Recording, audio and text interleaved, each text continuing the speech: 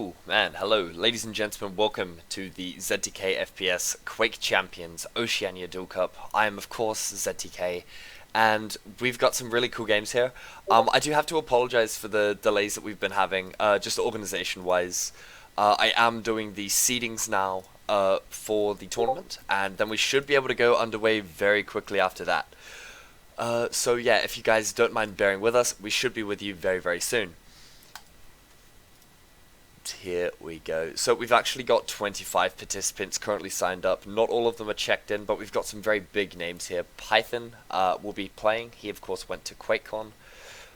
We've got some big pro mode names. Profanum, Ultra, Stral all playing. And I will bring up the bracket for you very shortly. We are just making final adjustments on the last level of signups. Jeez.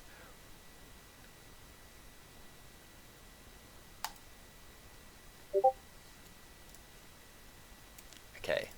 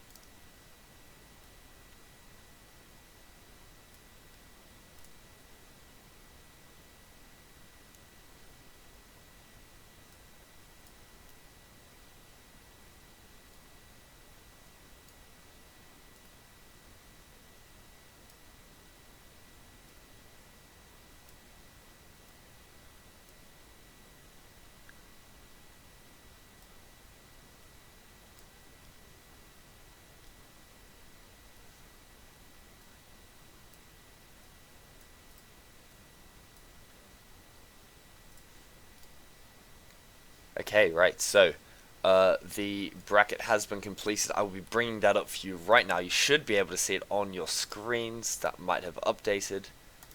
But here we go, yes, so we've actually got a lot of participants.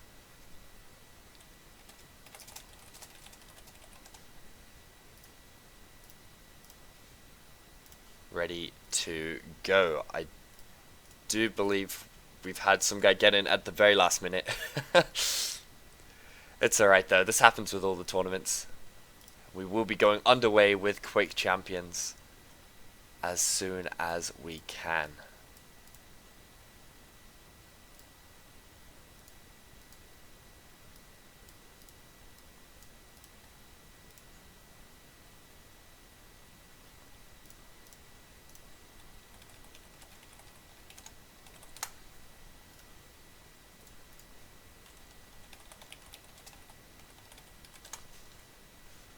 Alright. How's this looking? This is all good. Wicked. There we are. So that will be your bracket for today. What are we looking at? We're looking at 22, I believe, participants in the end. 3, of course, dropped out. We've got big names. We've got Steege, Fridrine, Profanum. These guys are very, very strong players. Oh my god. I'm excited already. So I will just do my last bit of admin and then we'll get underway, of course.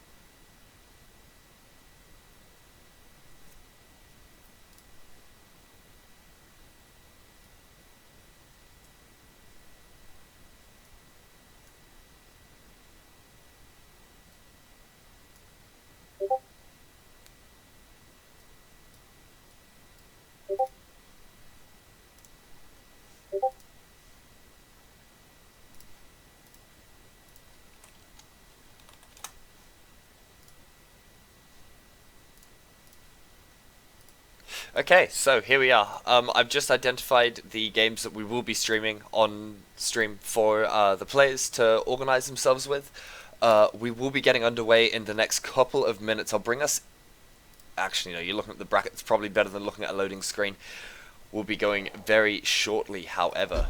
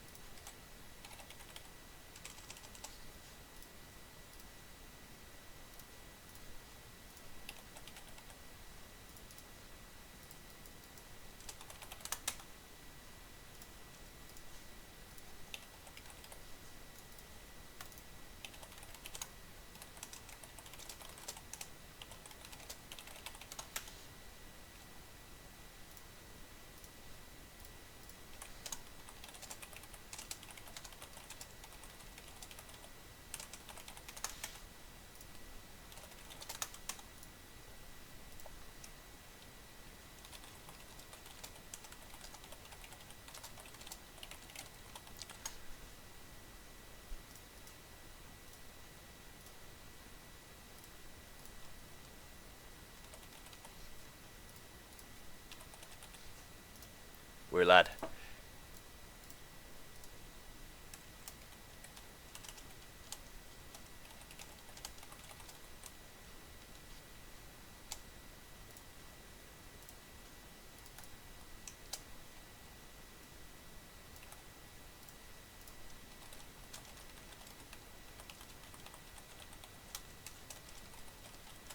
Dude, honestly, the bloodshed is coming, Snacko. Of course you are playing too, right? This is going to be good. This is going to be hype. I'm excited to see how you do as well. And a lot of the Quake Live players I'm not very familiar with. Just holding off on my last piece of admin, of course. Everyone else is still asleep. Classic.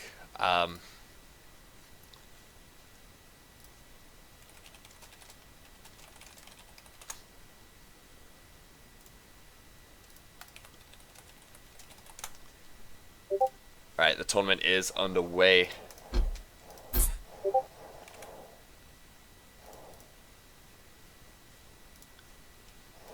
Players loading in.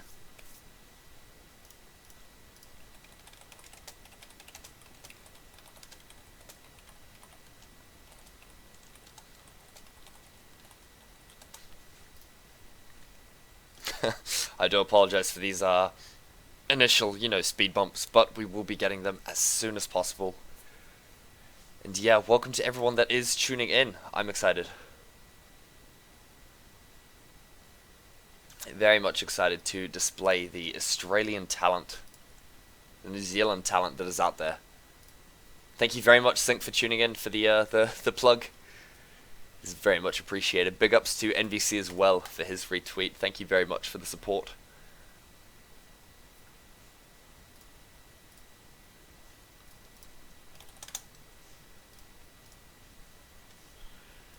Right, so games will be going underway.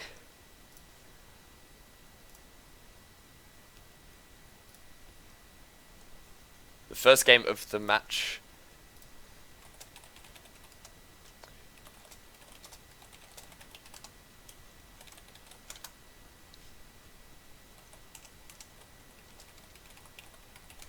Alright, the first game of today will be Slimps versus S2D, aka Jake. Both of these guys have a history that I know about. Slimps, of course, being he played Reflex and other Quakes. He kind of came in, started playing CTF. And then we have S2D.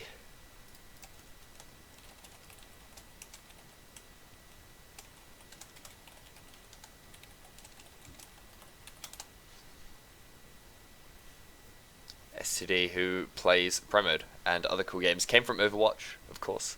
Sorry, I'm having to multitask here in a big way. But it is alright. Things are happening.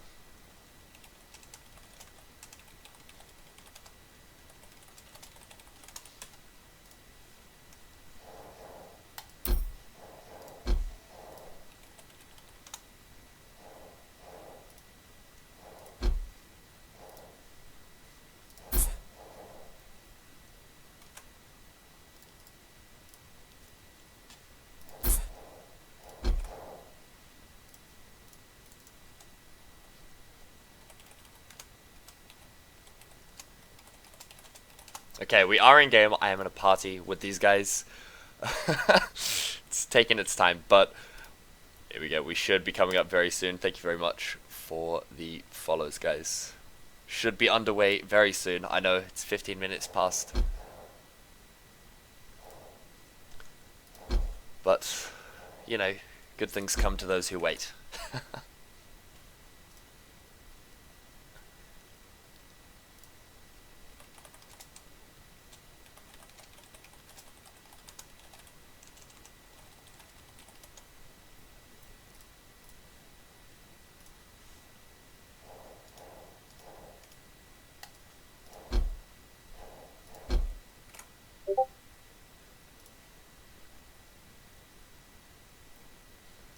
Hello, my dude. So, of course, for this tournament, the format is the following. We have the rounds decided firstly by the round of the bracket, and then the loser picks the next map in this best of 3 series. The lower bracket is a best of 1. So we are coming into this first game. I apologize. I will be just tabbing in and out very quickly, sorting things out.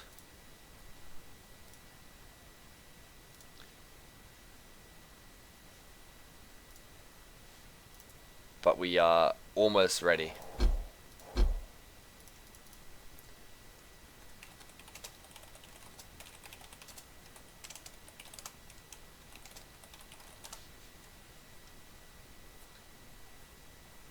Just doing one more confirmation of settings first. Of course, the first map will be Blood Covenant in this matchup.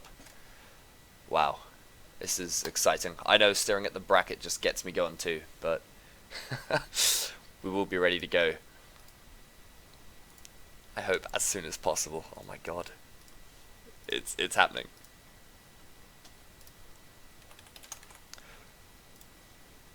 Right, here we go. Bring you guys in game.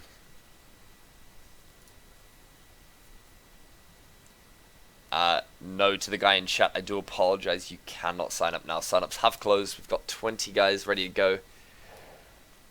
This is the first match, of course, in the ZTKFPS Oceanic Duel Cup for Quake Champions. Let's get it.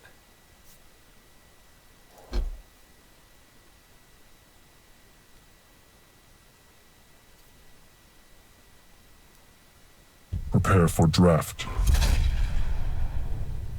Oh boy. Very first draft coming out with the Scale Bearer pick. Okay.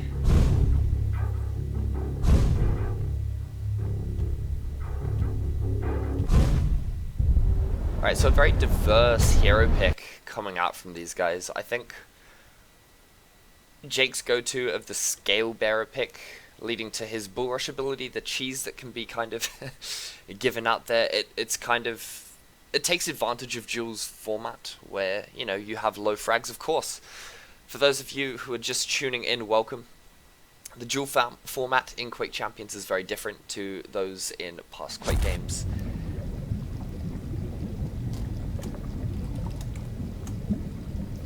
Where you have 3 hero picks.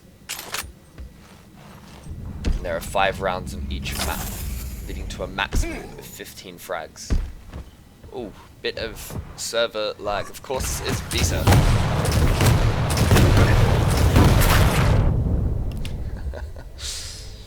Come together for the win. Here we go. I think actually these sort of picks looking at them, they kind of play well against each other. Prepare to fight. In a way that Scale Bearer has a lot of utility coming out. BJ has a lot of damage Round output. begins in And overall 3, high stacks across the board allow them to take a lot of 1. rails, where Round Blood 1, Covenant is fight. quite a big map. So following Slims off the starting perspective gets the red armor, the large, significantly bigger armor spawn as he rushes towards that railgun. Crucial control on this map, and it seems Quake Champions Duel as a whole. Jake with a good dive there using his invisibility ability, but it won't be enough to get the frag, and he will go down. So, stopwatch. Not much damage sustained by Slims. Their stacks now relatively even, coming into a visor versus visor matchup. Here we go. Jake elected to go for the first fight, but these rockets are actually so good from Slims, just connecting to a serious amount of damage. Jake with, well, he's a lightning gun aficionado, quite frankly, but none of it really able to mitigate the amount of stack that Slims has. However, Jake being very aggressive here could actually pay off if he manages to dive. It won't really happen here. Of course, Slims coming off that engagement had little health. It provided an opportunity, but I mean, Scale Bearer being a heavier champion, it might not be the most advantageous. Here we go. I will follow. Swap over, not swallow, over to the next. I will attempt to. Okay, I'm not sure about the controls. Apologies, this is actually my first time witnessing Quake Champions. There we go. Sorry for the camera switching there, but Jake and Slims now with the same stack. It's going to be a wicked direct rocket going for the charge, aiming to escape. Slims is coming in. He's relentless. He's taking a lot of damage though. Look at this play. So incredibly low. Going to be a sly rail to fix it. Oh my god, and Slims with the positional advantage, taking it from the high ground. Jake has 2 HP and he's still peeking. Oh, and it will be the dive that will finish him off. Now, round 1 goes in favor of Slims. I do Prepare to fight. To check. Round begins in 3, 2, 1. Round 2, fight. We are back in it. Off STD's perspective, both electing to start with the visor pick this round. I think it makes sense, being Slims' first pick, but also it went relatively well for Jake taking that rail. At least I think he did.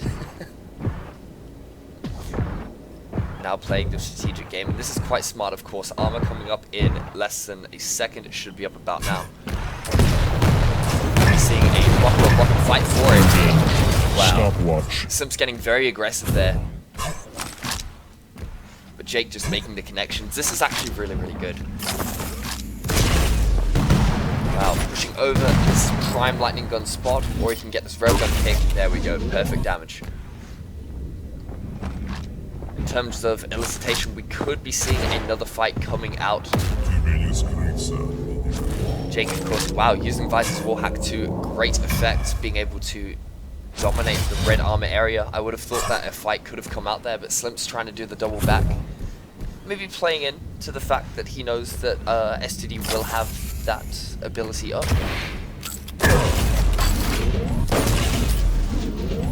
And they're playing Counter-Strike.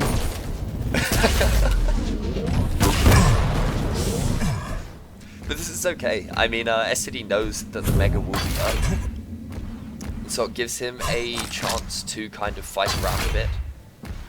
Right, we'll be seeing a push over to the red armor room, but he's too late on the timing. We are seeing the major items being segmented a little. They won't be picked up at the same time. Which does allow for a bit of map control, so both of these competitors need to be aware that if these items, the major armor and the mega do get delayed enough, you can run full map control. Here we are. This is actually a very dangerous situation for Jake to go through. Allowing Slims to grab that armor is not the greatest, and it will be frag going in the way of Slims. So 2 champions left for each player. We are seeing the kind of shirking around with invisible. I think Nyx's power actually is quite powerful. Wow, okay. Being a lighter champion, you do need to be aware of things like that. The double rail completely ruining any sense of stack, or even fresh off the spawn, just totally ruining you. You just need to know where. Oh my god, the double LG coming out from Slims, but just whiffing all of it.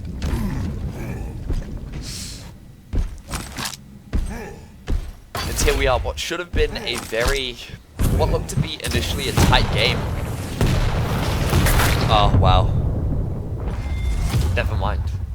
That's such a shame, actually. Prepare to fight. Okay. Round begins in 3, 2, 1. Round 3. Alright, here we go. It's going to come down to this round 3. Jake, of course, needing 3 full rounds left to take this matchup. Slimp's only needing to get 3 frags. We are seeing the same visor pick coming out from Slips. He picks the faster champion in the favor of S2D for his opener. I mean, I would have thought this made sense. Him picking the heavier champions actually surprised me given his pro mode background.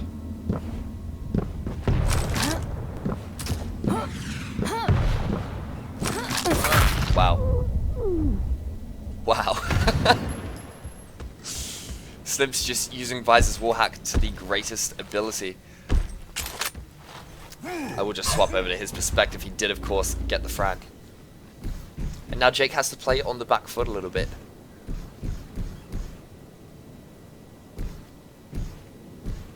Stopwatch. Slim's very content to wait for that red armor, kind of hold off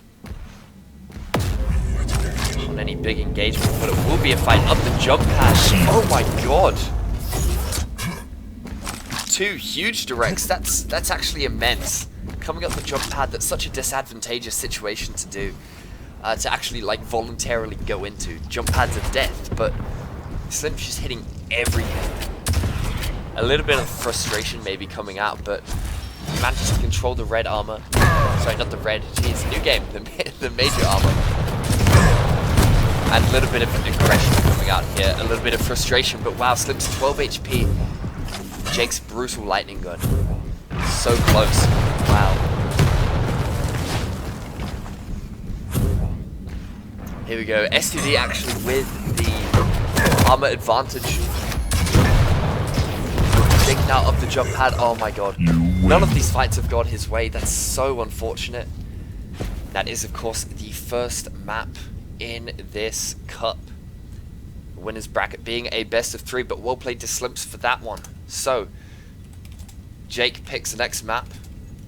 It can be any map, and then we will hopefully see a third. Ladies and gentlemen, welcome to the Cup. Thank you very much for tuning in.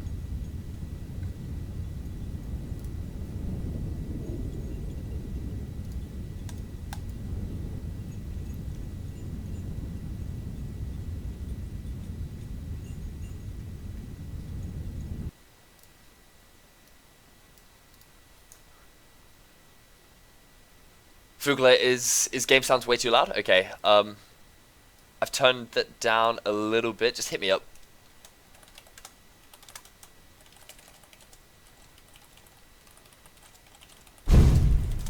I do apologize.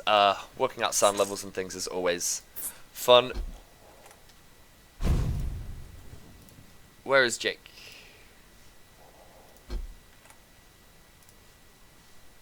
I don't know where he went.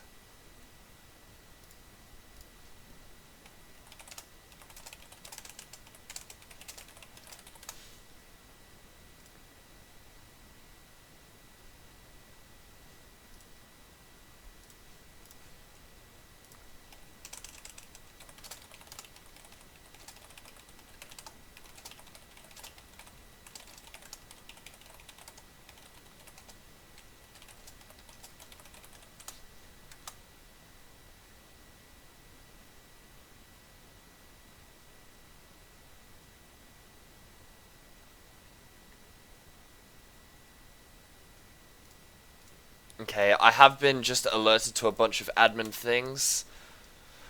I have to remove Python from the bracket.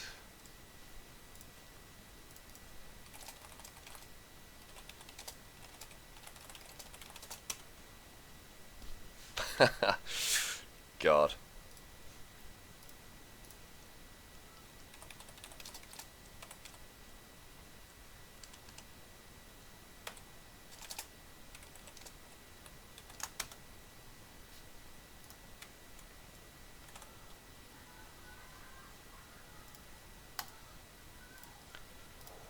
Alright, sorry guys, I do need to just Yep.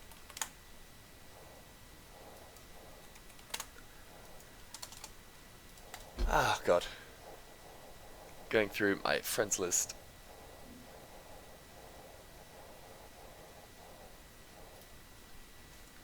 Here we are.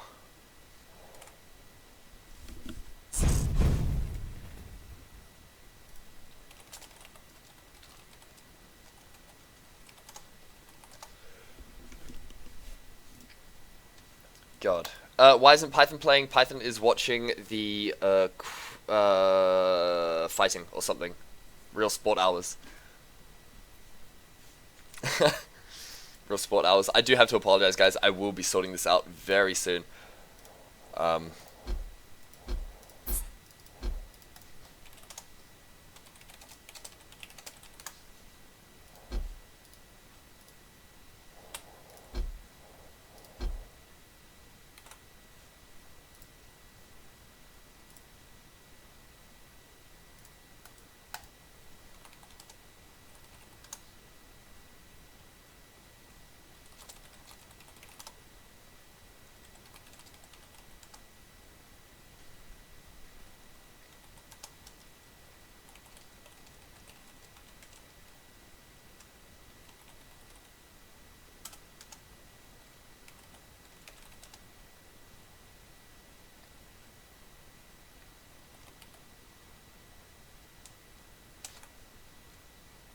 Alright, we will be playing Corrupted Keep. My god. The admin tasks. I need more team members. TBH.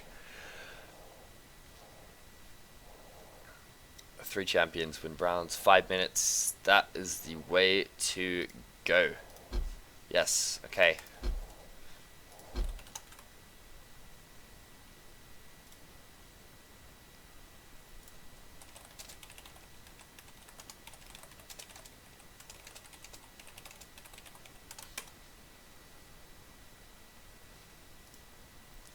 Let me just check one more thing, guys.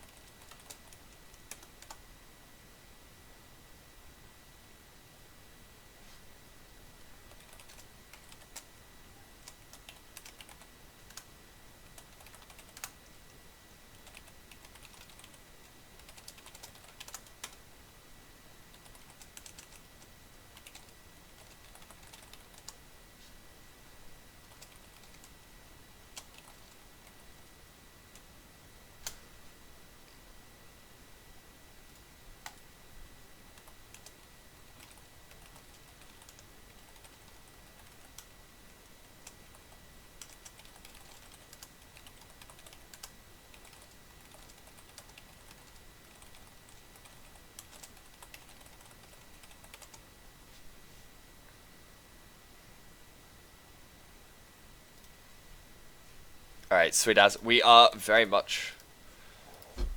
to go right now. Sorry guys, we did have a disconnection in another game, so yeah, we're ready to go.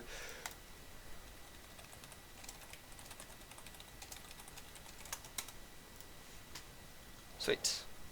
And we will start the match.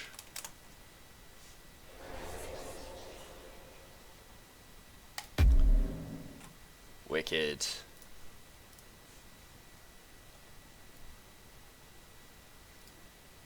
This has been slow, yes, I do apologize.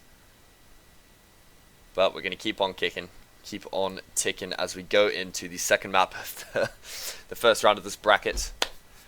If you guys do want to see the bracket, I will drop it in the chat. Yes. You guys can take a look at that. Prepare for draft.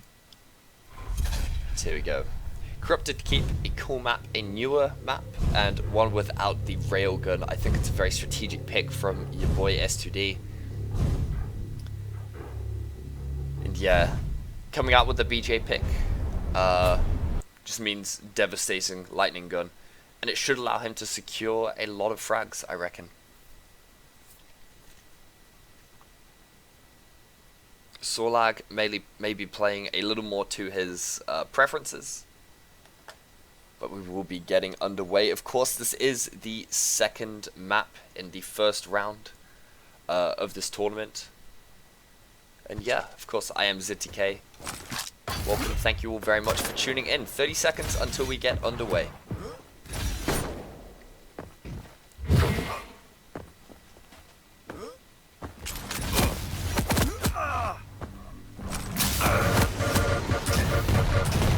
I hope sound levels are also better now. It is something that I'm going to have to monitor. I'll have Twitch chat open in another window. Just take a look at that. To fight. Round begins in 3, 2, 1. Round 1, fight. Right, on SCD's perspective, gets the Mega Spawn and goes straight for the Lightning Gun. I think it's very smart. Oh wow, here we go. This zone very heavy for engagement, and it's going to be... oh my god, just such a weird engagement. Both of these players getting incredibly low, but none able to secure a kill. Wow, the shotgun coming out. Devastating at close range, of course. Slips taking that first frag, moving over. He's going to be able to secure that red armor, and of course playing Visor gives him a lot of, you know, safety. Wow. Okay, there we go. That's the BJ pick though.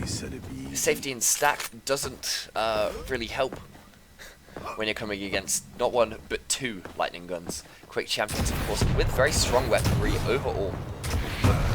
Here we go, contesting now over this red armor. I think it's a very smart thing to do and could sway the map back in favor of your boy S2D. Wow, there we go, grabbing the red and escaping just as Slimps pulls out his dual weapons. Very well played from him, but clipping onto the map. It's now full map control for your boy S2D. Slimps has to come back and pick his right moment. Being below here in this lower jump pad area isn't the place to be though. A lot of fights do happen here. The opportunity for environmental kills also is quite dangerous. And it is an area that is well frequented by the in-control players. So, heading out, we will see contested control. Your boy S2D with the dominant position. You might see a dive onto this red. And it will be Slims to grab it, but he's now trapped in this area. I think. No, okay, he's gotten out, never mind. Wow! Your boy S2D managing to come in, it will be a mutual, or a suicide, jeez. Just hectic gameplay, up close, and full frontal now. Boy S2D, not so much in control. The thing with Duel in this is, there's not really a state of control, it's very contested throughout. It's only going to be fine moments and then positioning. And how you choose to position yourself, how you choose to engage in your fights is the way to go. Wow. Fast firing rockets and directs will lead the first round to go in the way of Jake.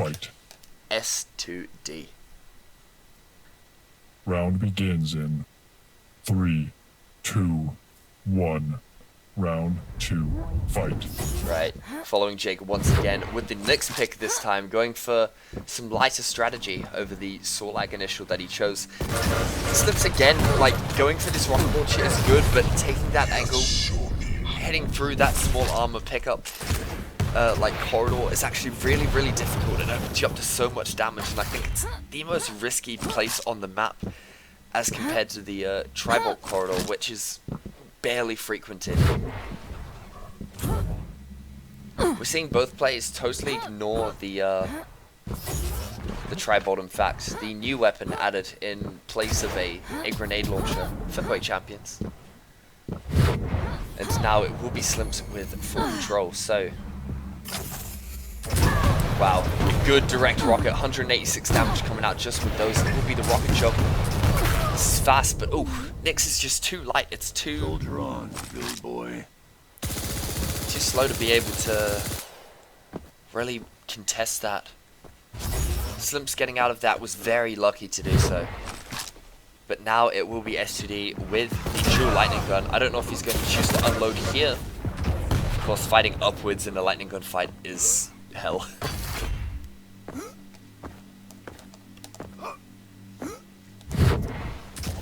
However, as I say that, fighting over these balcony areas is a good place to go for it. Fortunately, dropping down, it means he won't get much utility out of it. So we will be seeing these players play around the armor. Slims with the red pickup manages to get out relatively unscathed. Red, big armor, but even as he does so, S2D hitting some solid rockets there, just doing some good chip damage. Wow.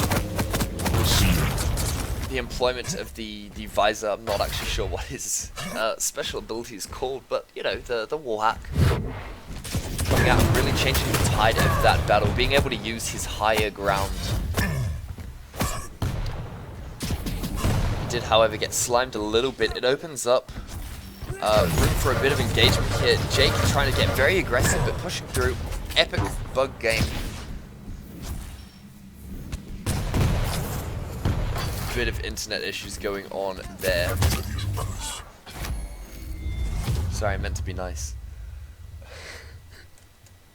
Prepare to fight.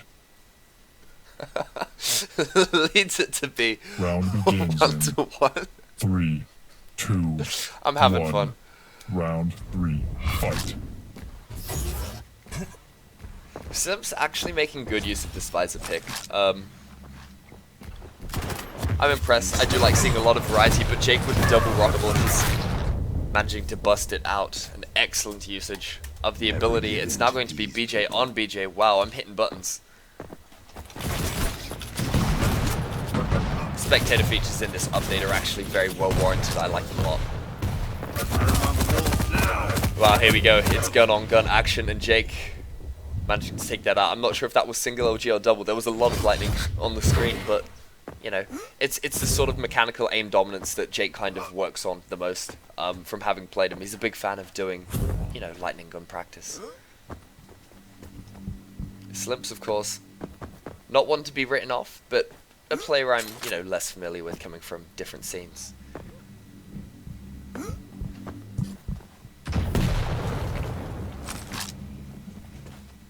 1-1 now in terms of rounds for this map. Slimps on his last champion. Oh, wow, and just being so below on the lower ground, it's going to be tight having to contest. Wow. And once again, using the double rocket launcher, not going to pay off this time, though. I think this is the first time we've seen Galena today. A hero that hasn't been very popular, I don't think, at least in Australia. But the slime coming out will lead for the second round to be in your boy S2D's favor. Prepare to fight. Round begins in 3, 2, Here we go. What could be the very final map. Sorry, final round of this map. One map to go. If Jake does manage to bring this back, it's going to be, wow, brutal rockets dominating that fight. Holy crap. Just ruthless aggression coming out. That's so impressive. Slimps, I don't agree with pushing in here, even if he has BJ's ability up. Jake just pushing in hard out again, gets a second frag. This might be the winning strategy here. Just going, he's getting real loopy with it, you know? Oh. Wow, I would have thought Jake could have even capitalized on that again. I hate that room. It's so brutal for the out of control player, or just going through it means you're taking a lot of damage. Slimps managing to take that is good. We're seeing the Duel LG come out from Slimps now. Wait, no, from Jake, sorry, jeez. Gotta make those names bigger.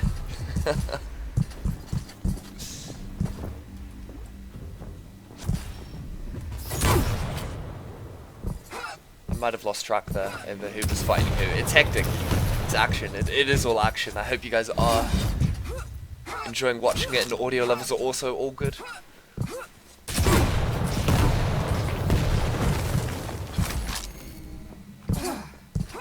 Wow.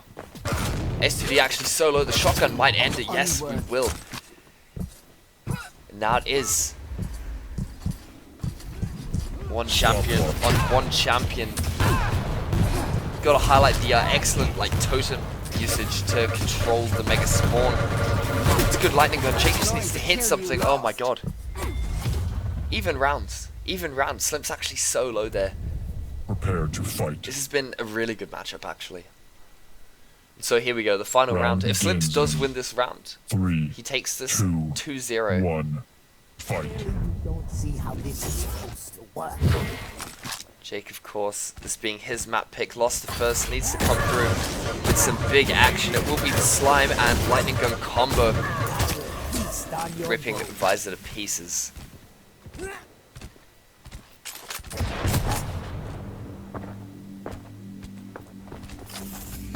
Wow, caught on the jump pad, but the dual LG and the DPS leaves Jake to escape with only 5 HP, my god.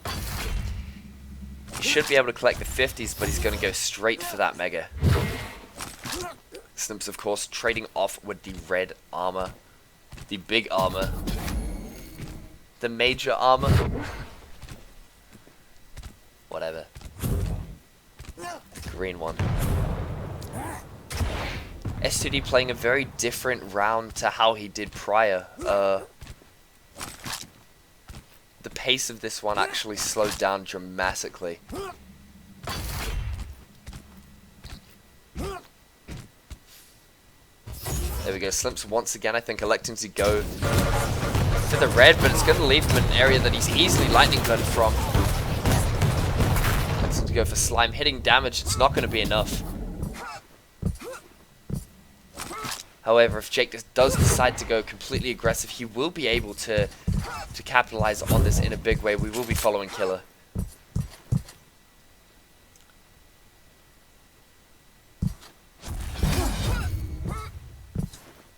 Playing for the red. Mega is up. Jake's grabbed it.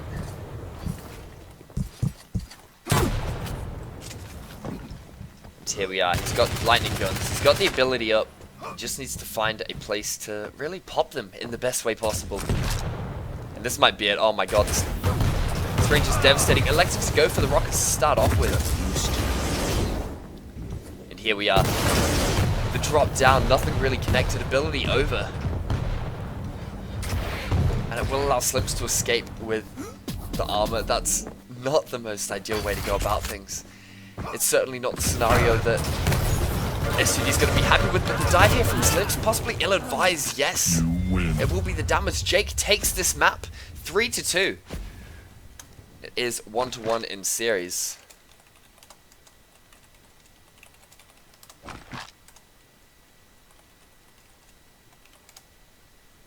It will of course come down to Ruins of Sarnath or Blood Run. It's going to be Blood Run. How are we doing? Alt tabbing to see Twitch chat.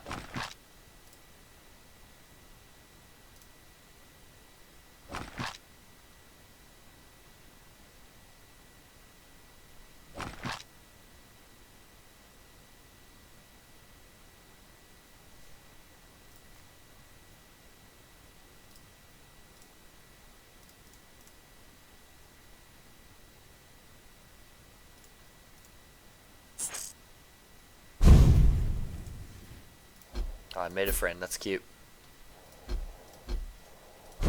Going over to Blood Run now. Just make sure that the players are ready. We'll get underway with the final map in this first round of the series. I'll just update you all on the bracket.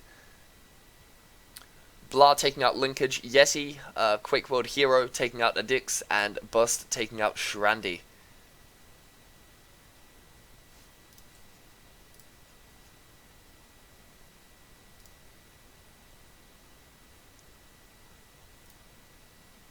I will just sort out these scores there.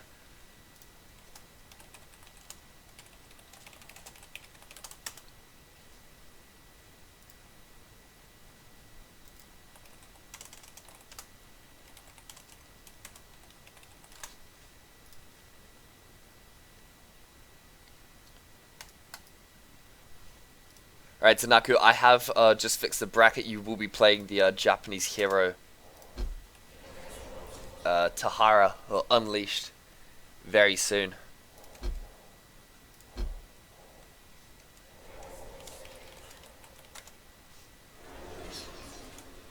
Just waiting on that final confirmation from Slimps.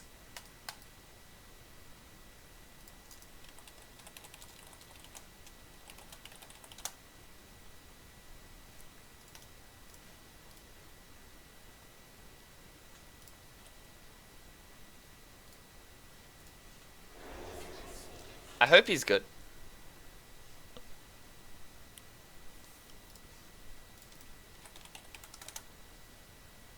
Yeah, Unleash is playing. I think he's VPNing from Japan.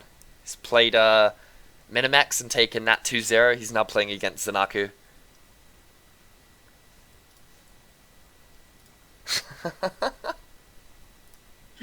Yo, okay.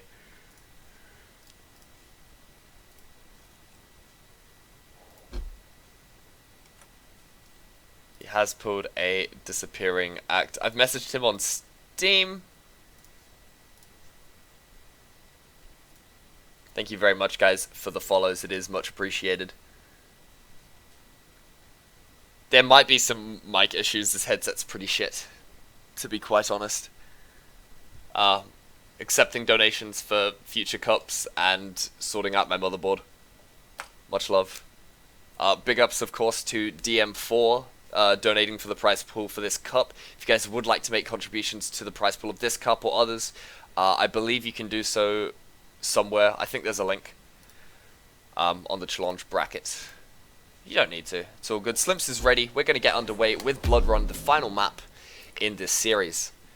Taking a lot longer than it should have, but, you know, we're getting there. It's a cup. It's a beautiful Sunday afternoon here in Auckland, and, yeah, just came some good games. So, here we go, launching the server. Slimps versus S2D. The map, sorry, the series score is 1-1. Prepare for draft.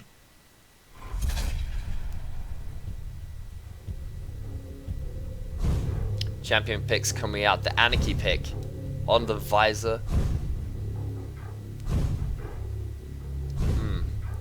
I like this coming out from Jake, the Anarchy pick, of course. Close to the CPMA heart. Daily reminder to play more pro mode. And Slim selecting to go with the Galena and the visor, which I think he is very comfortable with. There's actually a lot of use with Scale Bearer on this map as well. I mean, being able to jump down from shotgun to rail can lead to some really crack up and epic moments.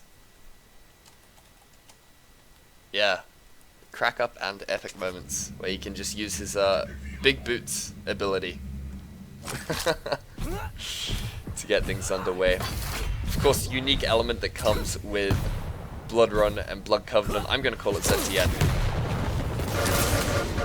because I'm a clown, and to differentiate. But the difference between those and other maps, of course, is the healing pool, the ability to stack up where there is blood available. It's pretty grim when you think about it. Prepare to fight. It is, of course, Slimps' pick. We will be following him Round out of the begins gate. It's in going to be Scale Bearer 3, and 2, Visor for that first 1. pick, I do believe. Round 1, fight. Alright, following Slimps. He's got the upper spawn. He's chosen to delay the big armor by a degree. Epic lag coming out once again. Shoutouts to Beta. I have to be nice, right? Like, yeah. A bit unfortunate, but STD now with the superior positioning, going in for the charge. It's not going to pay off and do any real damage, but he's stacked. He's got the mega health, and Slimps knows, but STD doesn't, that he can cycle the arms in such a way. There we go, Slimps super tanked. STD so incredibly low. The first blood will go to Slimps. Now really comes down to how he can push it back. Playing Anarchy is actually a really good follow-up here. STD now very much aware as well the items can be cycled. He just needs to be quick enough to get around and grab them both. Playing this railgun game isn't advised. STD incredibly low. And really, much like past iterations of ZTN, the map now has to be slowed down if you want to stand any chance. What a rocket. Never mind.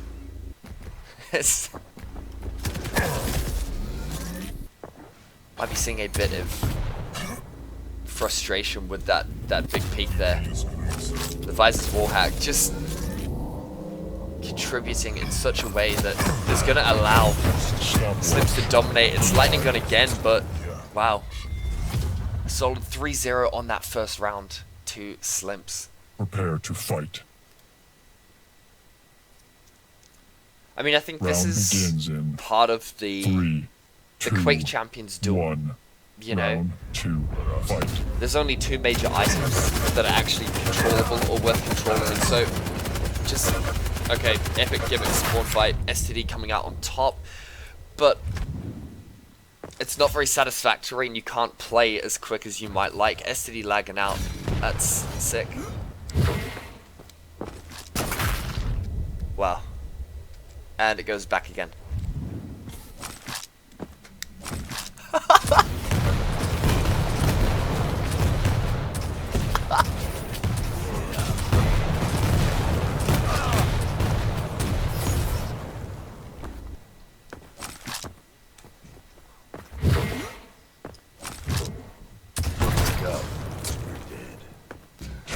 Sims is actually playing this incredibly well.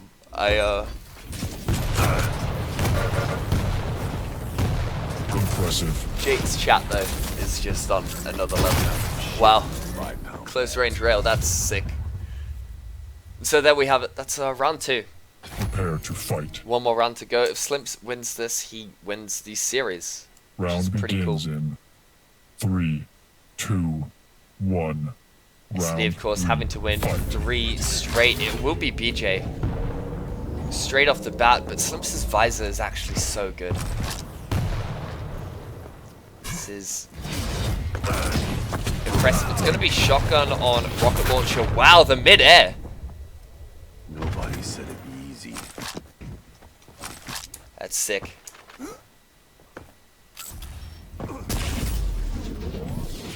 Demo function when that's a clip, and I mean, just as some sick actions happen, SD having to fall back, escaping from that engagement with only 5 health points remaining.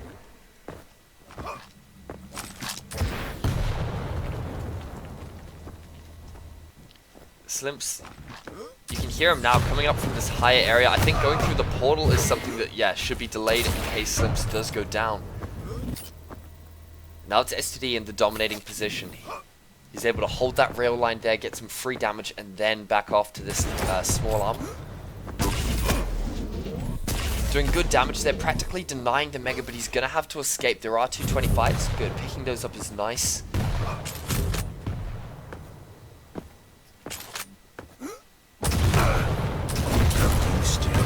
Wow. Okay, so look, while the rockets didn't come in his favor there, I think STD is actually doing really good work in his ability to do chip damage just as items are picked up or just after.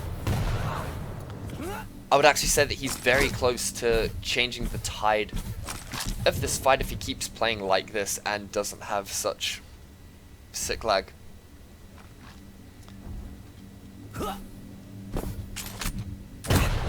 Right, and there we go. The red armors come in his favor and then quickly removed from play. Slims getting very aggressive. He knows that Jake on Anarchy is so low.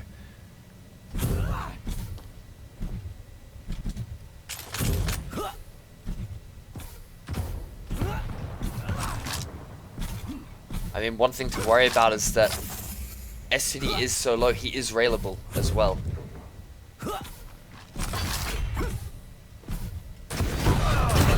Wow, here we go, the aggression coming out.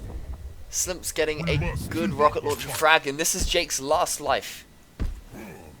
It's him on Scale Bearer to stay within the winner's bracket, take this matchup. Slims with the rail, he's shown preference for doing so. It's going to be the bull rush coming out, and there we go. Ballsy play working in his favor. But he's not off it. Wow, he's not off the hook yet. There we go. English is difficult. Nice direct. Alright, this is good. It's trapped, and there we are. Well done to Jake for picking that one up. Now, of course, he has to win the next 2 rounds straight. Slims has to just take one of them. Round begins to in progress in the 3, bracket.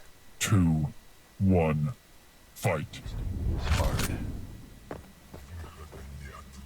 Here we are, on STD's perspective, of course, playing the BJ pick first off. I think it's the right move here.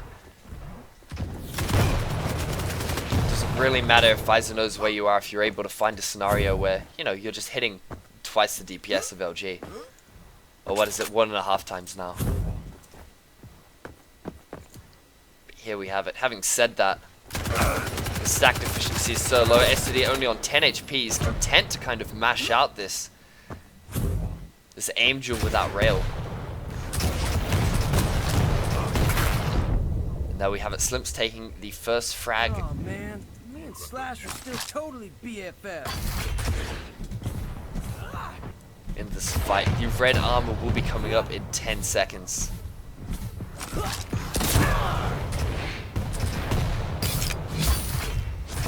I think it's important actually that he does manage to engage before such a pickup occurs. However, he lacks lightning gun to do so. This engagement could work for him, but the shaft from Visor, the shaft from Slimps coming out, it's going to deny him from that armor pickup. It's going to allow Slimps to get to the red armor. So timings, I guess, just when to attack, just slightly off for S2D, following Slimps now. We're going to see how he employs his stack advantage. Tanked out. Jake just going for the dive, but backing off quickly. He didn't really do any significant amount of damage. Like, he's Slims is still overbuffed for a lot of these. In terms of health and armor, he's very much above his core stats. It's certainly going to be a challenge on how to break them. I guess that's one of the biggest questions of QC Duel, and I don't think many have figured out how to do so just yet. Apart from hitting a load of rails. And hey, playing the plus back row game could be one way to do so, but it's just bounce after bounce, and that will be Slims taking this 3-1.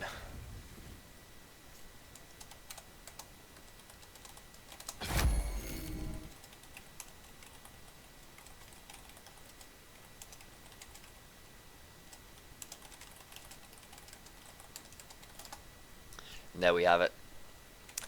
Slimps, of course, taking out S2D in that first matchup. 2-1. The next game we will be streaming is...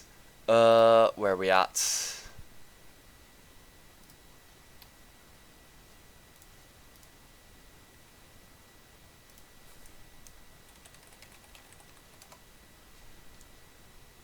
Okay, the next game I'll be bringing to you will be Profanum and Halsum, of course, having beaten the other guy. I will show you the bracket now. There we are, updated for your viewing pleasure. I'll be leaving this party now and inviting Profanum.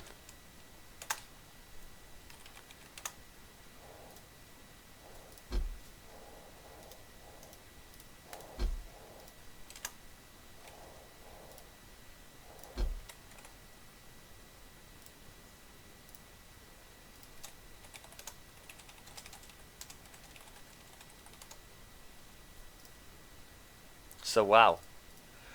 What's the chat's impressions? What are we doing?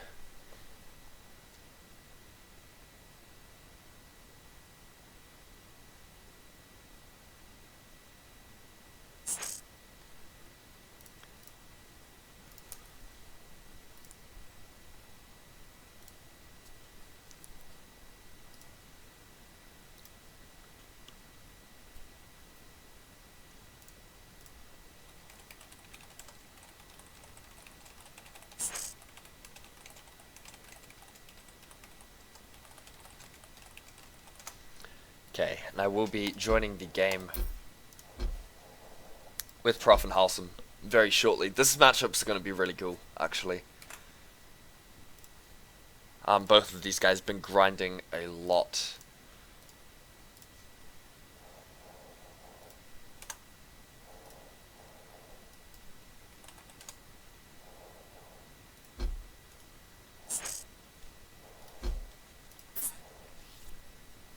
from, of course, the reigning CPMA champion.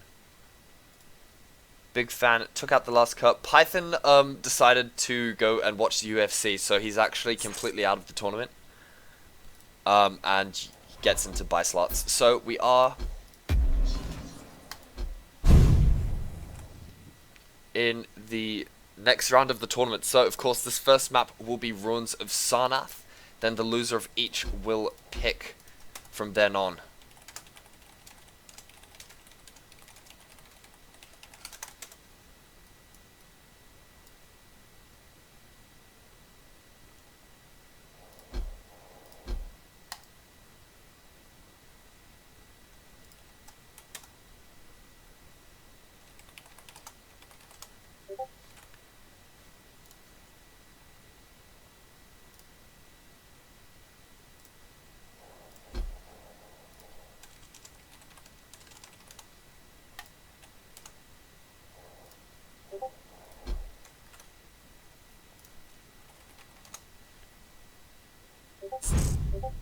Okay, just need to turn off Discord volume.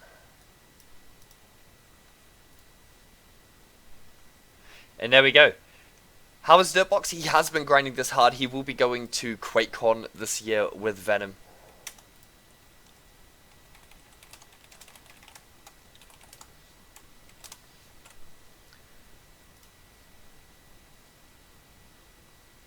But yes.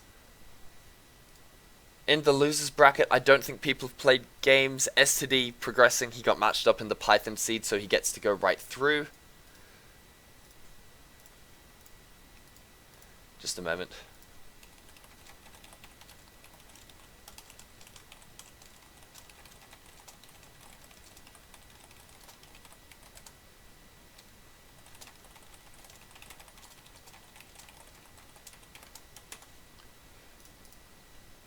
But yeah, I'm having fun. I hope you guys are enjoying it.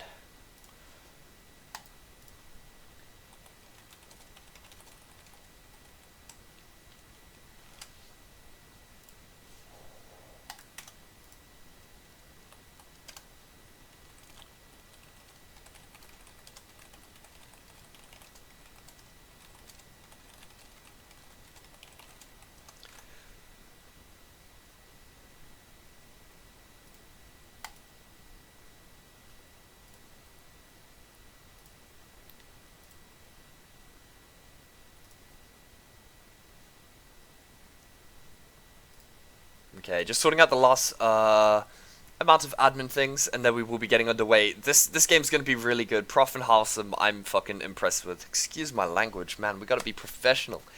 Esports. Okay. I'm gonna start the match. Wait, no, this isn't right.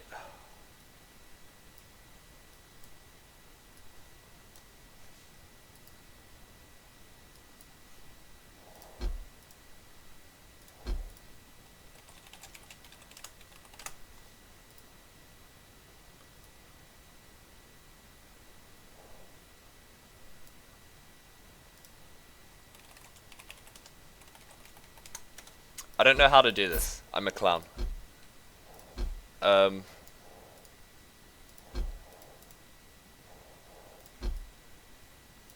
There we go. And Wholesome in. There we are.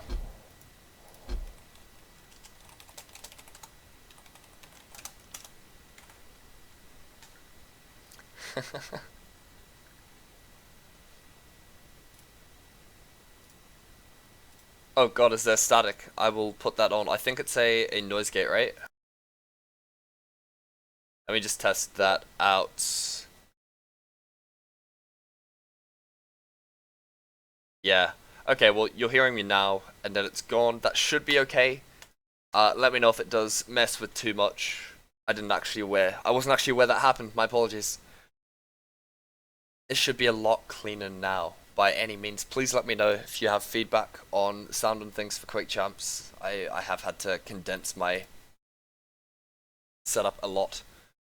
So, going to things, both of these players are ready. Bring you guys in from OBS. There we are. Thank you very much, guys, for continuing to follow. Tell your friends, tell your grandparents, dude. And then later on, tell your grandkids. Because, you know, this is big. Esports. At ZTKFPS on Twitter if you want to follow us. And of course, if you do want to get in on the action, there's only one place to go, and that's the Oceanic AFPS Discord, the one and only place for Australian and New Zealand Quake. We've got a lot of events coming up for a variety of games, Quake Champions Prepare for included. draft.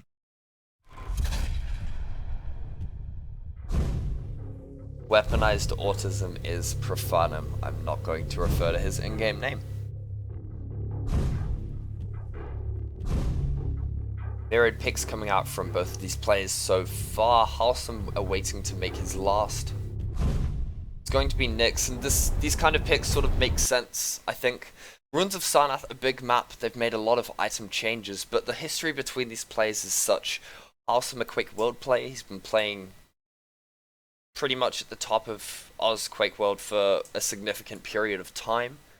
And Profanum, of course, coming from Challenge Pro Mid Arena, playing CTF every night. Been running pickups every night for 2 weeks if you guys do want to get in on that. OAFPS.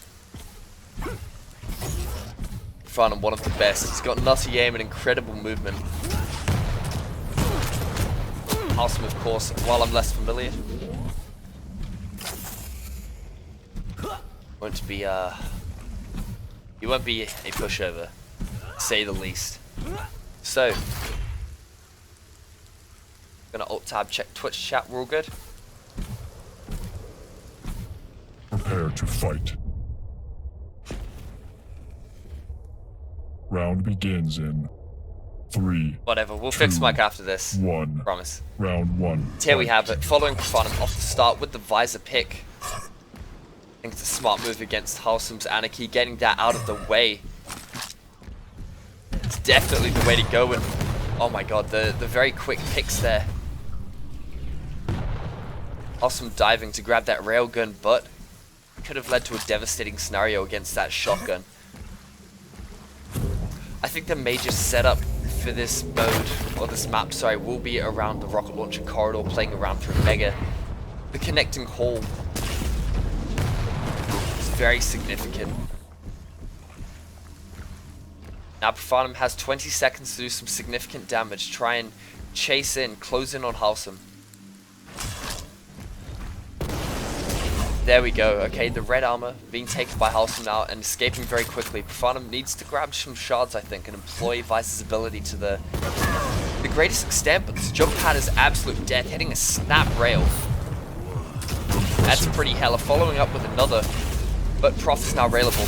He's got to hit this Anarchy. Anarchy's so low, but Halsum will take it. Moving over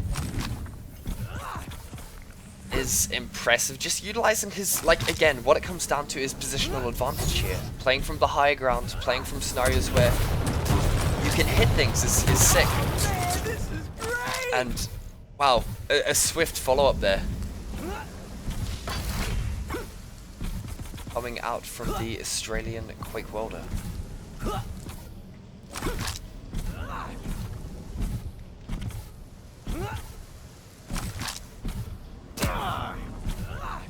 The issue is now, right? Halsum has come off this fight.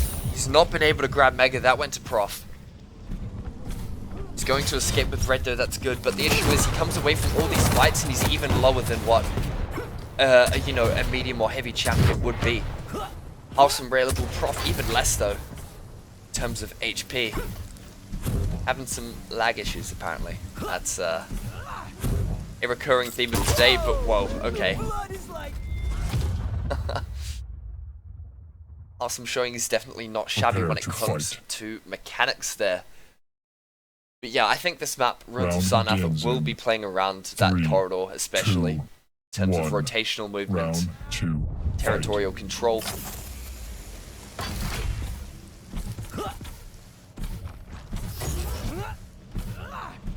Or our family-friendly banter coming out, God bless. And what was said by Jake in the past. But yeah, I do get the feeling that, as Prof said, there might be a bit of neglect from the scene when it comes to Sonath in comparison to the others.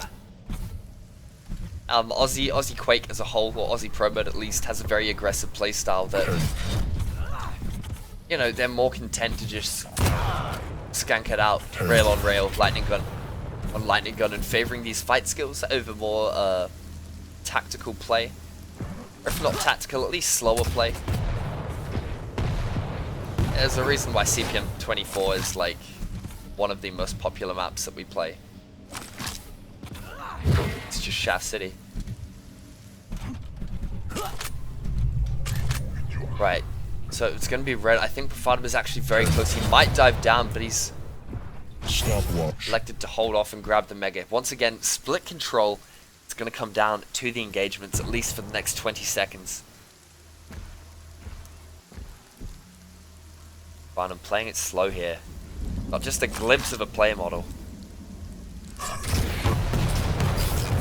He's in the mood to deal some damage. He doesn't. Oh, he does have a lightning gun. He's elected to go for rockets, get some quick, fast, you know, instantaneous damage, but nothing's going to connect. Clipping onto the wall. That was brutal. It's going to be Halsum switching over to him, of course. Here we have it. He's got the stack. It's going to be an Anarchy on Anarchy matchup. Low HP, fast hitting shaft is probably going to be the name of the game here.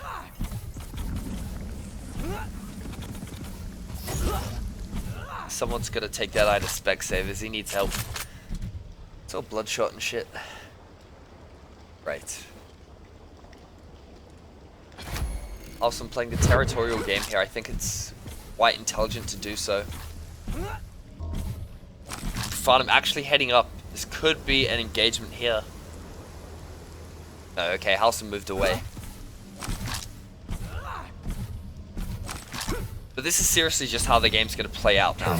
It's going to be coming down to item control. There's decent separation between the major items now, which will enable, I think, Profanum in this scenario, yes, to actually secure some serious map control dominance. And in an engagement like this, where it's Anarchy on Anarchy and stacks are so incredibly low, you know, armor just becomes more important, I think.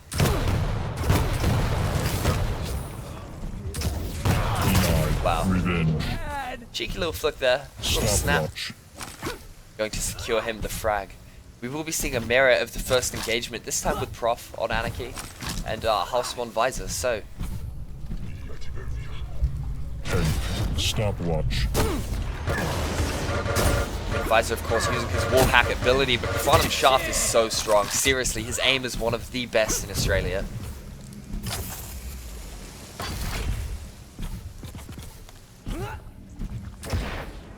Just ripping Halsum to shreds. One life less. One life less. Yeah, left. God. Words are tough, but we're getting there. It's a daily struggle that I deal with. It's fine though. If Profanum can keep this up, keep his major item control going, it's okay if Halsum gets these smaller armors. How did that rocket do 3 damage?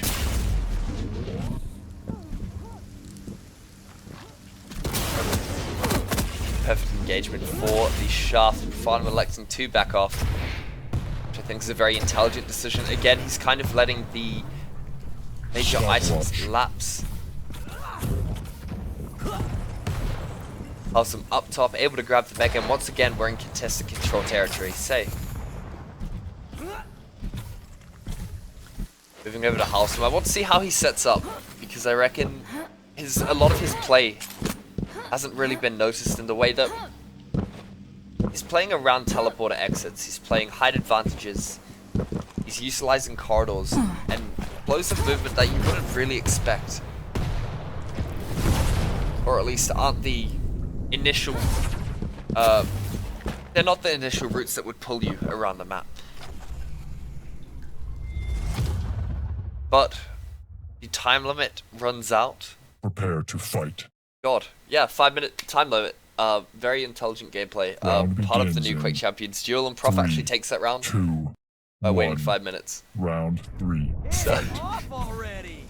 that's the thing.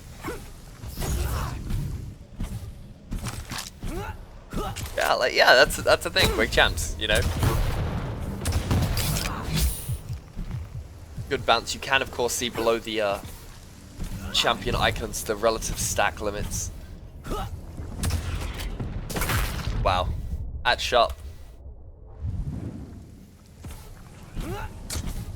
Prof says that is gaming. Onto Anarchy, Prof's most comfortable hero by far. Coming in with the aggression, he's going to be able to back off. He should be able to fall back onto the mega health. Visor popping his Warhack ability now. Prof needs to be careful. I mean, hitting that direct rocket is big, but Prof does need to be careful. Ace, Halsum decides to use that ability to his advantage, try and sneak around. Get a big play going, won't happen though. Going to be the big aim of Prof to secure that frag once again.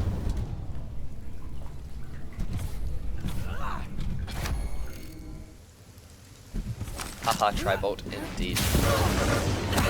Wow, here we are, a really good catch by Prof. That Ghost Walk coming out just a little too late to be able to negate that rocket's damage. This fight, oh god, it's tight. It's tight, it's a thing, but being able to just evade lightning gun range will work for him there, but it won't help him as he dives down towards the red armor.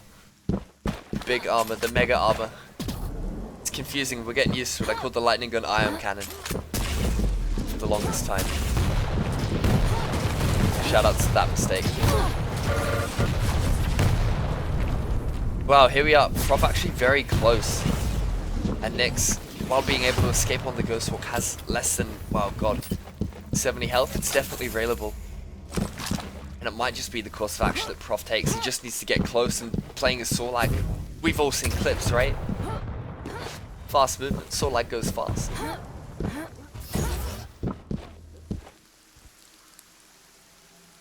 Right now, Profanum is tanked. Also, I'm keen to sit back, relax, and play for sounds. It's a prime rail angle. This could come down to it. Just needs to hit one. Just needs to hit one. Just needs to hit one. Won't happen though.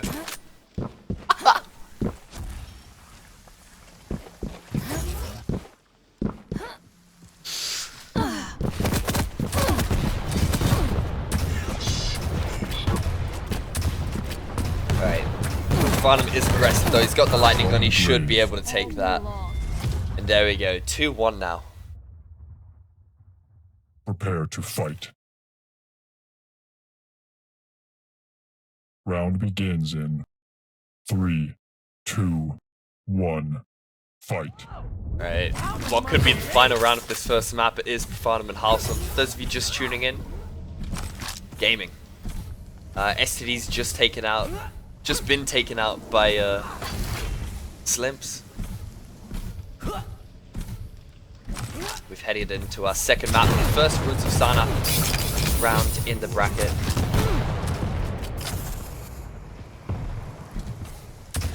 Notable to point out that both players electing to choose their Anarchy picks first off.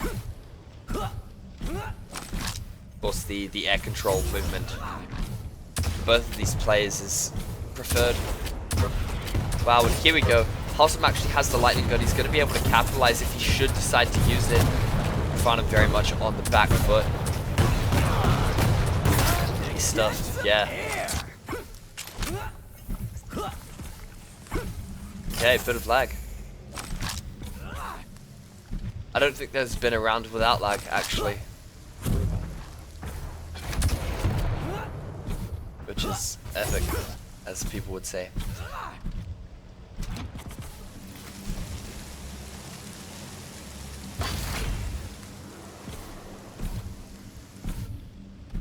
Okay, Halsum does actually take that. That's good. Quantum electing to use the Visor Warhack ability. And I mean, this is the thing, right? The way these two champions actually interplay with each other. Anarchy is fast, but Visor can track it all. then you can use... What? Whoa! That's some big gaming. But yeah, like, Visor can take advantage of Anaki's low stack by using his ability and picking like the perfect engagement. So, I mean, especially on this map too, where there's so much verticality. A lot of these Quake maps in Champions are a lot more vertical in nature.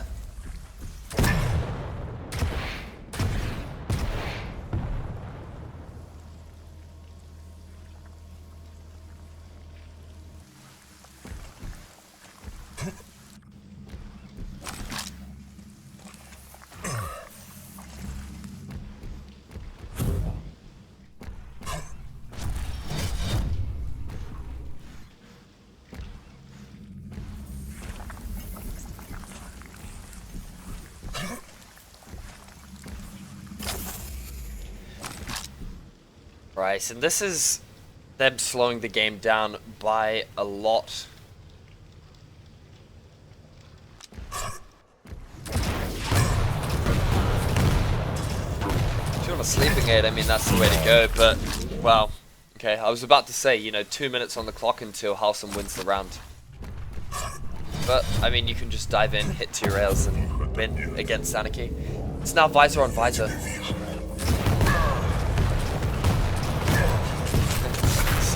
Hot Russian action coming out. It's going to be some quick rockets there that'll do it.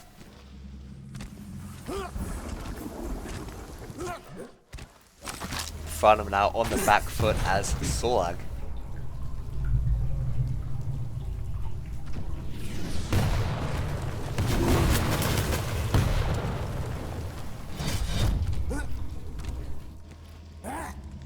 However, despite being on the back foot, Halsam's elected to give away the red armor, not really push in, hit some exit rails even. Instead choosing to play from the platform here for Mega. And I think it's definitely a decision that you can make. It's actually paying off to great effect here. Farnham actually coming in with full Mega stack and full armor as well. And Halsam actually negating a lot of that. It's going to be the shaft coming up. Farnham's rails not hitting fast enough to do the damage. That came down very close. My god. Prepare to fight. Invigorating. Round begins in 3, 2, Of course, the last round of the first map. 2 more remaining. Damn, 2 hard rails coming out. The danger here is if Prof can't hit them. Wow, no, okay. Just a dive, a little bit of a cheeky throw there, you know.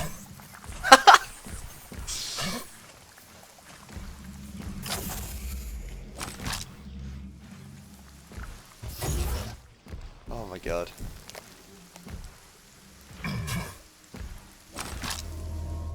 A level of distaste coming out.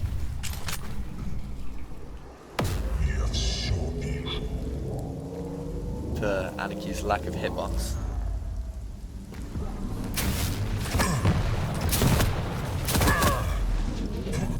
Yeah, look, once again, we're in this scenario where, wow, okay, Prof doesn't have lightning gun. And so can't really take the fights that he wants, but his rail is so sharp as well. Like, Australian pro moders particularly have incredible hit scan. He's just showing it now. That's good. Another fast rail follow-up. Sorry, fast rocket follow-up. As we're singing some pingers.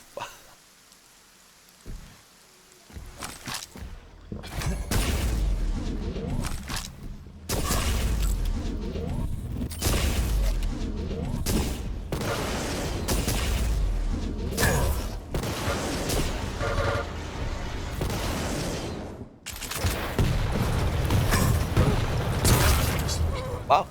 Okay. There we have it. Farnham takes first map. Surprisingly. Or was not surprisingly. This has been back and forth. I mean, this is definitely the tightest map we've seen.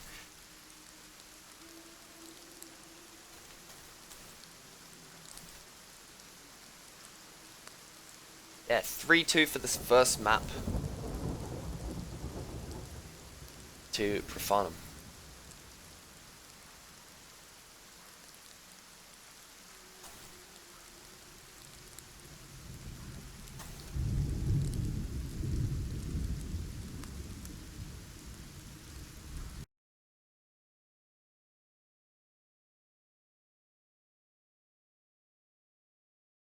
Blah and you waiting. Let me just double check the bracket, my dude, just in case.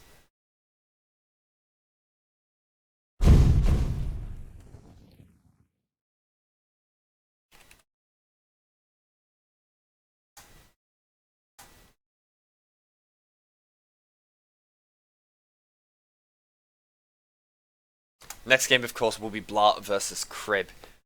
Okay, configuring this matchup now for Corrupted Keep.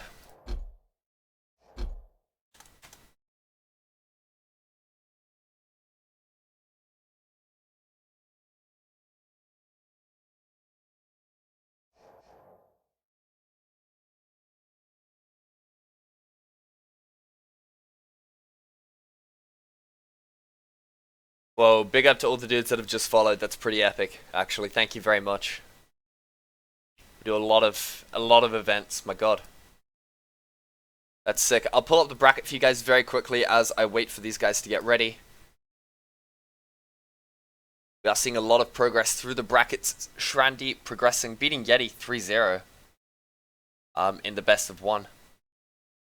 Stroud progressing against Plastics. And it is for round 3, Blah versus Crib. The winner of this plays Phrygian and Stygian Dirtbox also playing at some point. So this will be good. This will be really, really, really good. Alright, we're taking 1 second to just wait for Halsum to get ready. And then we'll be back in with the second map in this highly engaging round 2. ZTKFPS Quake Champions Duel Tournament. The first Quake Champions tournament for Down Under.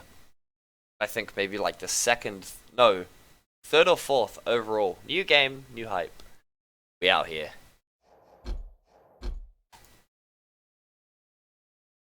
How are we doing today? Price pool for this, it's funded entirely on community donations. Where is it? If you smash that donations button down in the bottom of my stream description, you can also contribute to future prize pools, but we're kind of going with a little tiny one right now. You know, just 25 bucks. Big up to DM4 community member for helping us out with that one. We have, of course, given over well over $500 since we've started in June 2016. Thanks to various community members. It's much appreciated. Everyone here digs it. You're keeping Quake alive. It's pretty cash.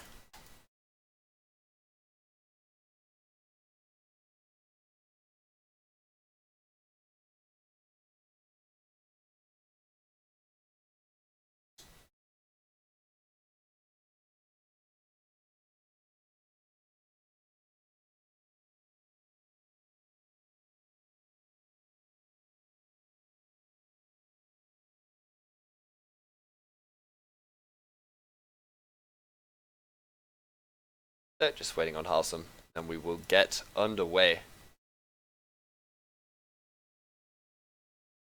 Power tripped out and slips out. Who do I think will win this next map? God, it's Keep, right? It's a newer map. I want to lean toward Profanum, actually.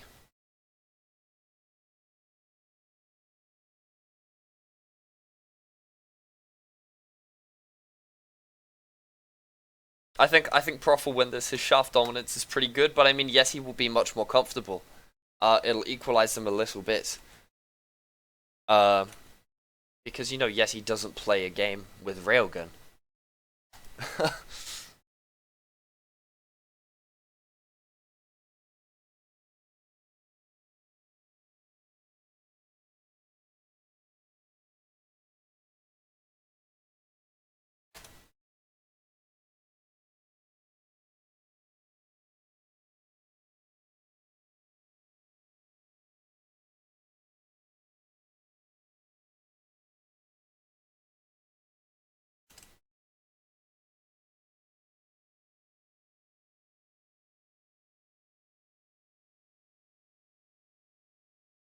Alright. Awesome is back. Corrupted Keep. Starting the match. Profanum, of course, is 1 up in this match up. Wow, that's a lot of ups. We're hype.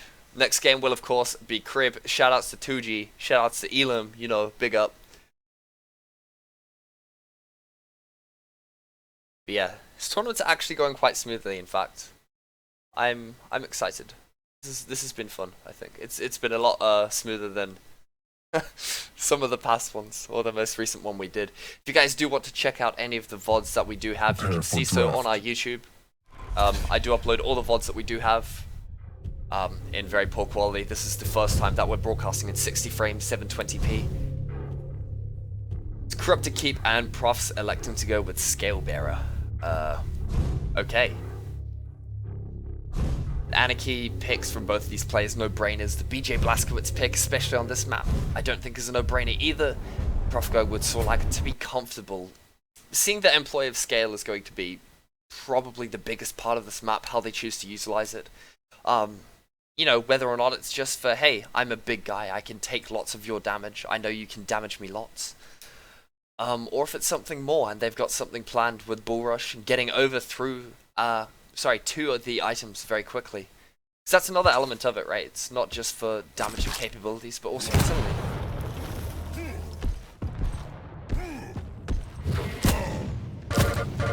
"30 seconds of warm-up. Just gonna alt-tab very, very quickly. Check and chat. We all good? We all having fun? Will this tournament overlap with the NA Quake World Championship qualifiers today? Perhaps, and it is a worry, but this has been asked for. We're gonna do it. A couple of NA players are playing. Sorry, the AU players are playing. Fight. We'll get this done though. Back in the game. Round begins in 3, 2, 1. Round 1, fight. Here we have it. Farnham with the Scale Bear pick first off. Against Anarchy, it means that they're going to be able to sustain a long fight. Or at least Prof is. He's going to be able to sustain a heavy fight. He's got the lightning gun. He's ready to move. I actually really like the way that he's delayed coming over the rocket launcher. And not actually opened himself up to the damage from being in this area that he's currently in. This jump pad to the MG pickup. A little bit of juking, but the trap won't go well for Halsum. Profanum picking up that first frag in this new map. Profanum 1-0 now in map score. This is, of course, a winner's bracket game in best of 3. There will be a map after this, should Halsum manage to take it. The double shotgun play coming out. But, wow.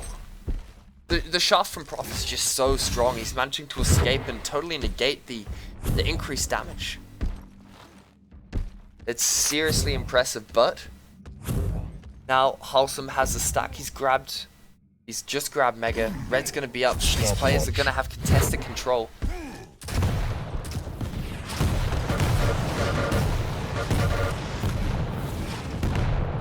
Scale on scale matchup. Question is, of course, where do they pick their fight? I think it's likely to be over this red. Going for the Bull Rush, not actually connecting. It's going to be tough. Halsum's rockets are too good. If that connected, I think it might have been better if the Bull Rush did. But it just doesn't go in his favor. Moving over to Halsum, he captures the frag. Yeah, gets the frag. And Prof is lagging out. Epic game.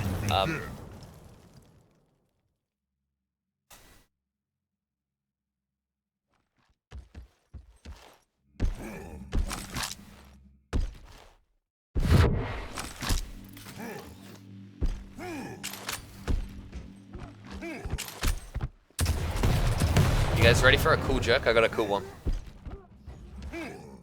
I've got a really good joke, right? So,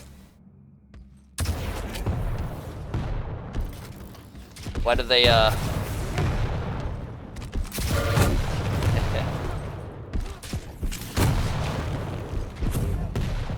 gonna tell this joke. It's good. Hey, why does Quake frequently get called elastic? Because it keeps coming back with new games and you're always rubber banding. Oh, wow. Amazing joke, amazing round. Prepare to fight. Can I get some XDs in the chat? Thank you. Round begins in 3, 2, 1. Round 2. Fight. Oh my god. Totally BFF. On House's perspective, it is round 2. Profanum is now up both in round and map score for those of you with attention deficit disorders who can't count. Follow. That's mean. We're getting a little edgy. This is Quake Champs. This isn't an indie production.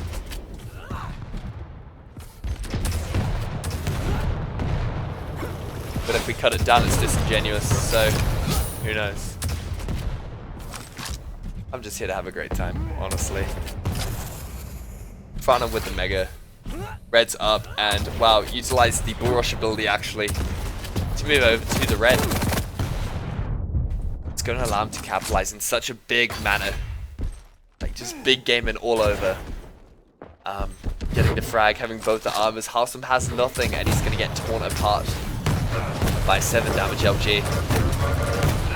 Here we have it. The dual rocket launch is going to come out, but, I mean, hey, the scale pick lets him live by just a whisker. Or a scale. 8 HP coming out of that one. Like, it's definitely tight. I mean, this map's been quite dominant for Prof, but not without some heavy resistance, some solid mid-air gameplay. And going up the jump pad, it's big trap hours.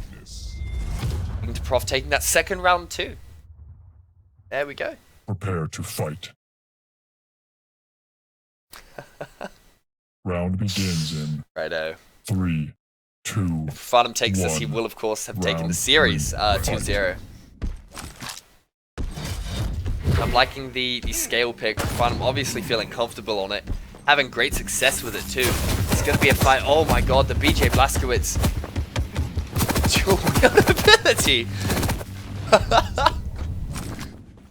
It's going to pay off in droves. I don't know what he's doing there, but it's good.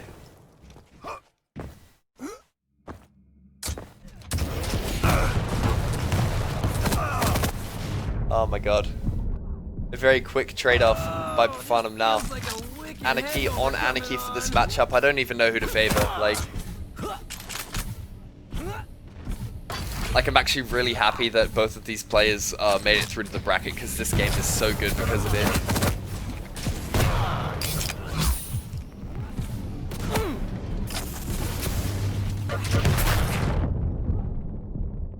There we go, that happened. Jump pad trap. And both of the major items are up and split. Now the thing that plays in with both of these champs, right, with Scale Bear particularly and how he grabs stack.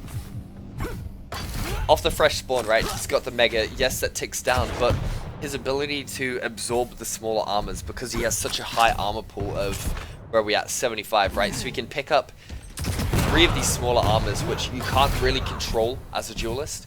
They're not really in the same way that a yellow or a green can be controlled in Quake Live, right? So the fact that you're playing scale means that you can in fact deny them to a degree.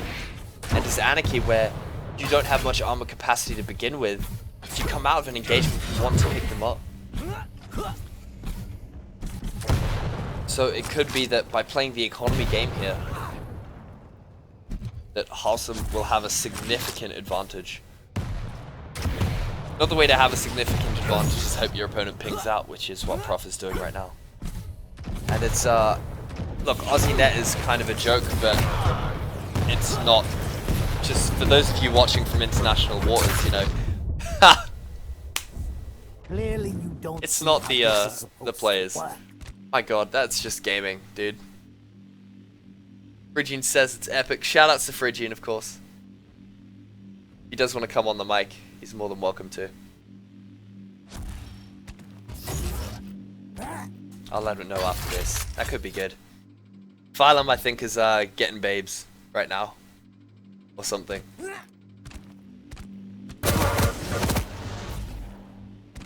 Good old mind games are actually coming out. It's perfectly anticipating where the opponent is going to be. and the perfect range for a shaft fight. It's going to be Halsum that connects far more than Prof does. There we have it. That is Halsum's first round Prepare to fight.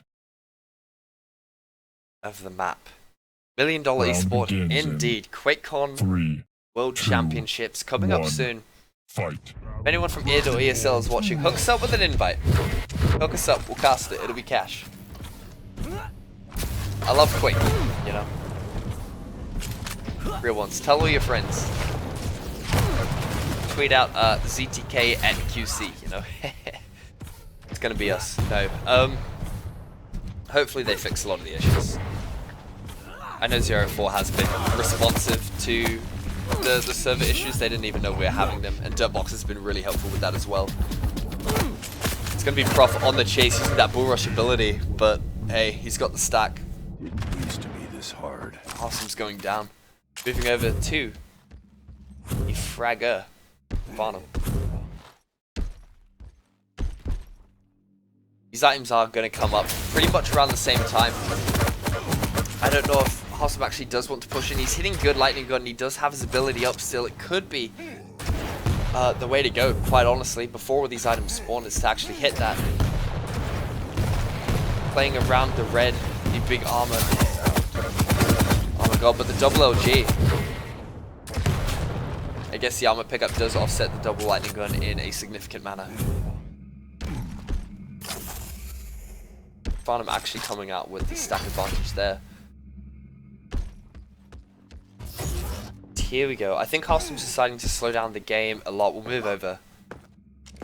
See, he's only got the spawning 25 armor. Yes, the small armors will be up in 15 seconds, but it's 15 more seconds that Prof can use to attack. Here we go, big bull rush coming on. Off the ledge again. More pingers. Wow. Fix that, please.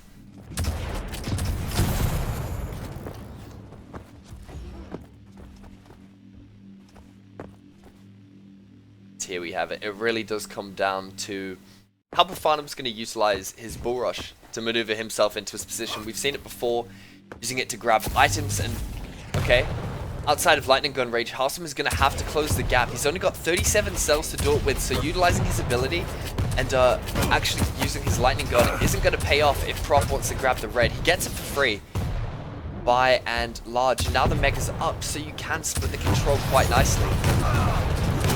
Wow. Okay. Look, Halsum with the dive, managing to grab that mega. It's kind of the way to go. It's lucky that he managed to grab it, but I don't think he was getting out of that alive regardless. If Prof grabbed it, he would have full stack. Halsum would have been very, very low.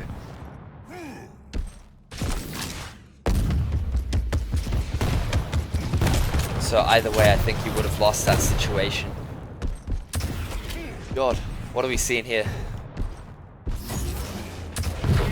There's no pick mib, so I'm like having to actually use my eyes, and it's it's a challenge. Good point to note is that in this map, we're seeing a lot of both of these players actually use the tri-bolt side of the map, that sort of corridor. Bull rush for movement around the map a lot more than we did Slimp and Jake. Which is good, because it means that you don't have to push around the rocket launcher and the open area. Falling back on the mega is good, and there's a serious amount of time before this red comes up, this big armor comes up, 7 seconds left to go. Means that Prof could engage here. Wow, and the armor's actually up. He's a bit slow on the uptake there. Going to allow for split, a serious split of the armors. Major items, sorry. And wow, big lag game. Humiliation.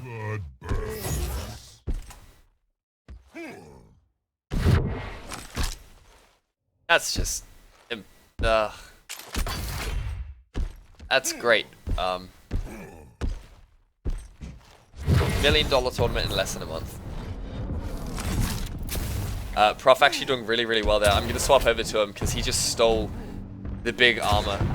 The mega's coming up soon. If he goes up this jump pad, Halsum's going to eat a lot of damage, but Prof's lack of lightning gun is going to put Going to reduce that by a significant margin. The Mega's been taken. It's a shame it wasn't Prof to grab it. He was just set up for it. Big armor in 6 seconds. We're now in a position where we will see big fights coming out over each of the items until a frag comes into place. You win. Wow. Time limit ran out.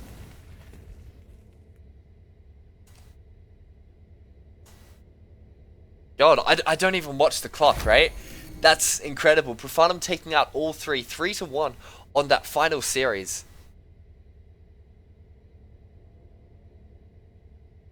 And winning the overall game 2 maps.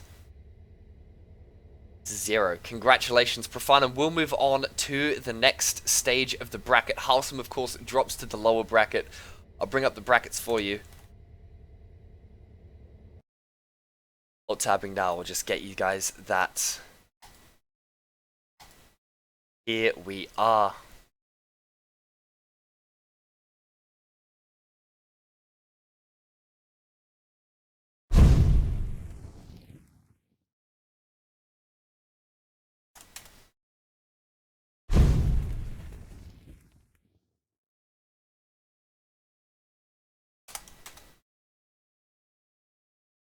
Okay, I have been updated. 2-1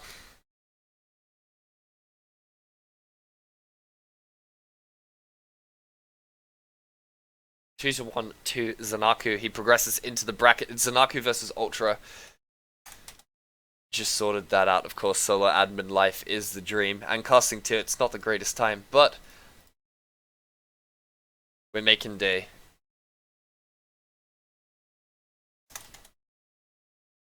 Okay, the next matchup will be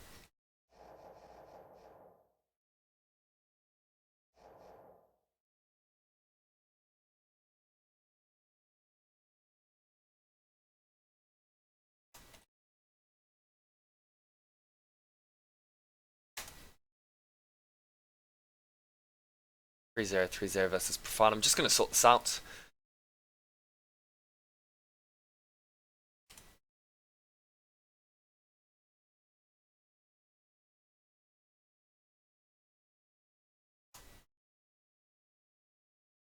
Okay, for this next matchup, we will be watching Crib and Blah. I don't know these players well at all.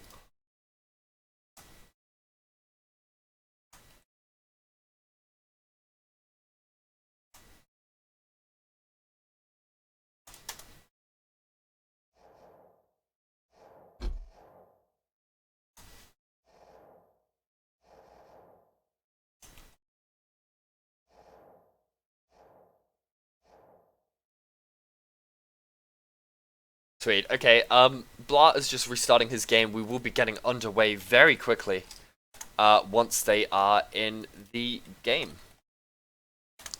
But yeah, wow. That series is a lot better than the others. We have seen a lot of move-ups. Phrygian beating Yeti is pretty good. Crib taking out Elam 2-0 is also a significant result. And Dirtbox beating Stral in the lower bracket. We haven't seen many moves up, but it will be Elam versus Jake, Stral versus Bust, and the winner of Slimpson Linkage playing Tahara.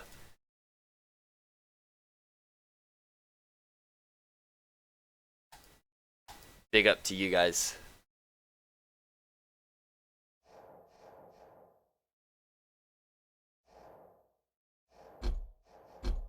Okay, just going to wait for these to go. I think we might take a break of like a minute or two.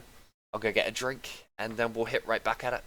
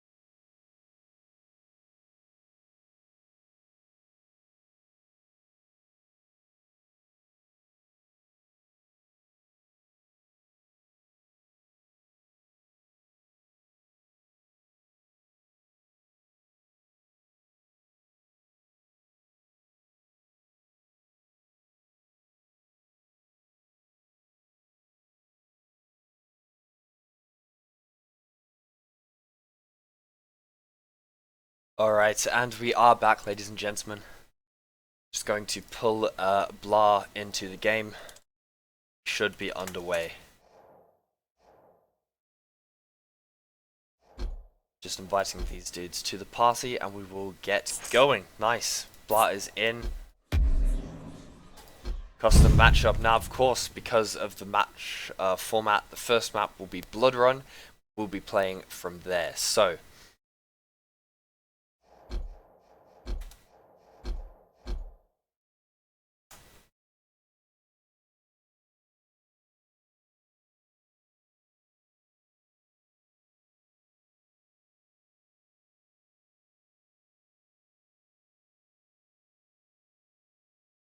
right, well look, you joined the game, so just gonna alt-tab very quickly.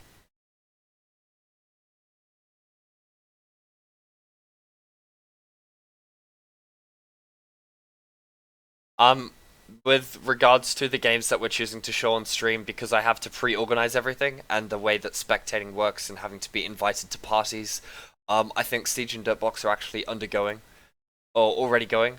So all the games and like pickup numbers that we've picked have already been done from the start. It's kind of unfortunate. We've had a couple of disconnects and having to make, you know, decisions about that as well, and how that handles. But you know, it's honestly the best we can do with it being in beta. Oh shit! I started the game with me in it. Shit.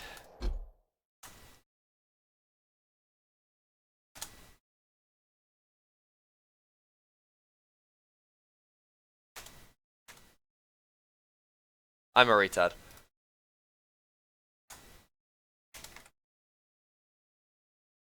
Somehow. Prepare for draft. Your pick. How do I quit? How do I...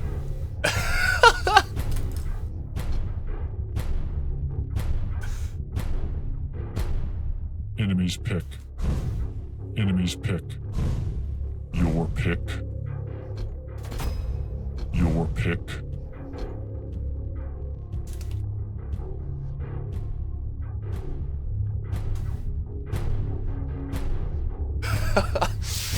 Oh my god. Okay. Enemy's pick.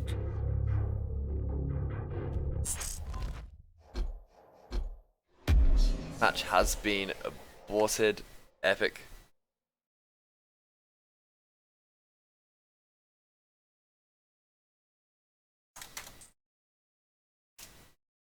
I'll sort that out.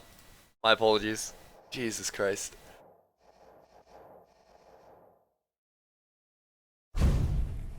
Bar and crib.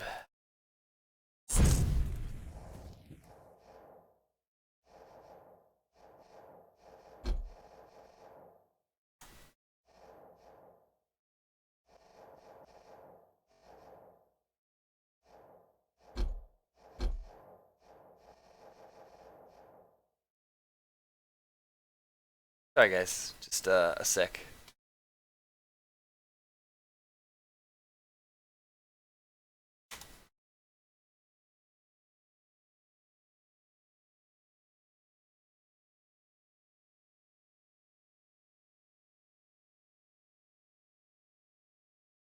Bit of a clown show, but that's alright.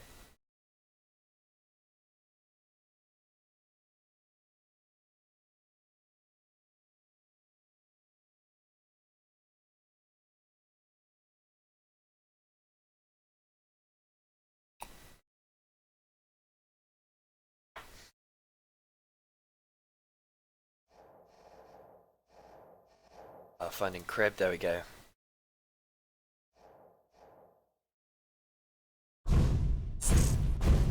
Nice. Okay, here we are. Finally. Sorry for the alt tabs if that causes screen flickers. My apologies. Just trying to sort things out. And here we have it. Going into Blood Run. We'll just hit right in.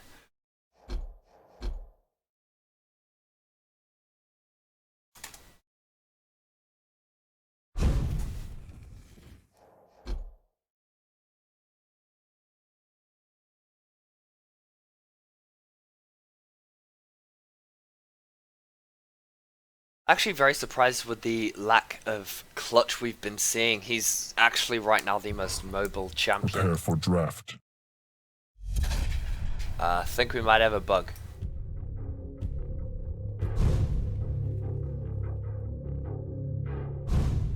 Yep, that's a bug. Oh well. Bugs are cool. Like, okay. So, I have no idea what was picked there. But we'll find out. Bloodrun ZTN are pretty faithful to the older versions, Quake World and Quake 3 specifically. This one very much like the Quake 3 version, of course. New additions are a jump pad up by the 225s from rail. I can actually go to that. Here we are, free fly mode, yes, wow. So, new additions, big gaming. That jump pad takes you up. Also, you have this grate, which is a spam spot down to the mega health.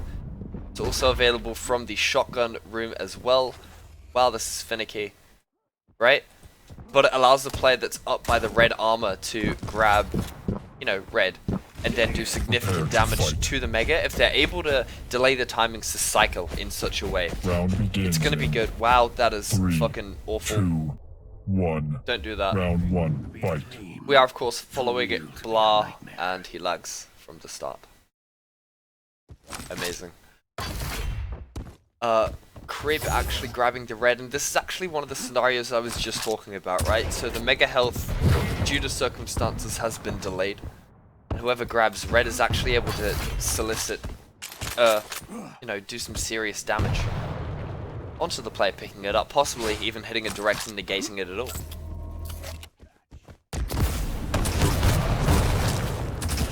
Wow, first fight coming out, it's going to be Crib taking it. Moving over. Playing the Ranger pick, I think it's actually the first time that we've seen Ranger pulled out. Both these players actually using it, so I believe the history with these people is they are quick life players. I'm not too sure on the history of either of them. They're very new, and so actually seeing these fresh faces is something that I've wanted to do, you know? Stopwatch.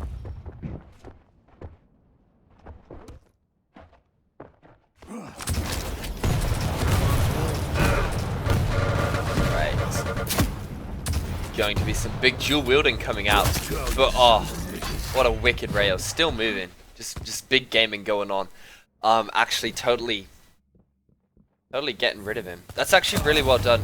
Being able to hide from the dual weapon damage and then sneak across and get that last, you know, big hit. It's actually really intelligent to be able to recognize a scenario where you can do that. Crib actually leaving the red up, fell off.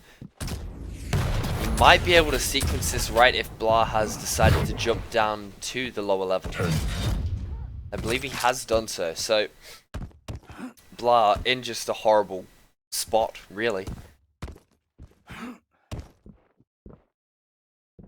Right, he's playing for Sank, uses solid direct rocket and the Ghost Walk to escape. I mean, it works out.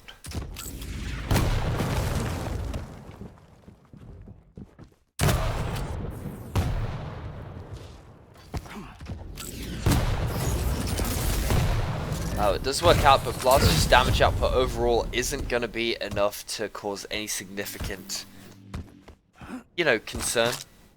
Crib managing to grab both the major items means for the next 30 seconds, Blah's in essence a free frag. It's lacking rockets though, so the engagement should come out around there. Crib actually dropping down to the rail.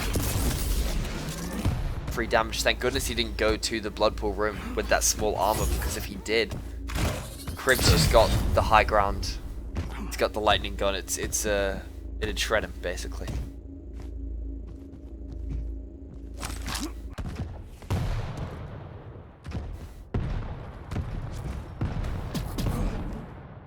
Wow, that's amazing. Truly, congrats to whoever did that.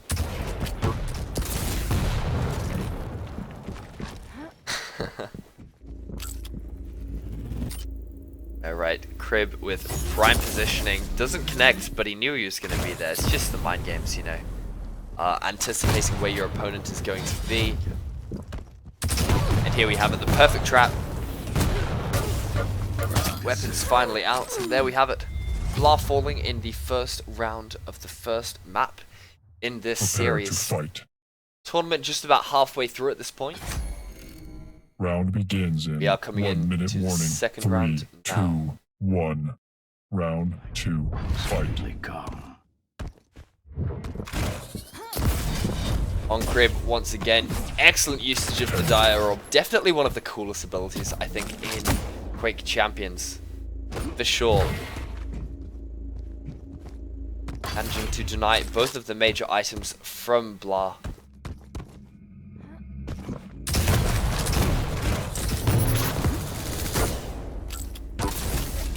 Wow, okay, damage pretty evenly traded. Blah could follow up with a decent rail here and manage to take it.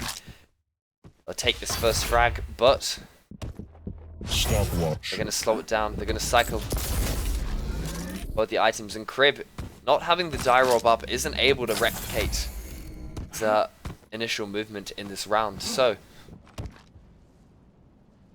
relatively even stack here. I do have to just depart for a second, close some windows. It is absolutely pouring down now. I will be back very soon.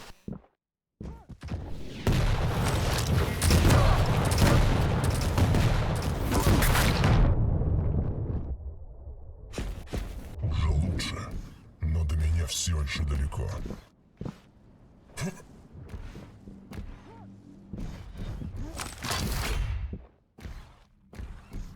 Oh my god, and we're back. Just out of nowhere, the heavens have opened, and being in beautiful Auckland, all seasons are felt in a day. Marvellous. Speaking of marvellous gaming, it seems that Crib's actually lost his first frag here. Blah, I'm gonna spectate over to him. Wish I actually saw that. Big ups to the guy. Mega is now up, red up very soon. It's going to be the lightning gun that will finish him. I think that's very well done by Blah. Impeccable weapon usage, and he now has full control. It's a Nyx on Nyx matchup. Please do let me know if you can hear the rain. That's incredible, actually.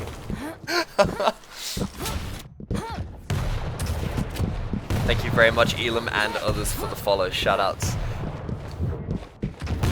Yeah. Now, Blah is out of rockets. This could be an issue. Crib on this higher platform by the shotgun. He's going to know if the portal player's out there. He's actually, wow. That's really smart. That's actually so incredibly smart, right? Ghost walking, going through the portal, and then grabbing the red from there. That's so intelligent to come out the portal unscathed. Big up to Blah. That was very well deserved to take that round. 2.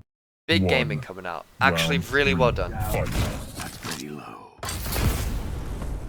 So here we have it. On Crib now, 1-1 in this best of 5 for the map.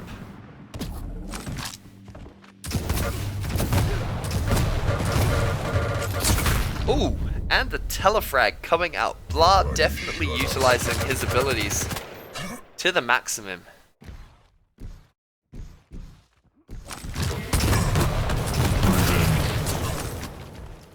A very quick follow-up though. And utilization of Visor. We can see that Crib now knows that Blah is in this very strategic shotgun corridor position, but wow. The rail as he comes over, this is good. Managing to really make Blah hurt for that armor is the way to go. Just passed through our first minute of round 3. Here we go. Crib actually making note of platform. It will be Mega first, then Red. The fight seems to be over this big armor, and I think it's very well to do. Blah needs to back off. 10.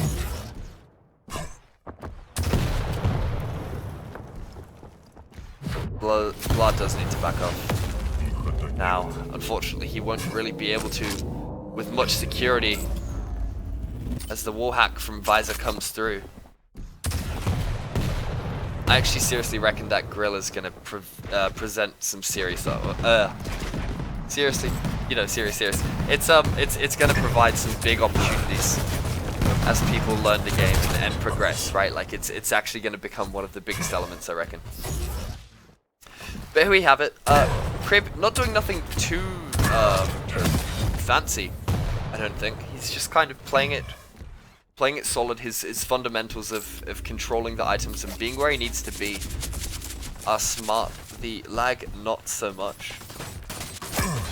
Epic Game servers.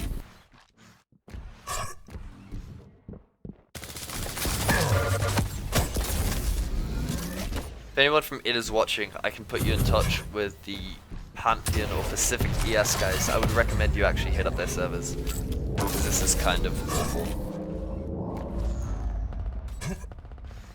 Pretty big in Counter-Strike, so whatever. Look, it's blah. Midway into round 3. It's a frag down. But we are seeing a very close range engagement come out from him, utilizing Ghost War. It's big. This is of course his last life as Nyx. How are they going to play this?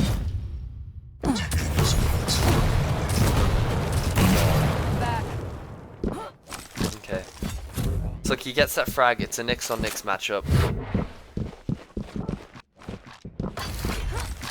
I don't think from round to round these plays have been too different in terms of dynamics and how they play. The game's pace has all been at one sort of level and speed, but wow, okay. Blah with a really precise rocket there. Impeccable prediction. Going to actually take that round. It's going to be now 2-1. Round begins in 3, 2, 1. Okay. Fight.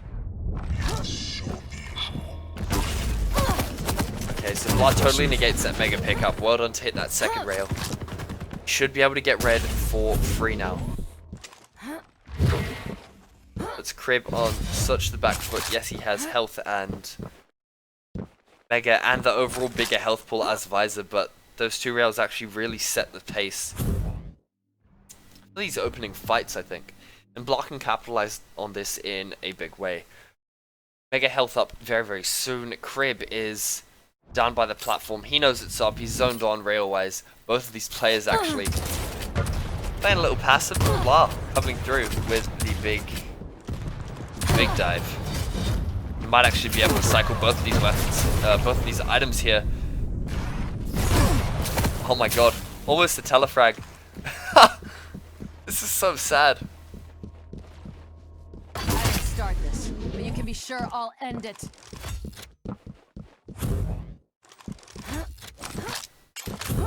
That's just sad.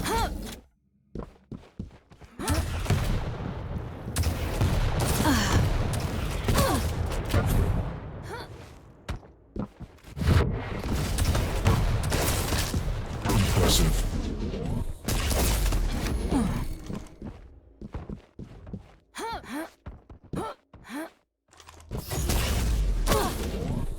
Okay.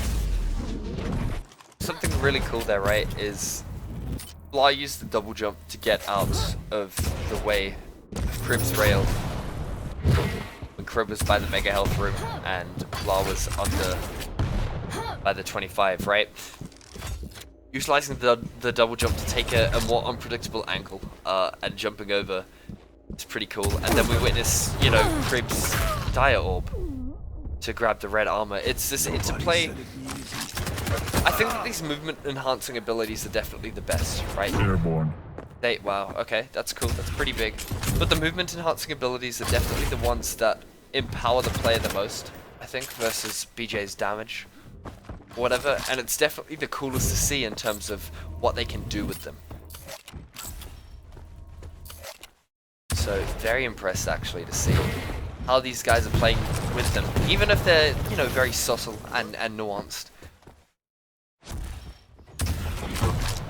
Definitely good to see. A good combo there. Rocket to rail on Crib. It's going to be the mutual frag. Blah got the frag first, though. Floodgates are closed. Gotta find It's a another good thing way. that it wasn't the last round of the match. Of course, if you do mutual frag, it's the person that gets the kill first that wins the round. That is bloody unfortunate. Missing the dire orb somehow. What?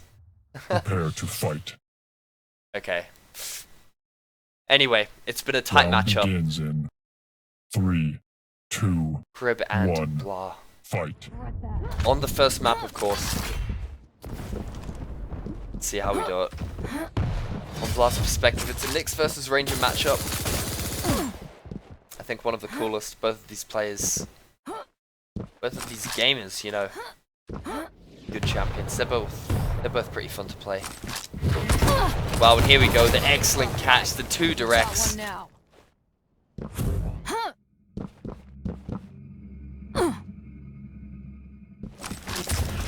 I mean, it seems like Quake 101, right? But teleporter exits are very much one of the big things, where you can do a lot of damage. Those are jump pads. Of course, for any of you just tuning in, I'm ZTK. This is our Duel Cup. It's the first Duel Cup Australia has ever had. It's like the 4th Quake Champions tournament ever. Welcome. All my co-casters are asleep or away getting the ladies, so we're hanging out. But I do hope you enjoy yourselves. It's been fun so far. We've got a lot more gaming to come through. This is of course the first map in the 3rd round of the bracket. Yeah, Quake Champs, man. 10,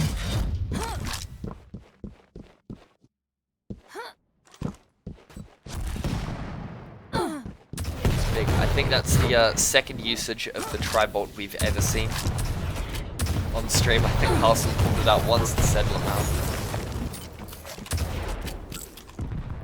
Oh god.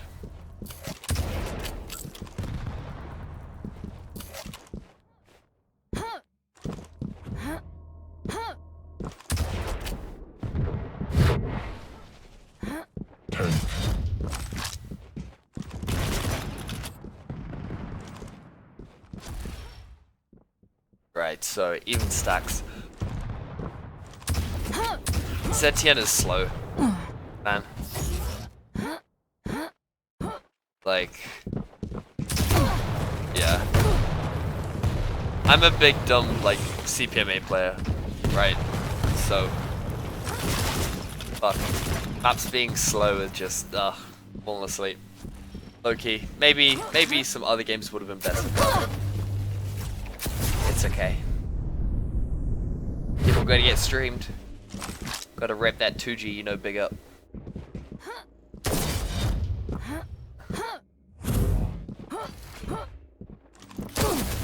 Oh, and here we go. I mean, Blaz got the positioning there. He did some good chip damage as Crib tried to escape. It's nice. But if these guys just keep doing chip damage, the time it will run out. And that is a worry for Crib, actually, because Crib has not died. Lost a hero. Sorry to him, champions. He's lost the champion and Ranger. And wow, okay, there we go. It's even once again. Moving over to Crib.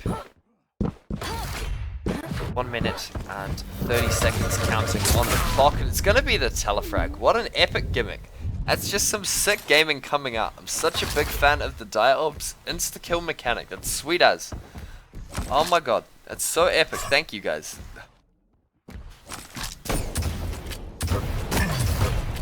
It's just so cool. If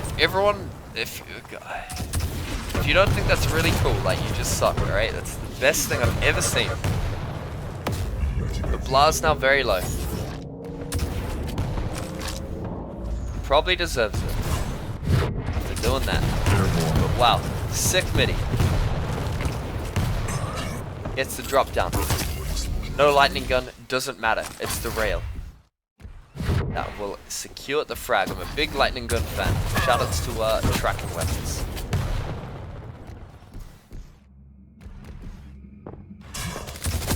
Far out, but here we go. I mean, BJ has nothing. Seriously nothing. His damage output is really good though. It's a worry. Crib hitting that rail and escaping is nice. Able to stack up. This is wicked. And he does have the wall hack ability now.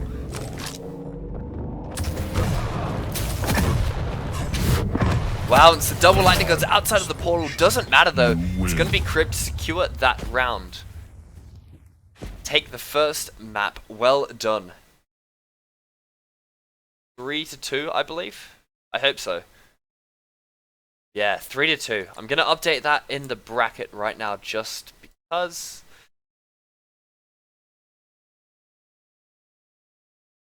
3-2 on the first map. So what happens now is he's picked Sarnath. Picked Sarnath, that's good. We're going to get right into this very quickly. Yeah, how are we doing?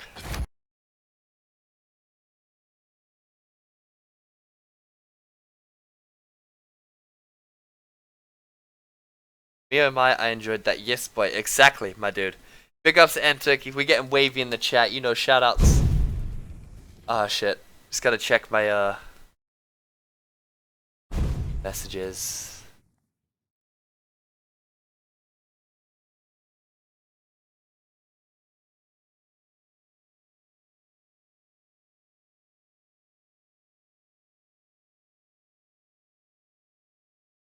Alright, let me just double check. Just doing my last round of admin stuff, we will get into the second map.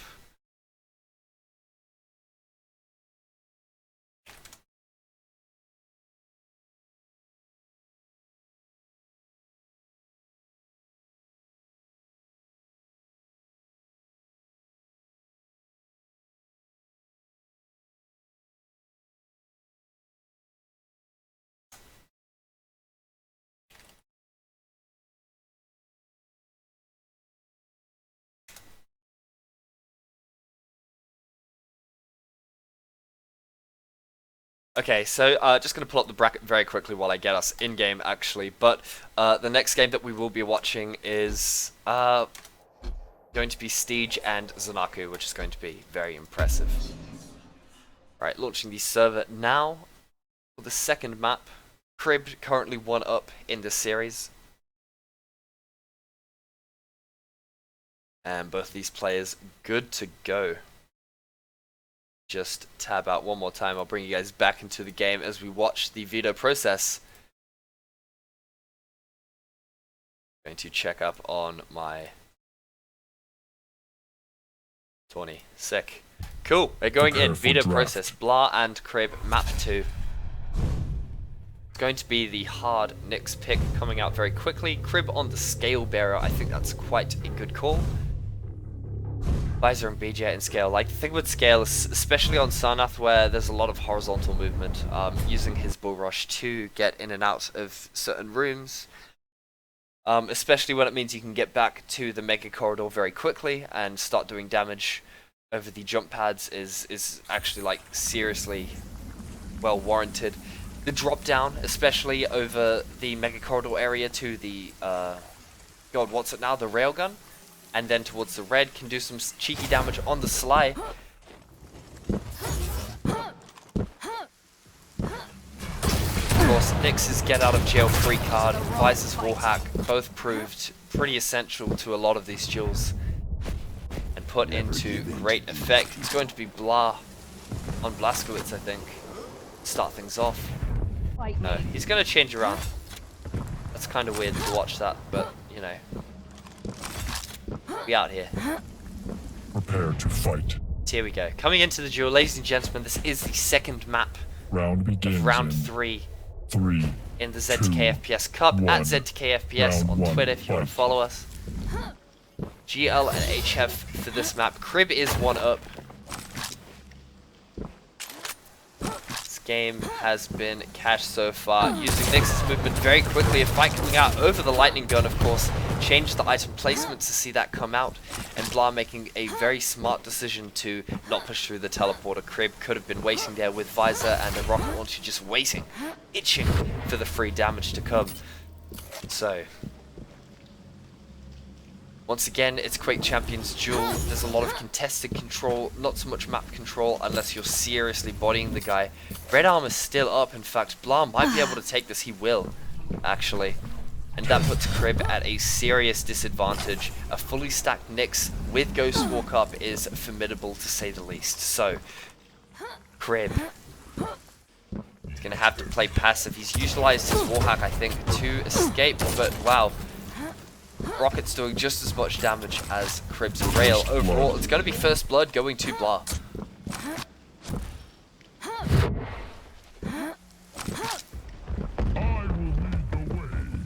Is the worry. Blah, taking note of the sound cues. Wow, big damage actually coming out there.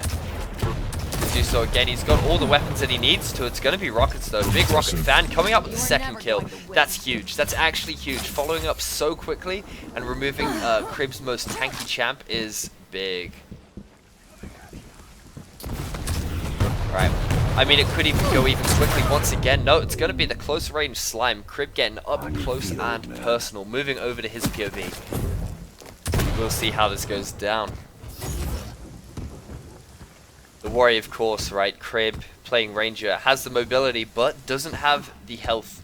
It's the perfect middle of the road champion. Just what Blah might need. Or what Blah might want with his BJ Blazkowicz pick.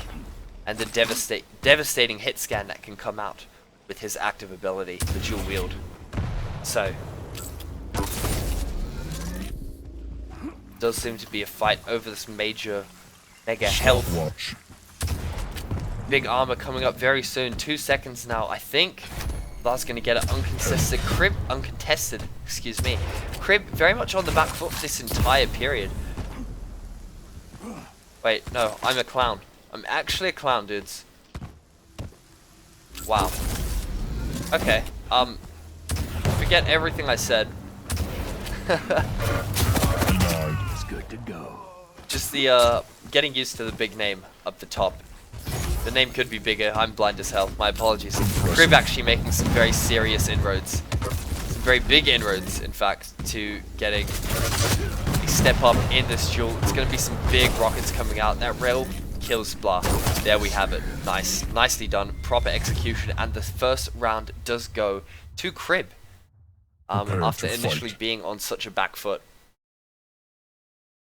I'm new. Round begins in New to the game, boys. Come on. 2, 1. Round. Oh, 2, man. Fight. Here we have it. I like what Crib's done here. He's waited 3 seconds and allowed for Blah to come down. He's delayed the red pickup, and so it just helps him cycle it even further. Alright, let's pick up of the rail and the lightning gun now. Crib is in the best spot he could hope to be in against this Nyx. Coming through the portal he could do, or the jump pad would help him zone off Blah, but that means Blah could just Stopwatch. escape through the mega corridor that he's currently in. So here we have it. He's got the guns, he's got the stack, and he's now popped the wallhack. Wow, here we go. The escape from Nyx, well done on that, because that was the biggest trap in the game. Quite honestly, and there we have it. Crib taking the first frag. Props. Serious props, actually.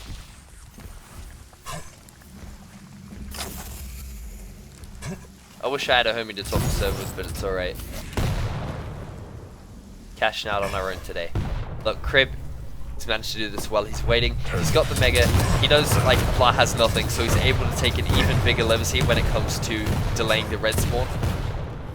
So that just equates to map control, you know, which is absolutely desirable, and excellent, and necessary. Wow, words. I'm talking it. I respect the Parker. Yeah. Now the thing is, Crib can just keep this up.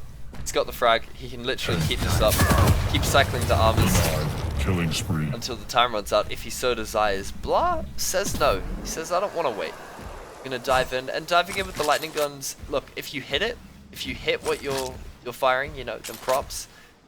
and it can work out for you. Like, it can pay off, you know. There's no escape route out of that room very quickly aside from the jump pad, you know, and Crib wasn't there. So Blah made a ballsy call, but it definitely wasn't a bad call by any means. Having to escape it, wow, a pixel rail, that's incredible. Yeah, I think Crib's just got Blah's number on this map, quite honestly. 9 seconds till the Mega comes out. Crib in prime position to take it. Control all entrances. I'll swap over to Blah. We'll see what he's doing. Is he going to contest? No. Instead, as I said earlier in the day, of course, Scale Bearer has 75 armor points that he can use to deny these smaller arms. It's going to be Crib, though, with the railgun to take out the second round. So there we have it. Quake Champions Duel. What are you guys' thoughts so far? I mean, we've played 2 full series, right? Round begins in And we're now in our 3, third. What are your guys' 2, actual opinions on this? How are you 1. feeling about the Round changes in 3, format? Because, I mean, I have my own opinions and I'm not the greatest fan, but having all these condensed games, having all of them so quick in approximation and, you know, viewing them, I've got to rethink my position on it, I think. So yeah, interested to hear you guys' thoughts. Hit me up in chat, or alternatively you can post about it in the OAFPS Discord, discord.me/OAFPS. Stay in the fight. The one and only home for Australian and New Zealand Quake. Talk shit there, command to pick up, it's the dream, but Blah very much on the back foot here. Crib with the full stack. The items perfectly poised to allow him to continue on his spree of pac-manning items one after the other. Wow. Wow, what angle was that? Was that a rocket jump or just hitting on the wall? My god. That's so cheesy, but like nice, you know?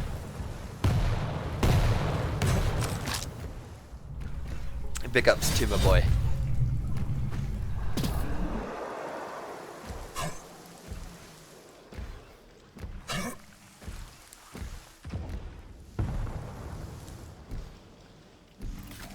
But yeah, it literally comes down now to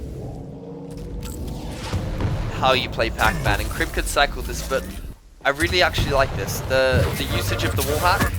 Wow, there we go. Okay, the usage of the wall hack enables him to go off his cycle, right? He still actually could get to red if he chose to. I don't know if Blah knows it up or if he's going to grab it. He does grab it now, but look, the items are still so far apart that either player now, whoever gets this next frag, can control this to a significant degree. Crib actually falling off the platform. He's going to get bull rushed. revenge. Followed up by the rail. Kill. This is Blah's moment, the first frag. Or if not his first frag, I can't actually, you know, I'm not following this too heavy, you know. It's a chilled out Sunday night. But, wow, okay. It's significant and provides an opening for Blah in this map. And I definitely think it's his first real big opening. The Ruins of Sarnath, at least. Now, we see the opposite, right? If he can rocket jump up here or get hit quickly, no. Crib's gonna grab it. Probably, yeah. Alright. But these armors are so far apart. We're witnessing contested control once again. It's going to be Crib actually hitting the crucial damage that he needs to. Escaping far off. Another chip rail, and Blah is railable now. 43 HP as he tries to escape so desperately. Going for another bull rush. The big play. It's not going to happen. Crib takes this. Lose. There we have it. Crib taking the series 2-0. Congratulations. Wait. Game broke. Never mind. 3-0. I'm gonna alt tab, sort that out.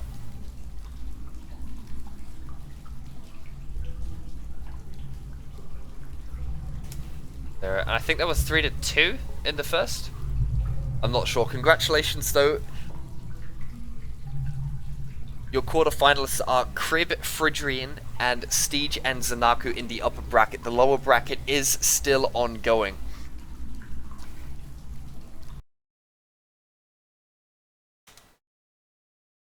Sweet as though. We are going to move in. I'm going to pull up the bracket for you guys. I'm going to sort out my last bit of admin that I need to do for these guys. Thank you guys very much for following. Big up to Exodus the Amazing. Respect the Pacos in the chat.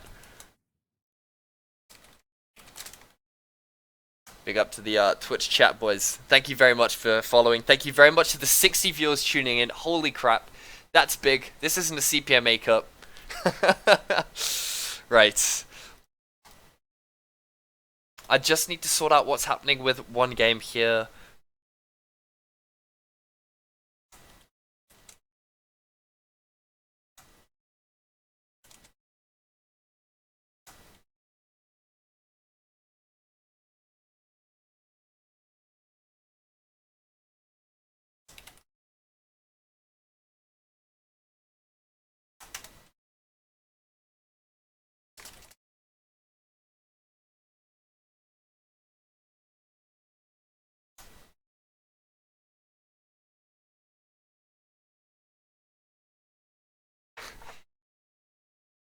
Oh shit, what's up guys? Yeah, Crib did win game 1.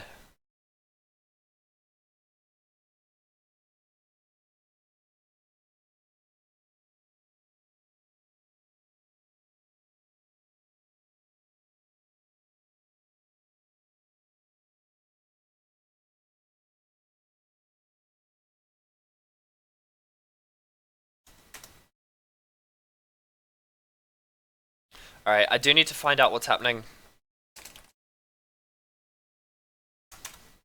And then we will get underway very quickly.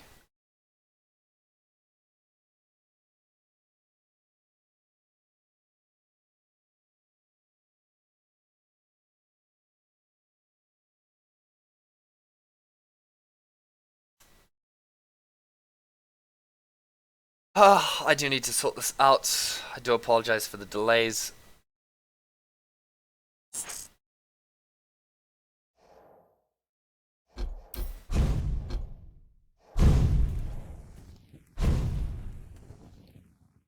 What am I doing for G? I'm watching Zen.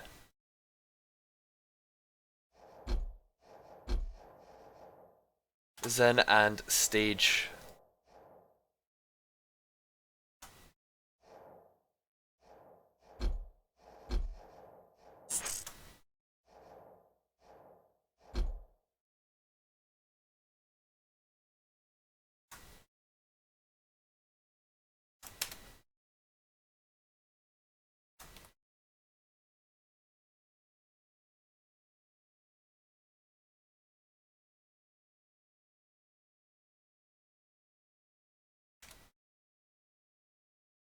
Oh my god. Lower bracket pranks going on right now. I'm just trying to move along the bracket as soon as possible.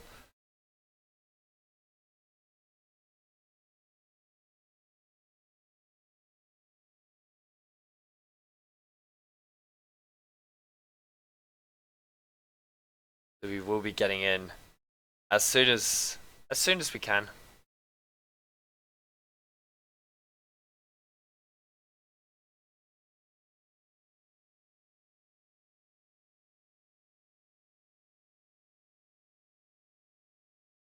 Alright, Zanako's coming, it's net DC'd.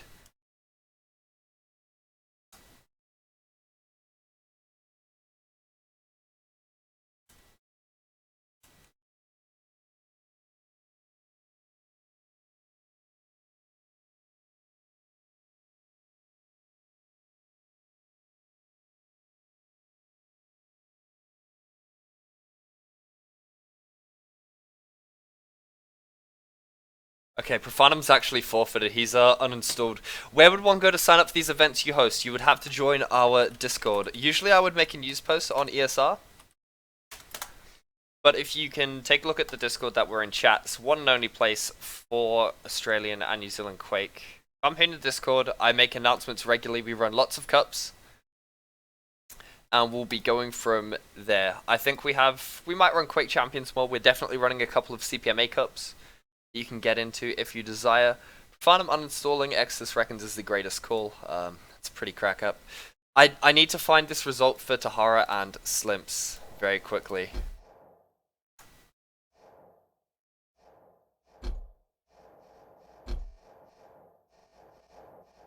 Slimps is in game.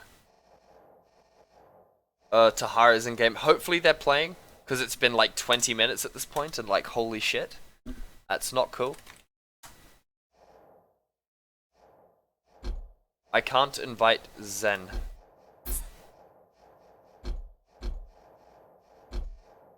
We'll sort it out. It happens.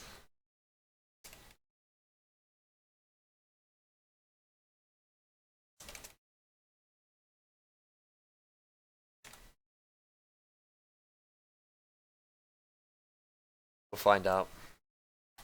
Yeah, okay. Zanaku's turning his game on. That's cool.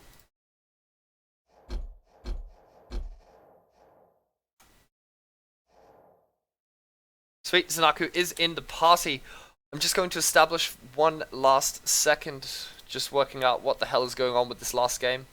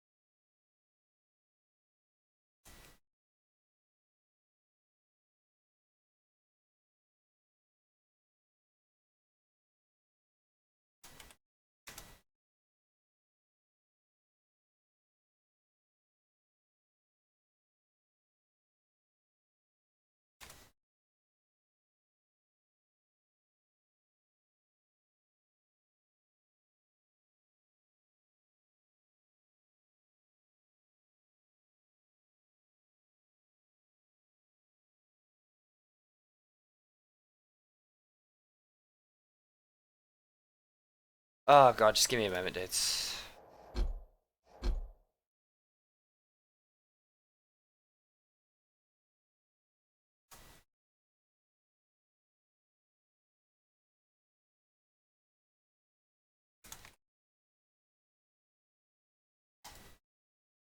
Alright, I'm going to be streaming who is it? Steege and Zanaku.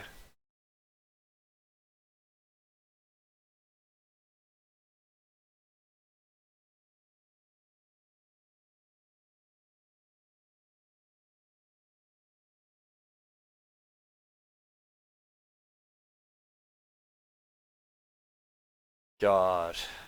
A little bit lax. We will be getting underway very shortly. Just trying to work this out. I think they're still playing. I hope they move it forward. Profanum's forfeited anyway. The winner of Tahara versus Slimps will be playing Blah and Bus. We'll get it sorted. Doesn't matter. This game's good. We're gonna get going.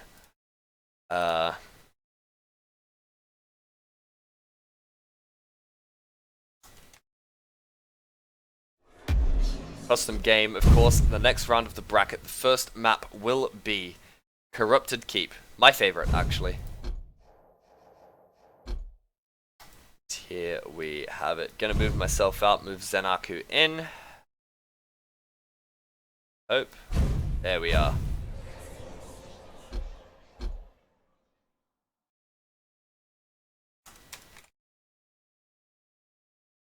Okay, Zenaku is ready. We're just waiting on stage. And we should be good to go after that. Wow.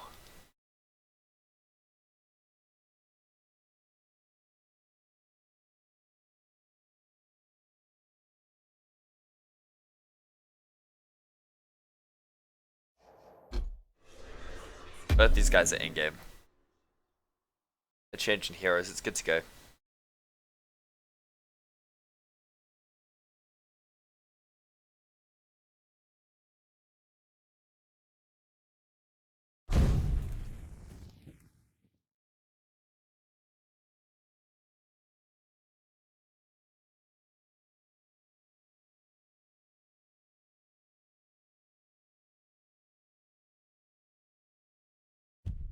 Prepare for draft. Right, here we go. We are in the draft, ladies and gentlemen. Welcome to the next stage in this epic Quake Champions tourney.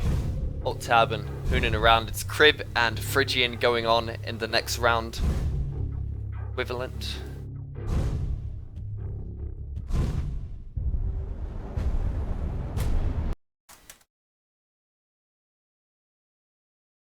Here we are.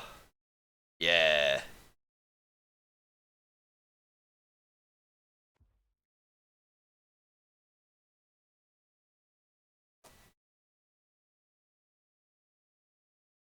Thank you guys very much for the follows. It's much appreciated. Remember, if you are seeing this, you're in Australia, you hype. Discord.me/OAFPS, Oceanic Arena FPS Discord, the one and only place for Quake and shit. Best cups, best birdies, play pickups, it's lit. PQL Clan Arena in our Quake Live makes you want to kill yourself. Hit us up. Oh shit. You gotta be mentally deficient to enjoy that stuff, I swear to God. Prepare to fight. Here we have it. This is the big game. We got some big gamers coming out. 3, 2. Oh boy, I'm excited. I hope you guys are. Watching Steege off. Big fella. I actually know none of these guys. I have been watching Zanaku's stream, Zanaku QL, if you guys are interested for like actually good people playing games that they're actually good at. Both of these guys are very intelligent. Playing for the slow play, this is probably the highest level QC we're going to see so far in the day.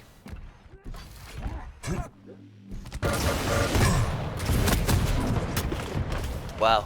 Zanaku opting to try and go for the cheeky slime. Of course, it's got more than damage abilities, but also, you know, you see the damage trigger through the walls. You're able to get something going because of that. No major items up for a while. Zanaku with the red. The big one. As we're meant to say now, because the armors don't have colors. But it's still red. It's gonna stay that way. This is okay. Very split, contested control. Mega's gonna come up, and we can see with the wall hack actually. Oh, there's X-ray. Amazing. Actually, holy crap, this is good. We're gonna have X-ray on. That's incredible. How was that not on before? My God. Alright, we got X-ray on. But even without it, I mean, Steege knew that Zanaku was gonna back off. Go for the red and split items, and wow.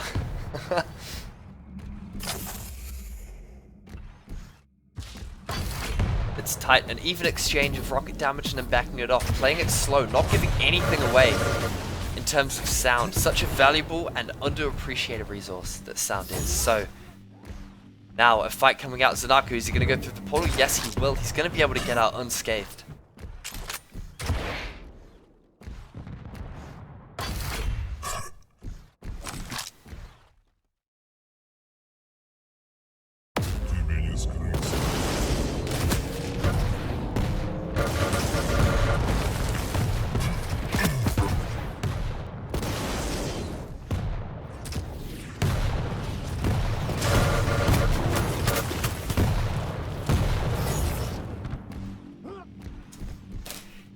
Anyway, Steege actually coming out big in a lot of those encounters. He's got the stack now. He's got both the major items, and Zanaku is very low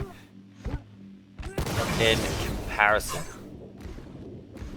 Zanaku goes through the portal here. Yeah, look, he's gonna get trapped. I think what Steege needs to do is he's doing excellent work, right? He's playing the sound game really, really well. He's got the wall hack in order to really do some damage. Such good hits, but my God, Zanaku with the direct. Gonna even that out just a little bit. The follow-up here is gonna be big. Dual nail guns. The potential for damage there is huge. 20 cells every god. What seems like every millisecond. Like, this is big. It's big and very intense, but Steege is coming out big. I think his employment of the high ground needs to be better though. Zanaku's repeatedly used the red armor portal in order to escape. Get to a better position. Steege does that. He's already cycling the armors, or the big armor, the mega health better. So it could very much lead to a dominating display from him. There we go. Round one goes to Steege, and such a quick yet full of finesse round. Big fan. Round begins in 3, 2, 1. Alright, we'll be following Round Zanaku 2. off the Fight. spawn of this one, opting to go for the Sorlag pick first.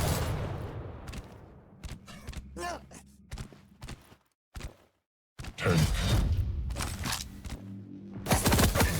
Wow, but here we go, just totally out of weaponry. It's going to be Steege. He's going to hit some light lightning gun taps, but the extended slime just hints at where Steege is actually going to be. Here we have it.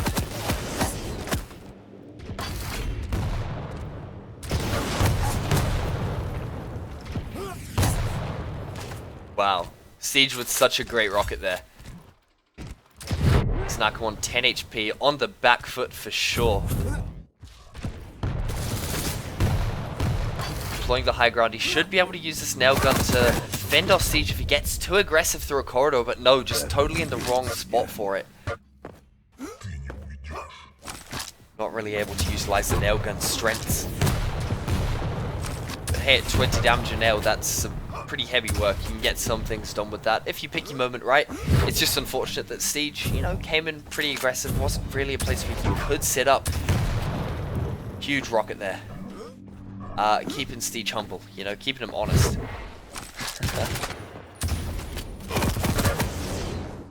Here we have it. Both of these players very even once again, very skittish. Truly, I think the best that we've seen so far in terms of picking an engagement is going to be Steege, though. Disregarding the BJ's ability, the dual wield. Just gunning it and hitting the shots that he needs to in order to take that frag. Zanaku now, he's 1 round down. This is his last life, holding him on for round 2. See what he can do. Steege now actually employing the high ground to a great degree. This is solid. Zanaku opting for the backtrack, not hearing anything. Steege just walking. Looks behind, sees him still there. That's pretty crack out. Prepare to fight. No, but that is good. 2-0'd out of Steege. Round begins in 3, 2, 1. Round 3. Fight.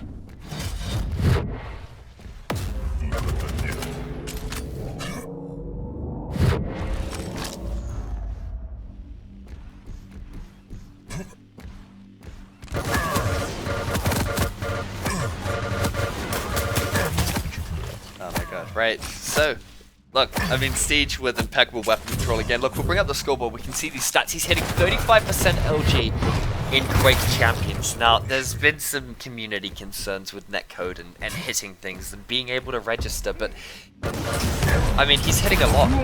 He's hitting a lot. I did miss that frag. I do apologize, but hitting 35 cells, 35% lightning gun, that's actually really big. Steege could be. I've spoken to some people. They reckon he could actually be one of the favorites to take out this competition.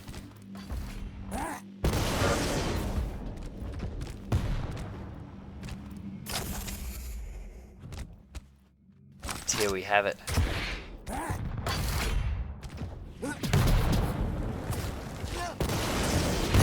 The lightning gun coming out.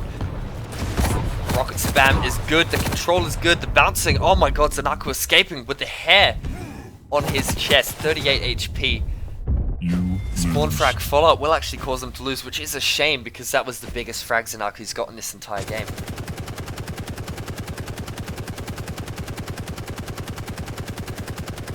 Here we have it, 3-0. That sound is awful. But the first map, Corrupted Keep, does go in the way of Steege. It will be Zen's pick for the next. Please let that stop, my god.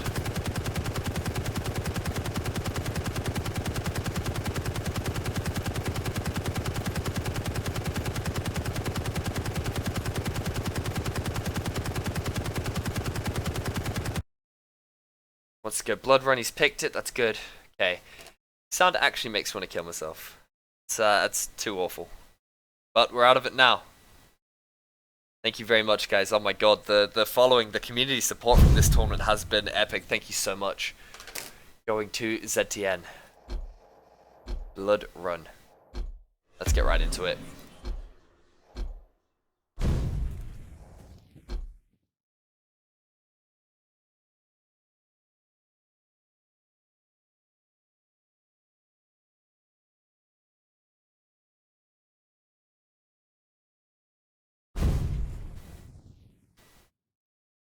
Yo, Winegun, welcome to the chat, dude. Yeah, there's ZTN. It's had a couple of Quake Champions changes and things, but it's overall actually a really cool map. Draft. It's fun to play. I actually really do like the smaller maps. Corrupted Keep and Blood Run to a degree. They've really shown themselves as being really cool, and player preferences as well. When it comes to Duel, we've been seeing a lot of Corrupted, a lot of ZTN. Sanath, not so much, you know. Here we've got heavy picks coming out from Zanaku, Sorlag, Scale, and Ranger in place of BJ, I think. Yeah. And Steege following up with some other picks. So not so much counter picks, more so you know, what they're comfortable with. And with these sort of players, I think, yeah, that's the way to go, right? Just do your absolute best to get the advantage you can. No arrow yet. It's unfortunate. Airwalk, of course, the greatest Quake map of all time. Aside from Frantic. I said it. I got opinions, you know. Oh shit.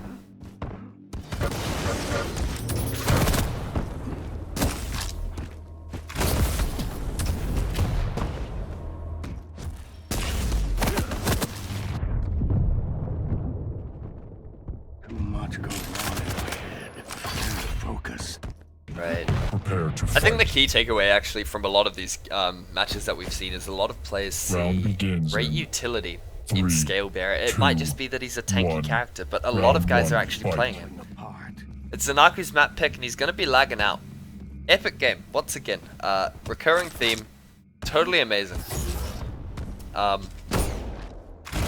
Steege actually playing really well there. Dropping down, grabbing the railgun, which is crucial. You know, in this duel where there's a frag limit, you know, the railgun is so important to have, and then being able to grab the raid from that. Props, you know. Wow, both of these guys, heavy hitters. Hitting some big shots.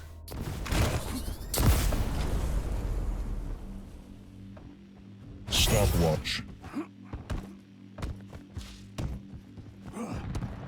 I mean, you can follow old Duel as well. It's literally two dudes. If he gets a kill, then you know what happens. If he doesn't, then it's the same, you know?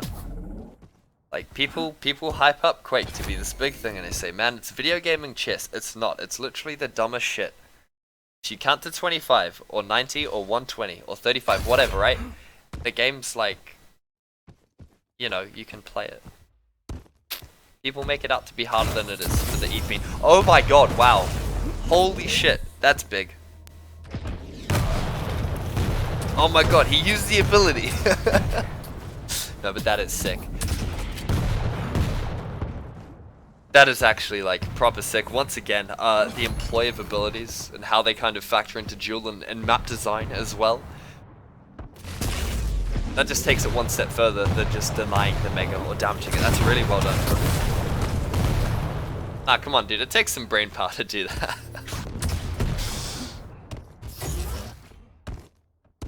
I don't know if it's cool or sad if that's like the most legitimately interesting thing I've seen so far in Quake Champs.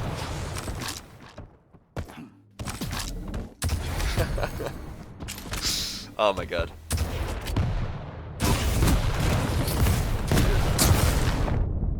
Yeah, dude, he did press it twice. It's some big gaming. Gauntlet or Telefrag? Something lame happened. That's just really sick. Stopwatch. Ooh. Nah, clipping on the door doesn't go that well for Zen. Onto Steege, I think. It's the way to go.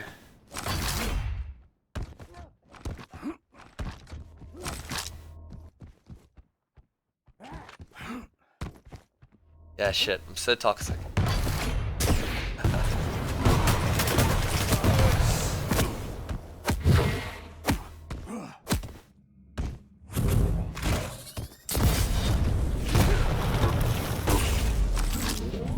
Right, okay, wow. Yeah, Zanaku just leaving himself too open there, not really getting out of the corridor is unfortunate. It's just a shame, right? Like, exposing yourself to not 2, but 3 rails, that's pretty immense. I haven't actually caught the Cypher games, but big shout outs to NVC for streaming those. He did retweet a tweet of ours. Big ups to him. Actually really cool. As a caster as well. Slime on the map is the thing. And yeah, that's cool. Okay. Did the most damage there, but alright. Oh shit. Wow. Wow.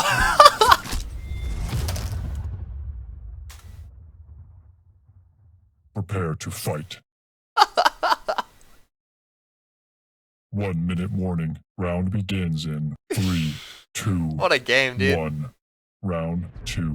Alright, look. Round 2. Back on the even ground. Impressive. Combo kill. Siege with the big rails and oh my god. Okay. That's the first kill. I think Siege definitely outclassing a lot of these guys actually. This is... Wow. Yeah, definitely the highest level of play that we've seen so far. Impressive.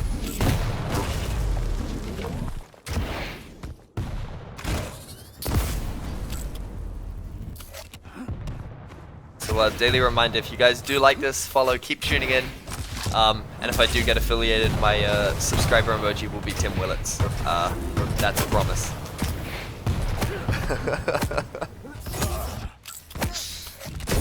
God, Siege actually having to... Wow, never mind, God. I would have thought that the slime would have ticked down a lot more, negated more of that mega, didn't. And Zanaku grabbing that red to no effect. It's gonna be Siege. Impressive. Wow, big.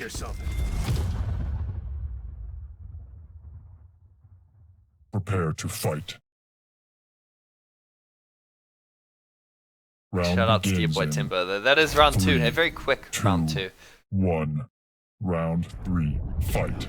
And more like, yo, this is the dream. Actually, like, this is Quake. You pick, wow, epic. I just,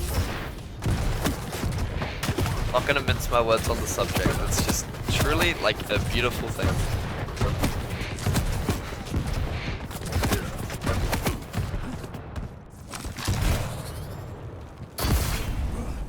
Cameron loves watching QC Law. Yeah, dude, same. I'm having such a great time on my Sunday evening. Nah, this isn't bad. I'm good to be back. I'm happy to be casting again. It's been a while. It's been a while since we run cups, and I still need to sort out some hardware things. This is a pretty ghetto setup that I'm on. I do apologize for any audio bugs, particularly. I do need a new like motherboard and things, but it's been really, really good. I'm having fun. So. Wow, Zanaku once again not able to escape there, just trying to go for a ballsy rail, but eating all that nail. All the nails.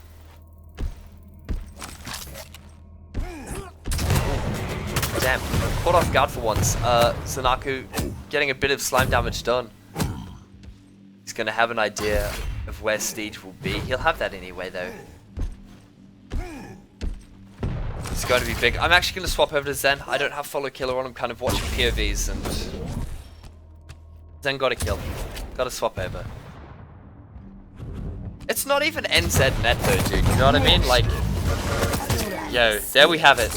Zen with another, just well played, using the lightning gun to really get past any of the scales like Bull Rush. I'm not sure if there's any decent knockback on that LG, but I haven't played enough to discern it, but you know, well done. That's now a solid round. Yeah, NZ net's fine, but it's it could be higher. Thank you very much. It's like the AU guys that mainly view this don't have good enough net for me to push it higher, unless I get affiliated or partnered. So, you know, it's a goal. It's definitely a target that I would like to hit. But yeah, I'm very glad that you guys are digging it. This is only on 20 up as well, so. Oh man. So we're seeing a very slow, passive game now. A lot of these players playing for the sound, as we last saw. I'm not sure if there's lightning gun pump. I know there definitely is rail, but yeah.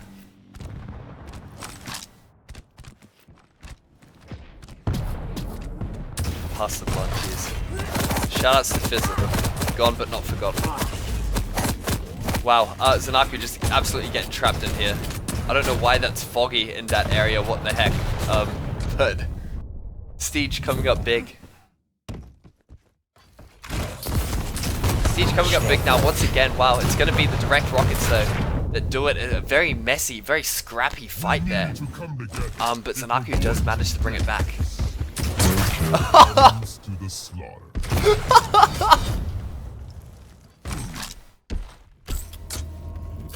Abilities, boy. Impressive.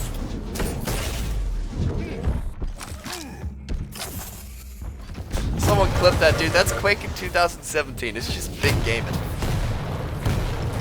Oh, God.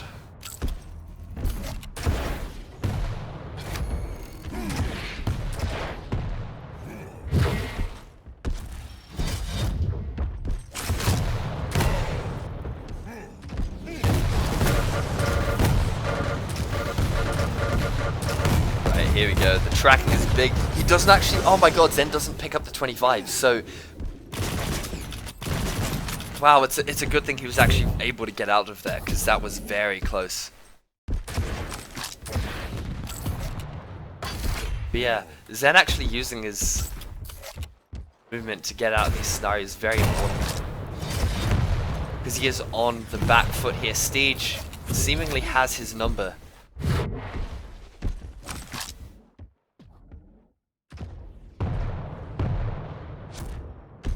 Has the tribal done any damage, dude? I think it's actually done about like 60 max. Like over the 3 games that we've seen where people picked it up.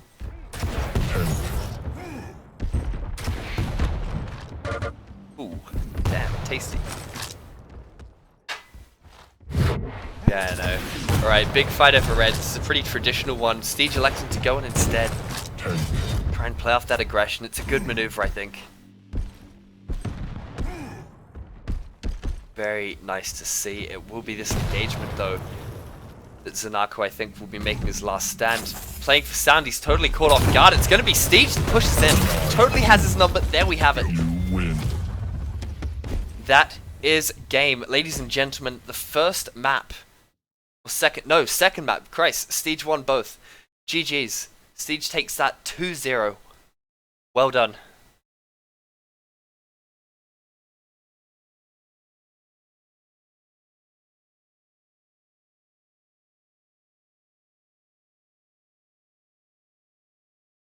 That was impressive.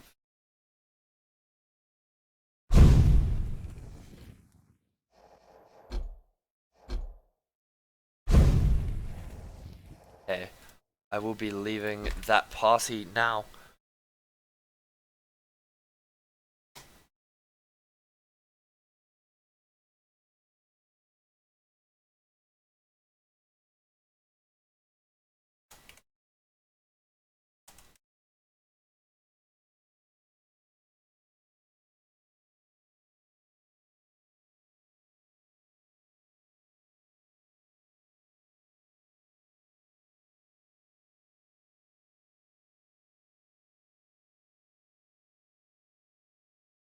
Okay, so the next game that we will be watching is going to be the following. I'm going to bring it up on the bracket for you guys now. We're coming in to the very end of the game. It will be the winner of Siege and Zanaku versus Crib and Phrygian. Their game is underway right now. Just holding off. Oh, boys, we're having some CTF and CTFS ads already for Pro Mode in Discord. If you guys are keen, discord.me/OAFPS, the one and only place to be. Seriously, there's no other place to go. We got games. It's lit, dude. In the lower bracket, I know you can't see. Ultra managed to best Elam 3-2 in Corrupted Keep. 3 rounds to 2. And we'll now be playing the loser of Crib and Phrygian.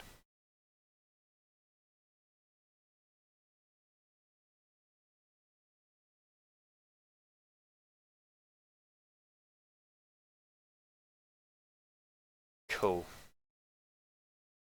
So, very, very soon, we'll be in with your next game. I do need to find some of the gang. How we doing though? How we doing though? We're all Gucci? Hope we're all Gucci.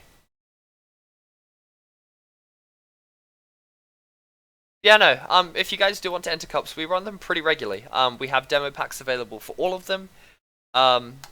Shit, like literally like one a month by and large. We've done dual seasons. We're gonna do some really cool stuff. I will be announcing what we're doing next at the end of this competition. And it's something I'm very excited with.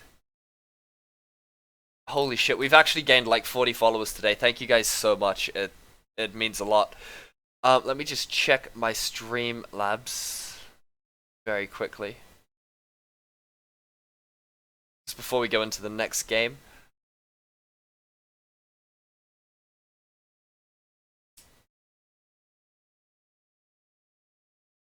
Yeah, dude, big up to all you guys. Barney, Vortex, Joker Freak, Dan Kink, BZB, Winegum, Meg, Awesome, Exodus, Susiladan. Like, guys, thank you so much for tuning in. It's been cash. It's been really, really good.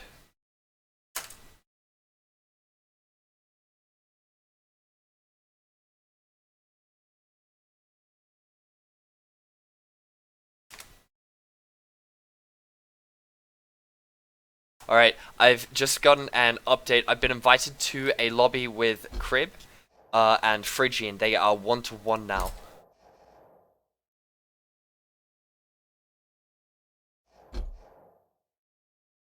So yeah, we might actually catch...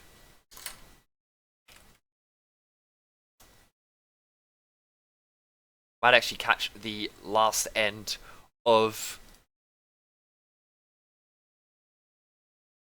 Yeah, the end of the other round 4 game of Crib versus Fridge. Just trying to get that invite.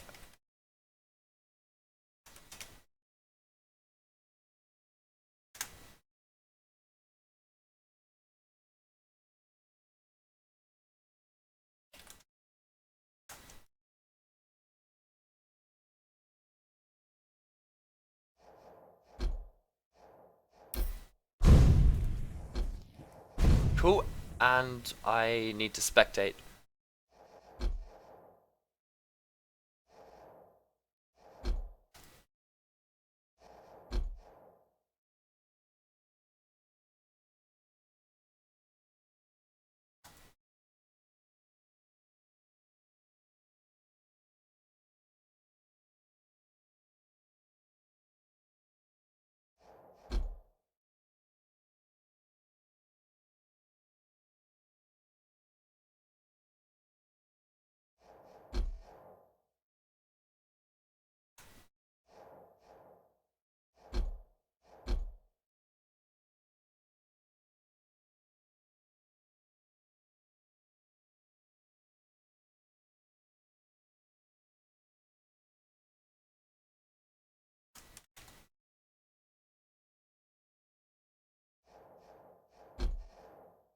I don't know what we're waiting on.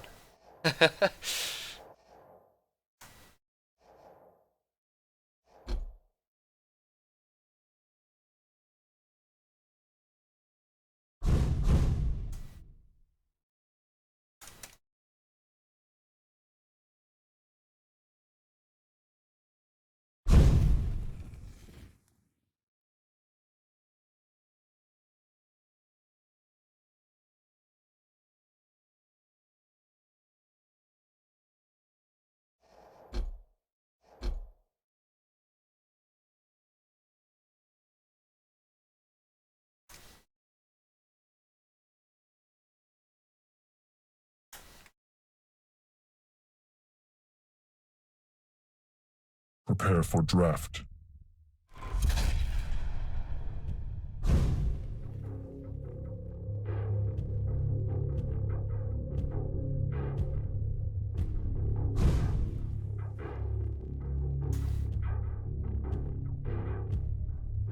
Cool. Everything has been sorted out. Ladies and gents, this is the biggest game, or the second biggest game. One of the bigger games that we've had. We've got a lot of big games coming out.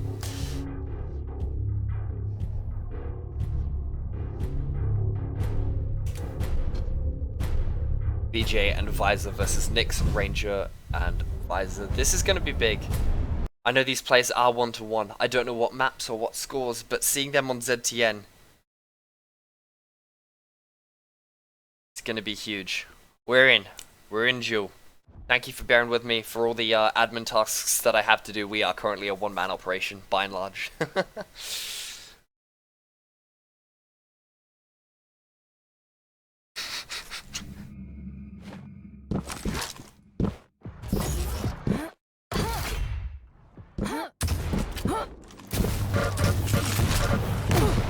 Shoutouts to our Ultra 578. Big fan of Nix. Big fan of QC. How you doing, Chief? Yeah, we're busting out Chief now. That's a new thing. You scum. Prepare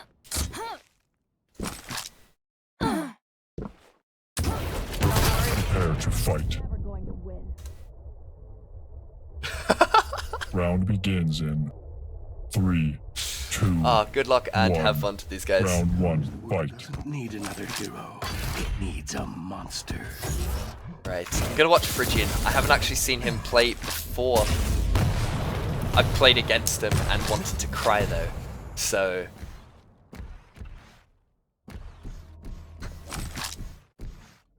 There we go. Sorry, I'm distracted by Twitch chat. You guys actually make it all worth it. It's good. The Aussie Quake chat is just sick. Big ups to all the CPMA guys.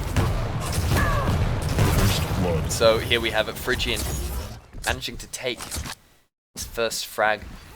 From what I gather, I mean he's been one of the most promising duelists in the Quake live scene. He's a fellow Kiwi, which makes him great and better than Crib already, if Crib's Australian. Yeah, I said it. No, but it's wow, holy shit, Phrygian escaping on 1 HP. He's gonna have to sit here in the teleporter pool, get some health up. Gonna be able to grab the Mega, but without as much utility as he would like. Only 10 overheal. Turn on X-ray. You guys want X-ray? That's sweet ass, dude. How about you guys? No, I think there's a lot of merit to having it off and kind of seeing the player point of view. But you guys are right. If it's a request, that's all gravy. Here we have it. Oh. Crib doing the same things he did before, using the Ghost Walk to go through the portal. It won't work against Visor, of course, he can actually see that. So it's just one of the ways that these champions actually interact and play around each other.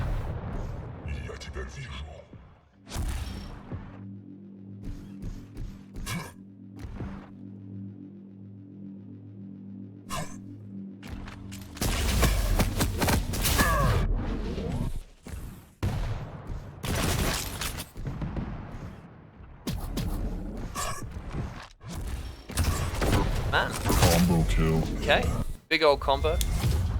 It's the way to do it. It's dominating, you know. There's not too much to Prepare read to into fight. there, even. It's more... Round begins Phrygian is, in from what I gather, a step above 3, Crib. Just straight up 2, right in these skill gaps in 1. Quake, even though it's Round like 2, easy fight. as a game. You know, there's nothing complex about it.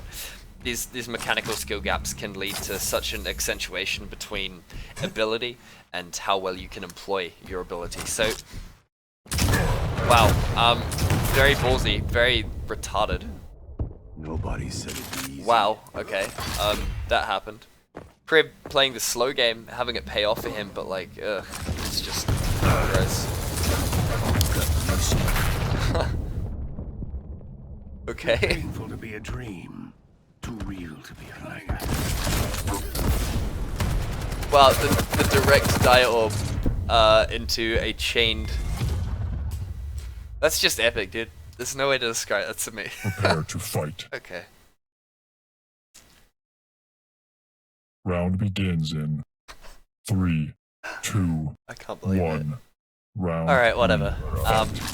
We'll go to Crib Impressive. after this, maybe. Phrygian doing the real damage though now. The die orb doesn't connect with the rail, but it's alright. It's going to be Crib that escaped with the red armor in tow. It's his time to be aggressive. It's going to be a rail that connects. Ooh, Phrygian with a nice rocket there though. Gets out of the portal, escapes around Crib. Oh, almost tri-bolt damage. Phrygian actually the only guy ever to use it. Fun fact.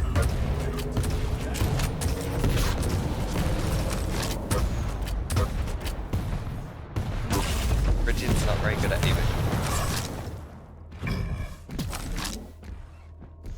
I mean, who knows? Like, Phrygian and I are the undoubtedly, like, greatest PUBG duo of all time with the perfect win rate. So...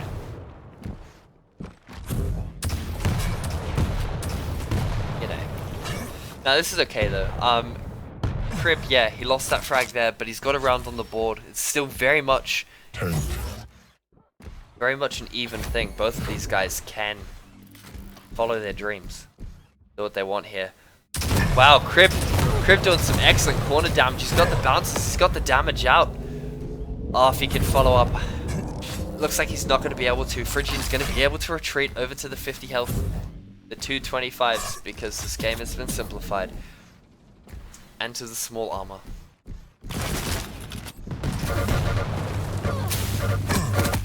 More tribal damage coming out, but it seems to be an even exchange. Crib is so low, but Phrygian is railable. It's very much a contest on who connects first right now. Elon, what's the deal with Crib? What's his history, dude? Because, like, legit, I've never seen him before.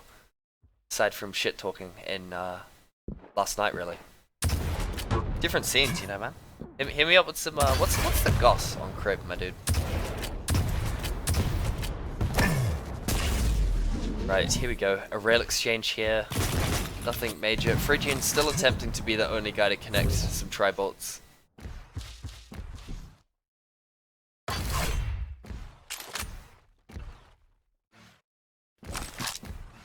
Okay, Crib's a Div 1 jeweler from the glory of Quake days. That's pretty good. Okay.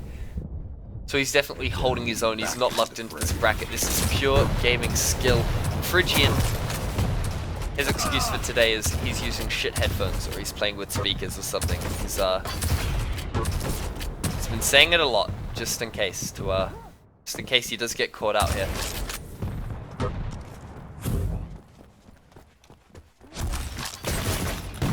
Ha! Attempting to jump there, not going in his way. But you are right, Elam. Yeah, he's in the engagements that count. Crib is very much fighting from the lower ground of things. I think you might be able to hide on the red armor platform after all. I think it was Cameron that brought that up earlier.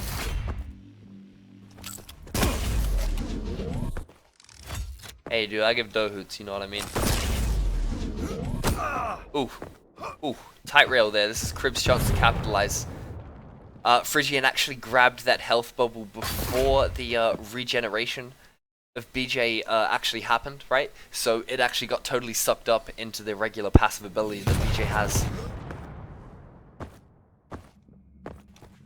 There we go, though. He's back up at it now. The red is up, and Phrygian's laid the perfect trap.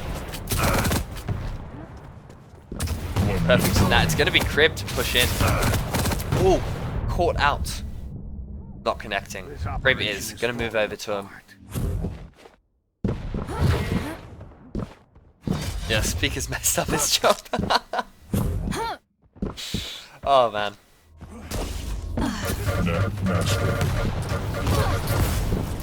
Oh, damn. Crib with a good follow-up. That's big. That's round 3 complete. 2-1 to Crib so far. Of course, it is first to get 3 on here. This is the very last map, so this is their hopes. Whoever wins this gets into the winner's bracket semi-final, so it is absolutely crucial they get into things. Wow, it's going to be Phrygian with the very quick frag.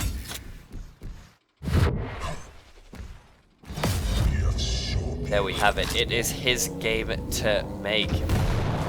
Crib once again playing very passive. It's something we've really only seen from Siege, the game with Siege, and this one, right? Where people are actually slowing it down, playing some corners, and really listening out for sound.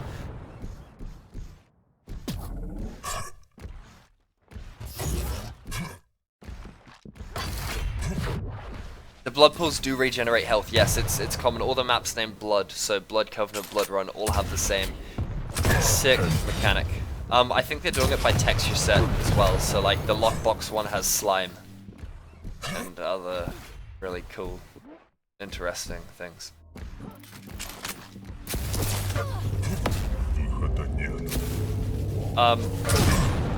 Wow, yeah, okay, so you saw there the, again, the play between Visor and Nyx in terms of seeing the Ghost Walk.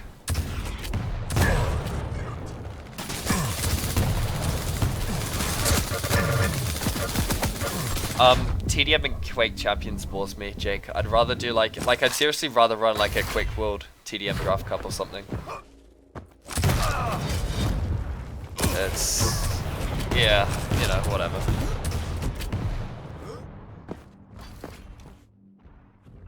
I'm not a fan of sacrifice at all. It's... No, Quake Champs, you know. Half DMM4 Cup. More likely than me running a Sacrifice Cup in the next couple of weeks. No, but yeah. Back on the game. Lizzle. Yeah, dude. I'm chilling out, man. I'm vibing. It's like, you know. Some good follow-up damage here. It could actually be Crib. Take this. He's got the Meg, he's got some decent stack, and it will be a fight that comes out over this rocket launcher. It's got Phrygian with the height advantage, the positional play, but Crib just escapes, and so Phrygian knows, hey man, if I push back through, I guess Shard's corridor where the Shards were, it's not going to go well for me. You know, Crib then has that spot. He's going to have Lightning Gun and just shaft you down. So very quickly on the back foot. This corridor here could be some good control. Yeah, wow, okay, Crib pushes in. I don't know if Phrygian heard the teleporter. But wow, the bounce is coming out. It's going to be Crib. And this is it, alright? Crib on Visor, Phrygian on Ranger. It's the absolute last frag that Crib needs to progress through. He's going to take it, my god.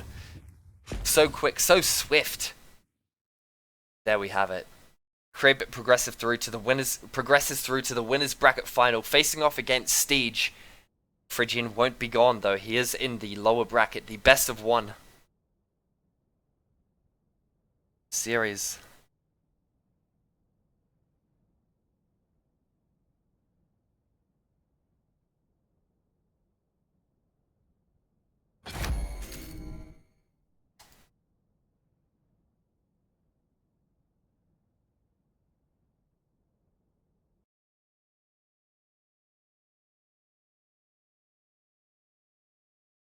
Ah man, right. So, heading into things, approaching the final eventually.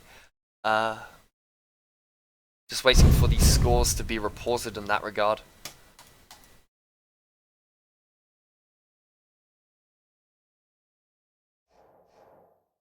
Yeah.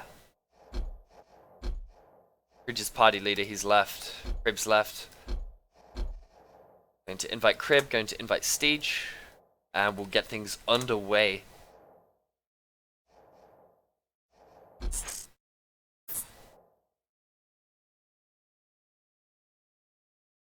Cool.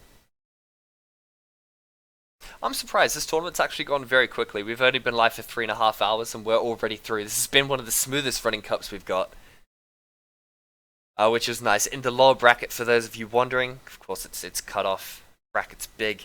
Ultra Beat Phrygian and Tahara and Blah are playing. So there's a little bit of a delay in the lower bracket, but it should move pretty quickly.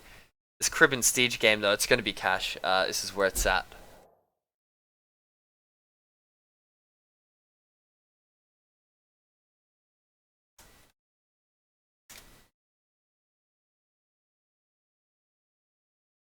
Yeah. Guys, again, thank you very much for tuning in. It means a lot. It's big. We're back. It's a Quake.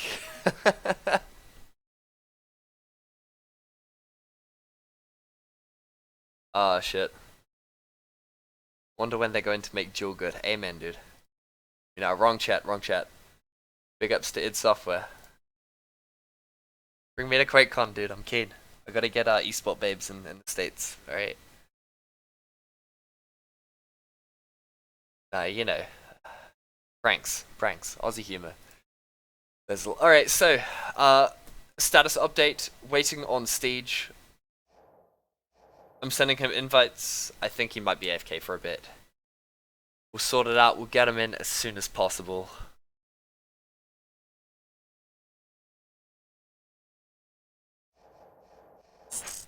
Stage is in the party.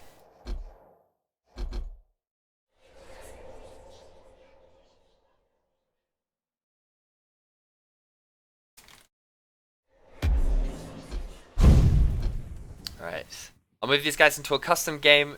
Sorry, not Bisque. Wow. Shoutouts to Bisque though. Crib.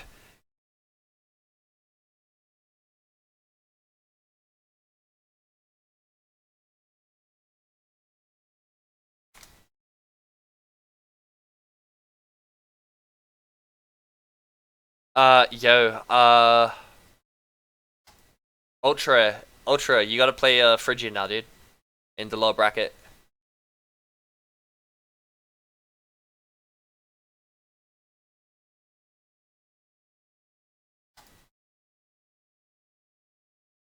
Thank you very much, Thomas Gordon. Thank you for watching. Shoutouts to you, Crane. Big up. Ultra, you gotta play Phrygian, dude.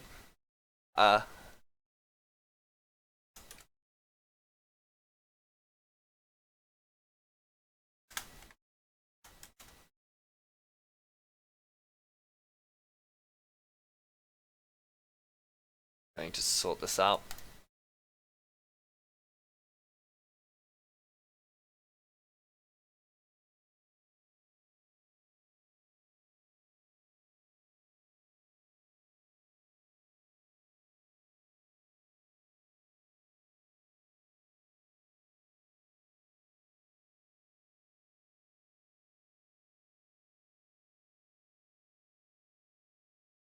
If you guys do want to play Flag Strike in Pro Mode, they need one more.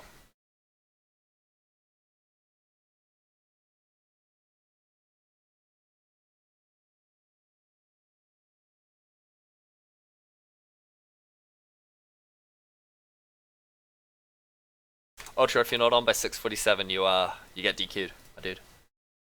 Just gonna take a break with. Sweet. Alright, Stage is almost ready.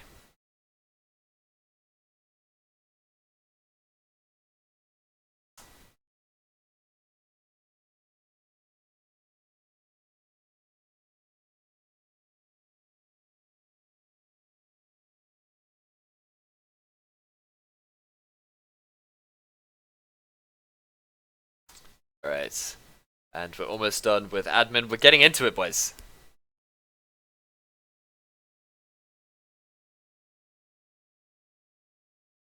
Getting into it soon. Right, so map is, here we are. It's Blood Covenant.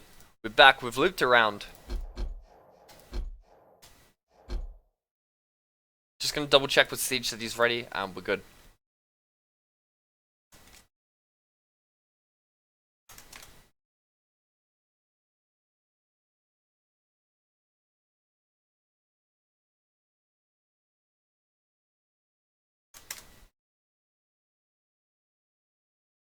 Sweet. Siege is ready, guys. We're gonna get underway on Blood Covenant. Wait, no, shit. Shit, no. God. Match broke. Match broke. God, I've got to stop doing that. I've got to stop putting myself in the queue. Oh, God. There's not CPMA 20s. We actually have pickups for CPMA, which is good. I will put Siege in. I'm a clown. Blood Covenant, let's get it. This is the winners bracket semi-final in the ZTKFPS Oceanic Quake Champions Duel Cup. Wow, words and letters. It's a lengthy name, but it's a lengthy tournament and we're good to go in it. I am excited. This is going to be one of the biggest games we've had. Crib, long history of dueling in Div 1. Siege, big gamer. Also dueled well in Quake Live. Also came across the Counter-Strike for a bit. Played Div 1 there. So these guys are sharp. These are big players. Big up Mighty, Voice JS3, and other CPMA memes. No, CPMA is excellent. I want to show it. It's a great game. You guys should all play it. It's actually like got no issues. It's beautiful. My favorite. We run pickups. We'll be announcing something really, really cool at the end of this with regards to tournaments and predominantly CPMA. So get hyped for that one.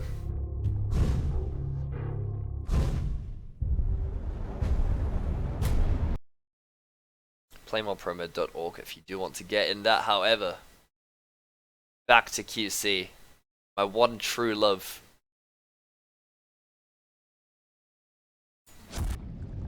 Gotta pull you guys in game so you're not staring at a bracket. We almost had that happen. Oh shit.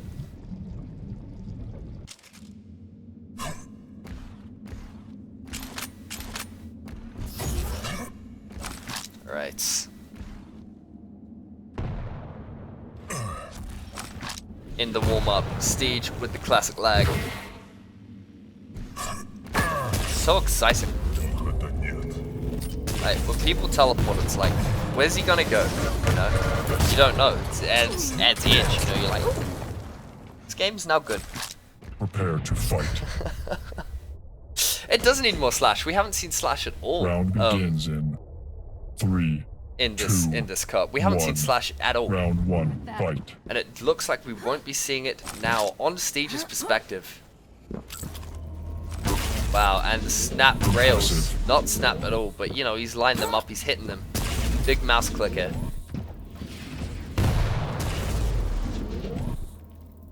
Wow. Okay, Crib's actually stuck here. Oh my god, having to shoulder peek. That's pretty crack up. And the red is still up. Steege knows this.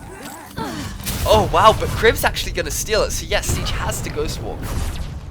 Has to get out of there. This map's like control is completely shifted over to Crib. We're gonna move over. Well played by Crib. Just this lucky dive has led him to, you know, take control of the map.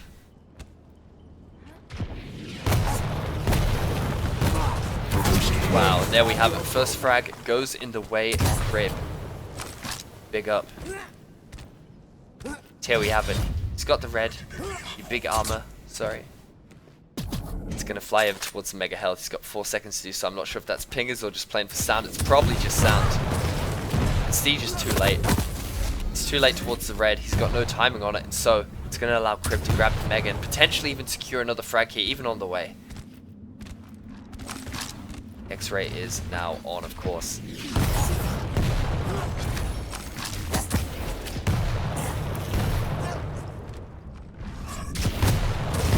I do think there is a lot of like what can be done with spectator improvements, but wow, okay, that's good. It's a decent baseline, to be honest. Steege with the flying LG, classic warp, elusive.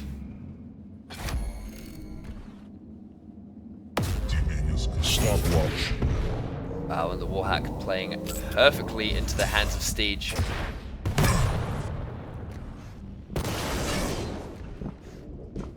Got Crib trapped in this area by the small armor, and what it's going to lead to is Steege is going to be able to fall back onto the red, have that comfortably, get over to the red, to the mega, and cycle. So this is really well done. It's really the most ideal position as well. Look, he's too slow. Crib should be able to grab it, but he's elected to do this. Wow, and the counterplay. Saving Visor's, you know, Warhack for Crib's Ghost Walk is impressive. Like, it's so intelligent by Steege to do so. Completely negating the get out of jail, free carding, continuing his dominance on the map, going back to the strategic point of the rocket launcher platform.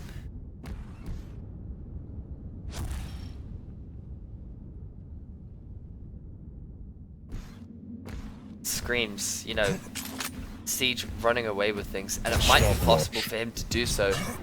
Crib doesn't come up with an answer soon. He's got Visor, he's got the Warhack, so positioning advantages that Steege has put himself in will be able to be carried out by Crib also. But oh wow, just the damage output from Steege, definitely not lackluster by Crib at all. Here we have it, the sharp rail predicted from the jump pad. Well done to Steege. He secures the first round. Prepare to fight. This is, of course, the winners bracket Round semi-final. begins in First map of that 3, also. 2, 1. Round 2. Fight. Hey.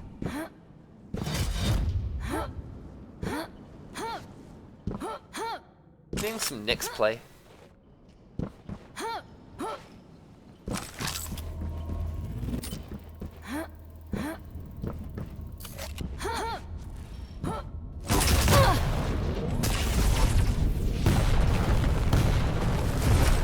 It's difficult, right? For this being such a new game, I'm trying to, you know, process it as well as convey it at the same time. It's not like Pro Mode where I can watch demos or have Impressive. built up knowledge. My god, Crib, yo! Big rails. That's immense, actually. Holy crap. He gets the frag, right? Could have had the red armor if he so desired. He had the choice of the major items. And Siege going for the telefrag almost. The super nail gun. Heavy damage, but it won't be heavy on Crib today. Right. Stopwatch.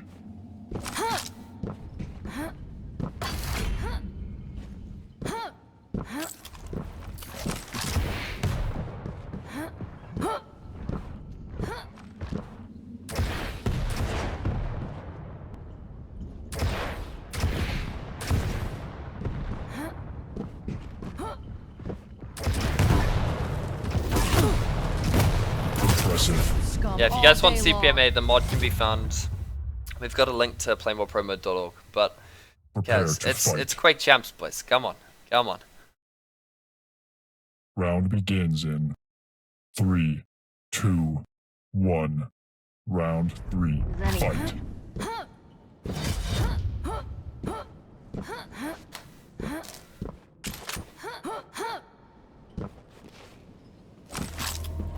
Wow, okay, so this interplay is good. Siege utilizing Nyx once again to be able to get up to the rail. I think, for those of you unaware, Blood Covenant, like Quake Champions Duel as a whole, but particularly Blood Covenant relies on its rail in terms of the fights you take, Combo kill. the areas you can dominate with it, and also the scarcity of frags, so you can't really make big comebacks within a round, right?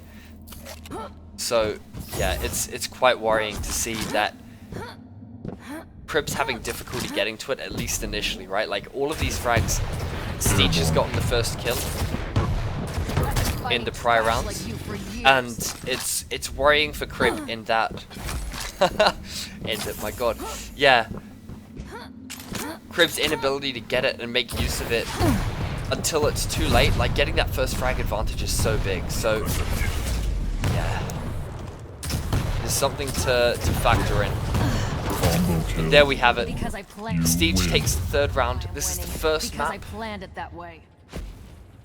First map, winners bracket semi-final, and Steege will take it. Crib now gets to choose the second map. He picks ZTN. Get into that.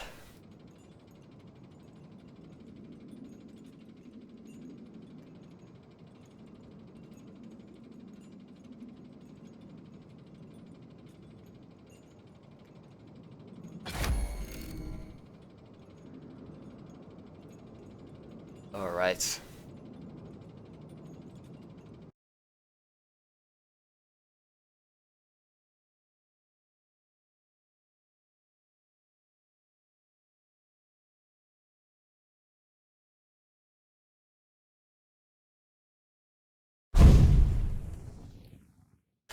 So.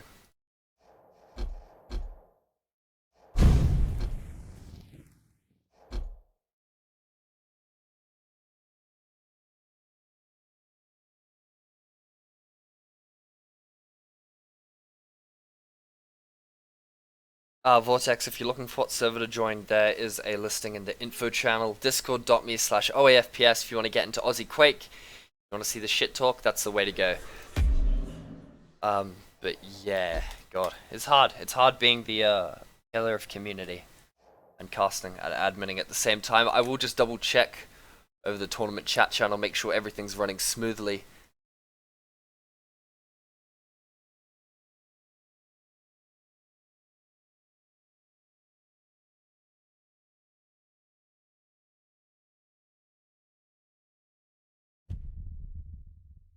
Prepare for draft.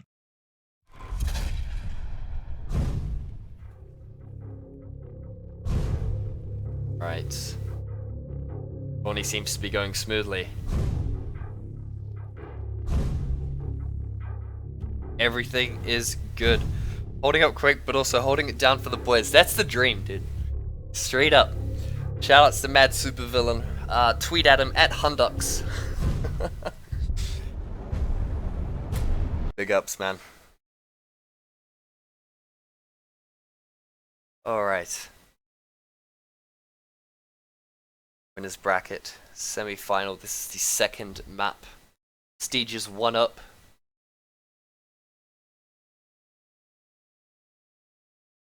Of course, if you guys do want to get a load of what we're doing, you can keep up to date with us on Twitter. Not been the most active, but we will be. We post lots of announcements there. And if you do want to catch any VODs, including this one, you'll be able to relive all the action on our YouTube channel. It sucks huge bungus, but need like 100 subs for a custom URL now. So hook us up for the boys. You know, if you're feeling like, oh, I'm feeling like following a YouTube channel today, Prepare that could to be you fight. and me. Links are all in the description of the Twitch stream. You'll be able to Round keep note. begins Much in love. Any 3, following or 2, community support you 1. guys give. Round 1. But we're fight. going in, and Crib with the rubber band, sweet as. Please fix this, like actually. Being real for a sec, like actually fix this.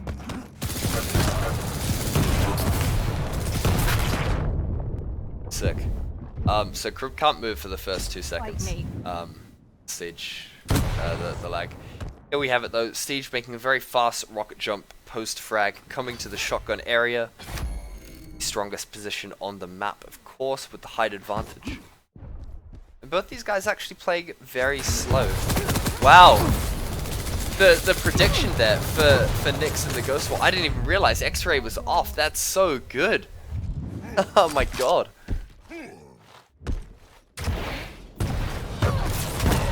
Like, what? I don't believe it. That's crazy.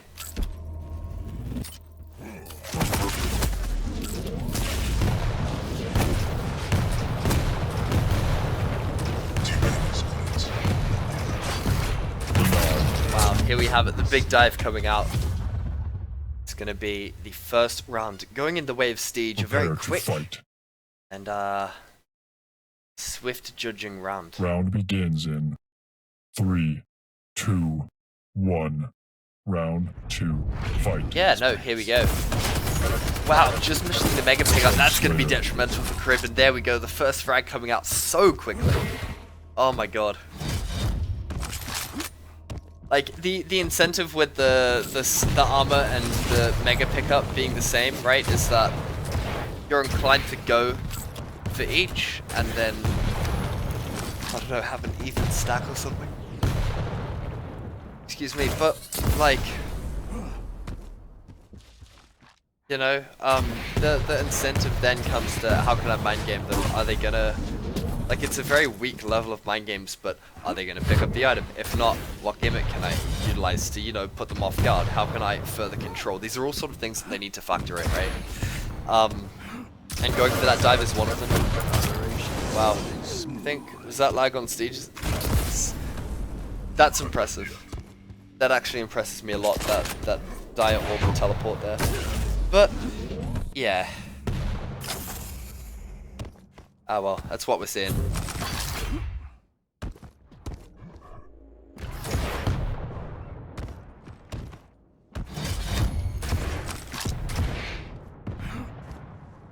Here we have it, Crib on his last hero, Steege, with all 3. Sorry, not hero, champion.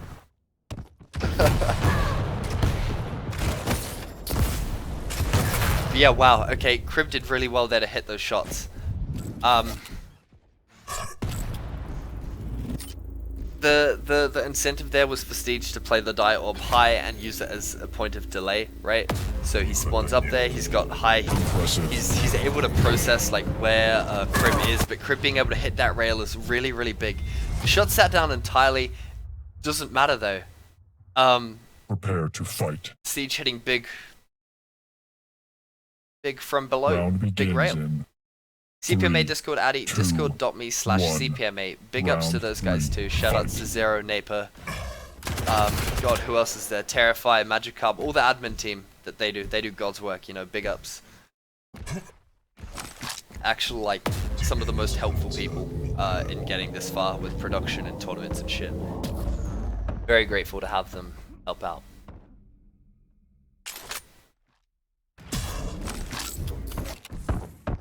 Yeah, right, so... airborne. Okay, a solid rocket, oh my god, Steege with the catch there. We're gonna follow.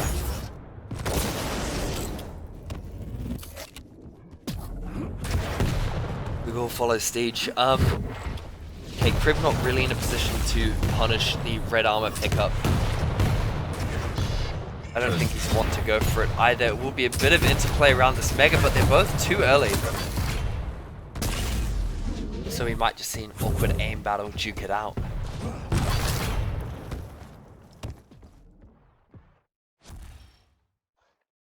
Here we have it. Whoa! Predicted. Crib actually... Oh my god, yo. I feel bad that I'm missing all these kills, right? Because that's so incredible. Crib factoring in, right? He knows that Steege has used the die orb to get down there once or twice. And instead using the rocket to fire it up. A quick rocket jump and rail combo, like the guy has brain, dude.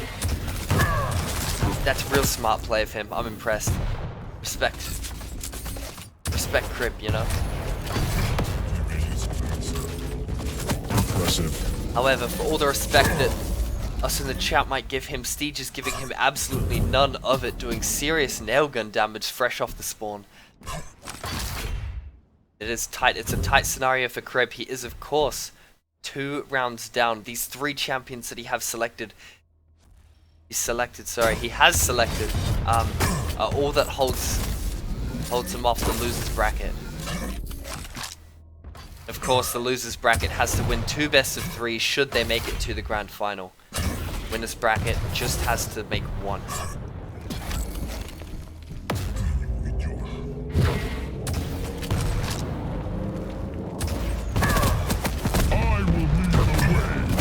Oh my god. Wow, Steege, big combo, big ups, and more warp. Okay.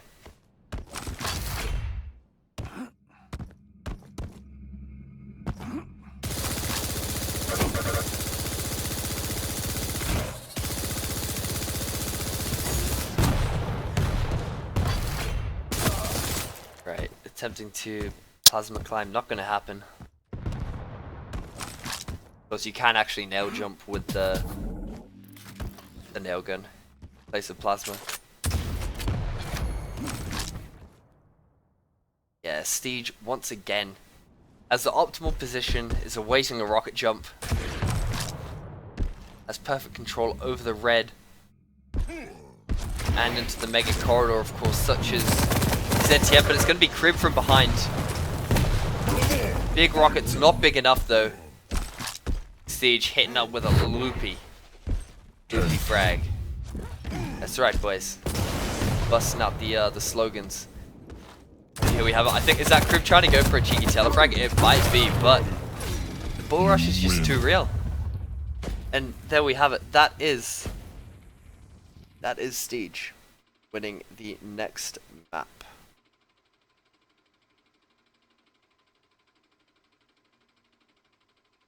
Is that GG? I can't remember. God, it's been a while.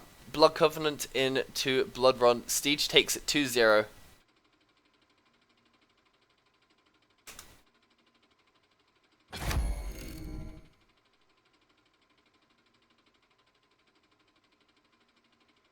And Steege will, of course, be going into the grand final playing for the epic prize pool of 25 American dollars. Epic. Man, oof, oof. That's too real, dude. Ooh, I can't. Ooh, oh my god. Who won first Siege? Yes, it is the best of 3. They did play DM6, and then ZTN Siege took both 3-0. So we are now in the winners bracket. No, we're done. We're done with the winners bracket for now. Next up is the grand final.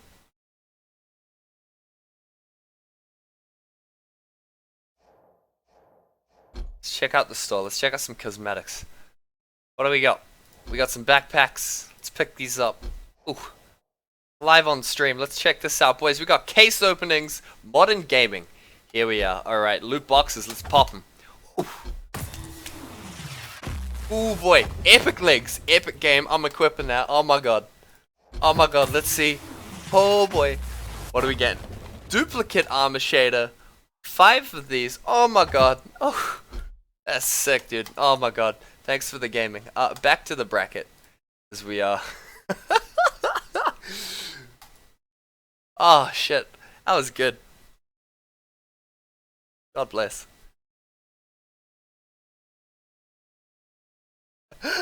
Oh.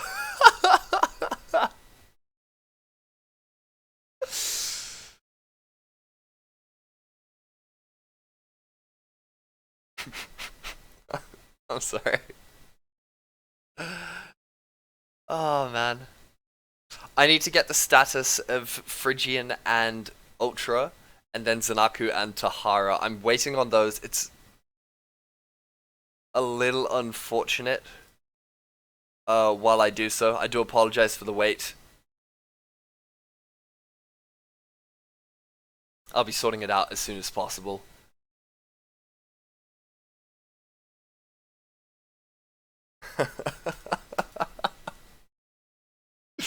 Oh man.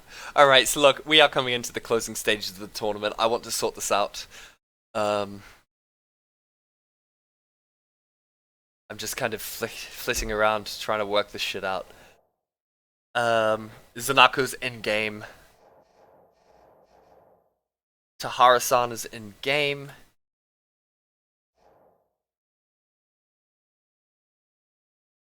Phrygian and Ultra.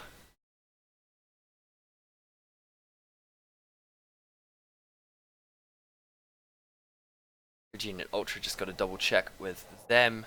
Phrygian is in-game as well. It might be too late for me to catch any of their games if they are playing. It is only best of 1. Which is unfortunate, right? Because it means that we have to wait. Just let them play out their matches, but it's okay. We will be seeing the losers round 6 from then on. We'll be playing.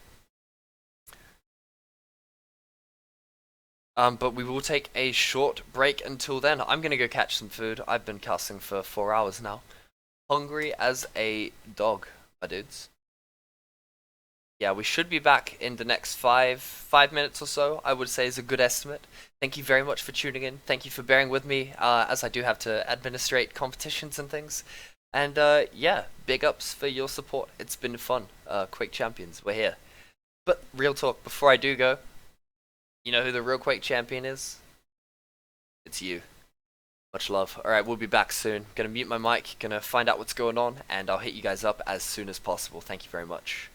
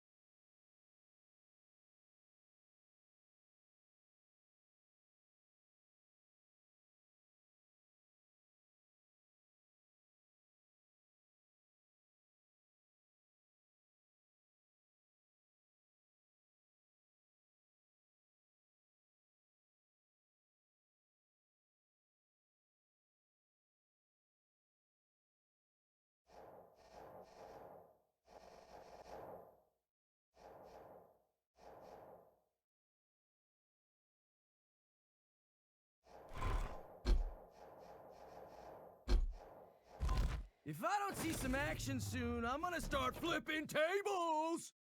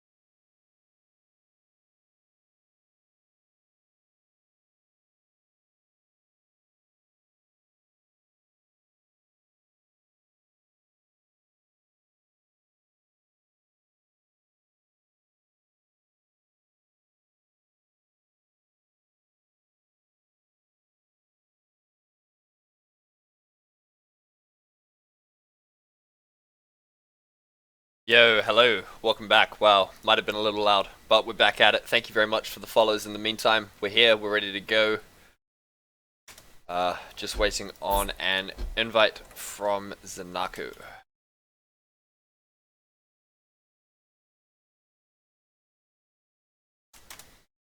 Yes, so this is, for those of you just tuning in or wondering why you've been staring at a bracket, this is the losers bracket round 6 match between Zanaku and Tahara. No, sorry, Zanaku and Ultra. Zanaku beat Tahara 3-2, and Ultra came on top of Phrygian on Blood Covenant each. So, the winner of this match, Zanaku versus Ultra, it's a best of 1. They go on to play Crib on Blood Run. Blood Run.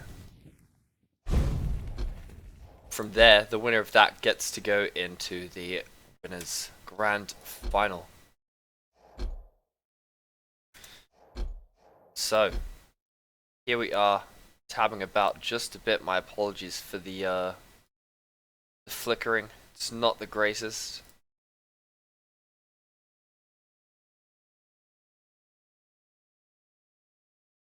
But we are underway once again. So, there we go. Everything is working. We're back at it. Going into the draft. Nice. Zanaku and Ultra Shaft. What can I say? Zen's played a lot recently.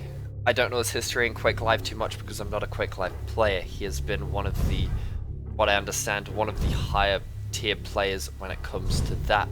Ultra, I do know in great intimate detail. The man came from Tremulous at the youngest of ages, ground through Challenge Pro Mode Arena and Warsaw, to rise up as one of the country's best aimers, best fighters, best overall players.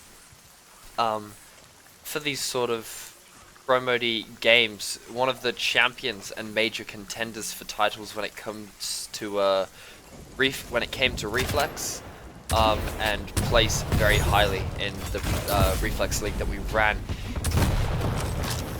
He's also been beasting in every single cup I've run since. Big fan. He also hits like 60 lightning gun on LGC3, so I don't know what to say. The guy's an aim god, you know what I mean?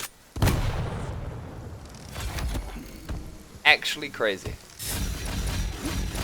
Prepare to fight. We're gonna see if Zanaku can hold up against the relentless Round terror begins in 3, that is Ultra. 2, 1.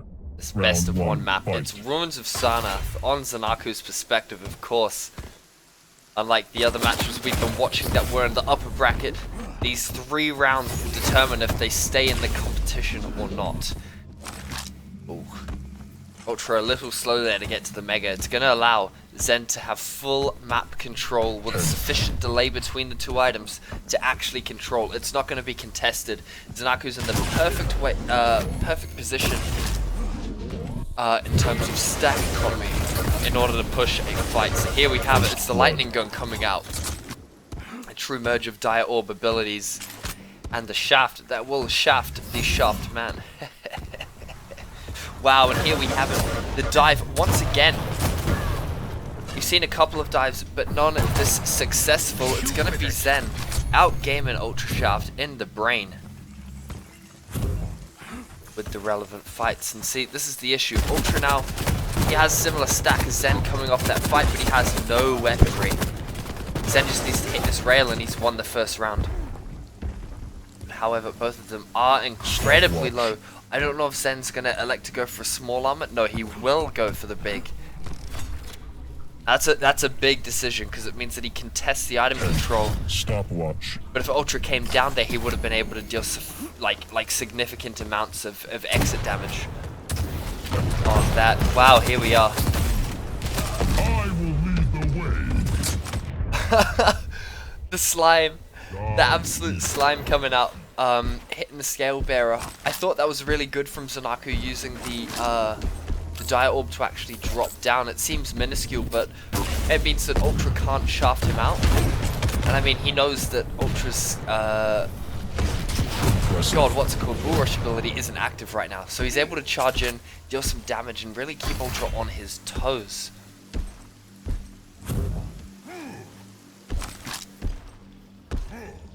X-Ray is on. Ultra and Zen both ideally controlling this mega corridor. Wow. Ultra just had no response there. Zen with Prepare to map fight. control, with he took the fights that he wanted to and had them come out successfully. Round begins Well played. in Like seriously 3, well played. 2, Oh 1. man. I'm hyped. Round 2. Here we go. Fight. We'll follow Ultra then. We'll see what he does off the start. Both these players playing Ranger again. Ultra not electing to go for the air-controlled characters I would suspect he would be more comfortable on. However, his usage of the Dire Orb, his ability to cycle, has come out on top. He's managed to grab both the major items on the map. A perfectly queued up railgun may be in order. This interchange isn't one that he'd like to take, of course. 79 total stack, he's railable. But he will rectify that shortly. Zanaku, of course, taking the high ground, waiting for the next mega pickup. They will be taken, but oh my god, Zen with these bounces. Ultra needs to get out. He can't stay and fight this, and oh man, Zen just hitting serious shots now. We'll go back once again over to Zanaku, see how he's doing. Notice his jump pad height isn't as high. He is crouch jumping. Just gets up that ledge a little bit earlier, makes himself less of a target. Something you gotta think about. here we have it playing right into the prediction. Is Ultra. He's not going to be able to get to the Mega in time. I don't know if he's going to try and fight with Rail. He is. They're just going to try and, you know, peek it out a little bit. I'm not sure if that's the most ideal position, but there's not much on the map for Ultra to grab. He's going to be able to grab, oh, maybe that small armor, yeah, but by grabbing the small armor, he's going to be pulled off the big, unless he gets down there really, really quickly, and I'm not sure if he's going to be able to, no. Ooh.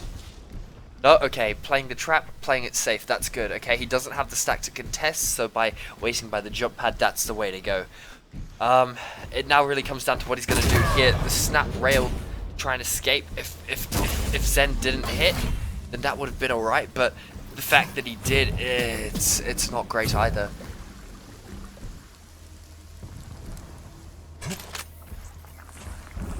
It's definitely not an ideal sort of exchange. The big armor has been taken, and Ultra's not in a position to quickly get to the Mega, which is another worry, so he's going to have to forfeit both of these items. And is well and truly out of control. He knows the timings on both of them, however, he did hear the pickups. But this is actually really, really worrying for him. He needs to get a major item and get back in this game. Next will be the red armor. He's got as much stack as he possibly can have. No rocket launcher to his name, though. Charging in to the red armor room might not be the best. It's very close quarters, it's very tight, and it's perfect for rocket launchers. But here we have it. The shaft is perfectly employed in this scenario. If he can just make it connect, he manages to steal the Mega out of it. This is good. Red's up in 15 seconds, 12. Okay, if he can just hold off Zen, go grab the armor, and then decide when to fight, he's flipped control. Zen is too slow. It's going to be Ultra. He has the sightline. This is nice. Really well played from Ultra. We've seen a lot of players when they get out of control or in deficient scenarios that they're not going to be able to. They get aggressive. They charge in. Gimmick, epic gimmick. Totally cutting it all down though. Just throwing the dirob out there. It's that's kind of gross. That's actually very gross. That shouldn't have happened. That was Ultra's frag. That was Ultra's fight and his control. So look, whatever. We have to move on. Pretty disgusting though. Here we have it. Zen playing from the high ground now, deciding to dive in. Ultra shaft connecting in a way that he would like, not fast enough to switch to the rail. 1 minute warning. It's going to be 2-0 to Zanako. This is the last round for Zen. If he gets this, he progresses into the losers bracket final.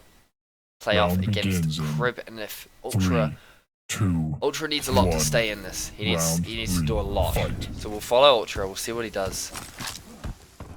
Red armor spawn, nothing too major. Neither of these players have decided to swap out what hero they're starting with. Impressive. Zen is really low. These players playing around looking for a sound cue.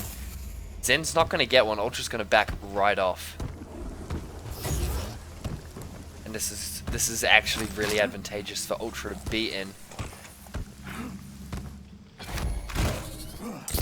10. Stopwatch. Major armor room. Very hard to get in and out of, but now Ultra has shaft. He has full stack and shaft. Like, this is I don't know how important it is to say it. Ultra's shaft, man, like he's gotta have it. And when he does, it's a worry. Here we have it. I hype up his shaft, he hits some, but not great amounts. That's alright though, that's his first frag of the round. Zanako now on Scale Bearer, and Ultra has the cycle. He's going to be able to pick up those shards, have some serious stack coming into this engagement. He's going to need it against Scale Bearer's base.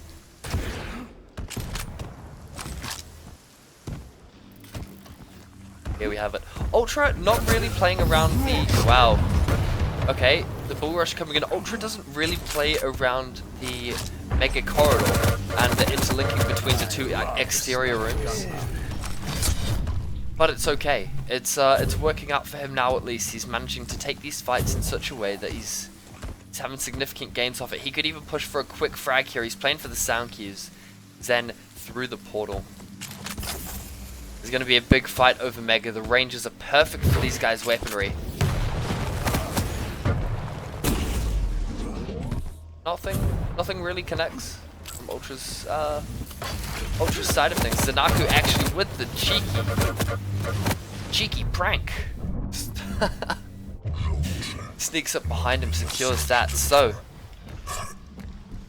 it's alright though. Ultra does have a Scale Bearer remaining, as well as Visor. This is Zanaku's last life. However, if he manages to get the kills, it's the only life he'll need. He will take this map.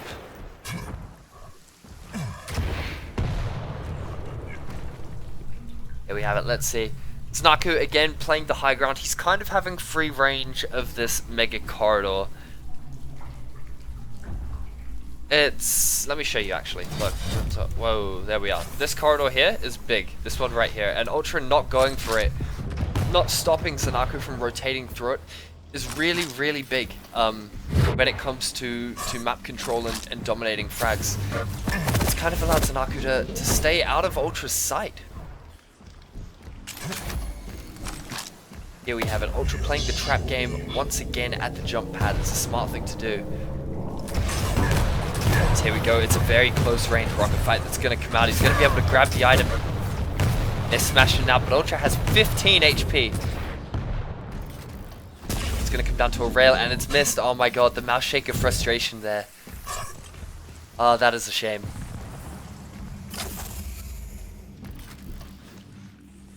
It's alright though. In terms of where both of these players are, it's definitely going to be Ultra superior scenario. Zen's got a good lock on the Scorp. He's got the stack to push. It's going to be an LG fight. It's going to be Ultra that takes it with 2 HP, taking that first round. Well done to my man. Ooh, that's hot. To fight. That is hot. Ooh, ooh, man. Round begins in 3. God 2, damn, dude. 1. Fight. Yeah. It's finally come.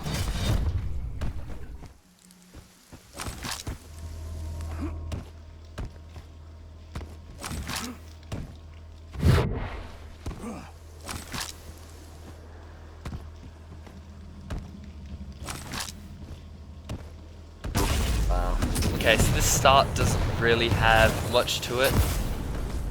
Ultra picked up Major Red, big armor. Items coming up very shortly, but Zanaku cut out of that room. He's not going to have any real inroads.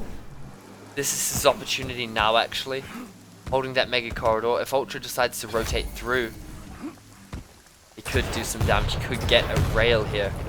That would be ideal, but no. Okay, he doesn't actually spot Ultra. He goes through the portal before Ultra just catching the side of his player model. So, LG fight coming out.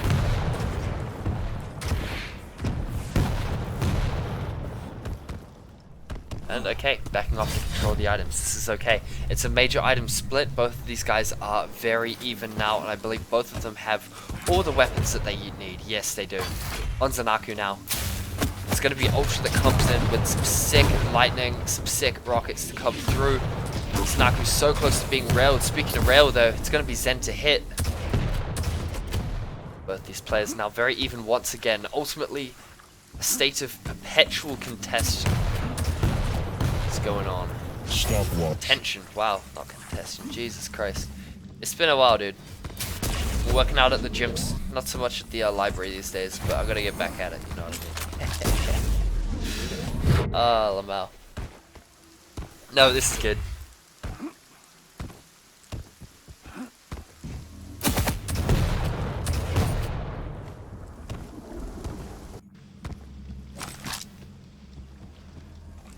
Here we go.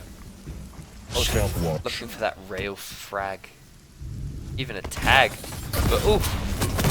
It's too tight. Ultra does grab it. Zanaku's left low. Ultra on the chase.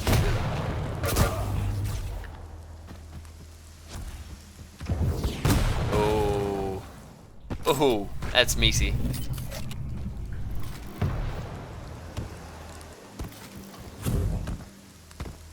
Really sets Ultra back to square one. 25 HP.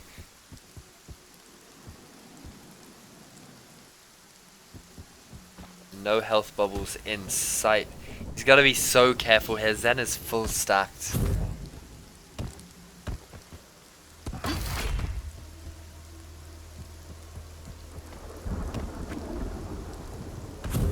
catch? He definitely did now. Wow, Ultra.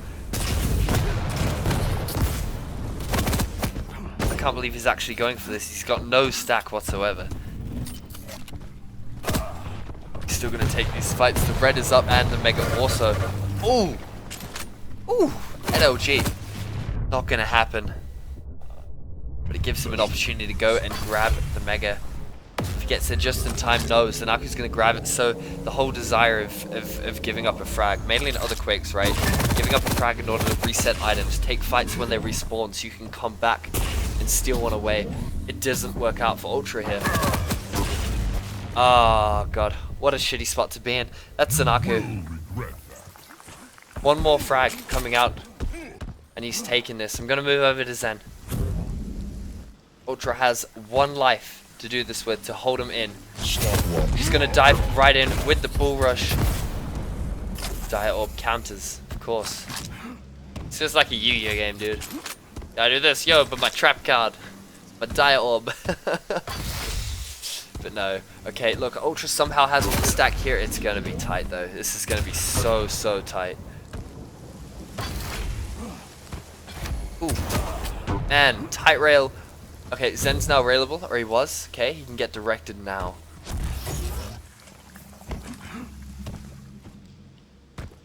In terms of items, Ultra's nowhere near. He's not having... the fights that these guys are taking aren't really favorable to either. They're both kind of hashing it out, and because they're so skilled, it's coming across quite nicely. But Ultra, yeah, he hasn't really cut off Zen's rotational route much, if at all, this game. So we'll see how that plays out. Damn. There we go. And we're having lag. You win. No, okay, shit, never mind. I'm a clown.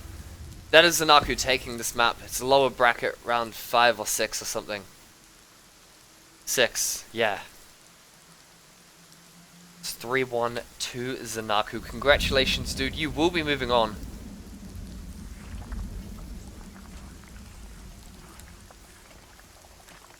To play Crib on Blood Run. Guys, welcome back to the stream. Thank you very much for tuning in. That's your boy Gaz12. Respect the Paco, my man. Oh, big ups, guys. Thank you very much. Scroll up through chat. Got to shout out the boys. Ooh, damn. Shoutouts to Mushes. Shoutouts to Jake. What's Gucci?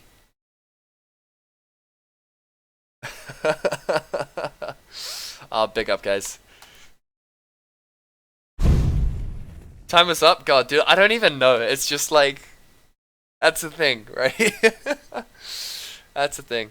Sensitivity, I'm not actually playing. I use 5 sensitivity in Quake at 400 DPI. It works out to be about 20 centimeters, but anything between... Oh god, I'm not Rocket Jump Ninja, I don't give a shit. Play with what you want, alright? It doesn't matter. I'm ZTK. Thank you very much for enjoying my caster. That's like a load of self-validation that gets me real hard inside. Means a lot, dude. Thank you very much. I'm ZTK. Got my Twitter there. I've been casting Oceanic Quake for about... Christ, a year now. Yeah. It's fun. It's fun. Thank you very much to all of you tuning in. 4 hours 30 so far. Will be done very shortly, I believe.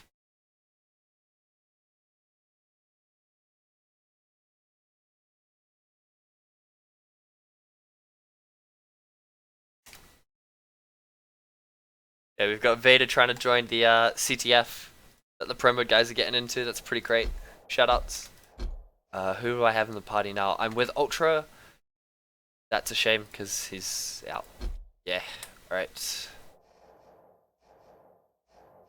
I will pull Zanaku in. And Crib.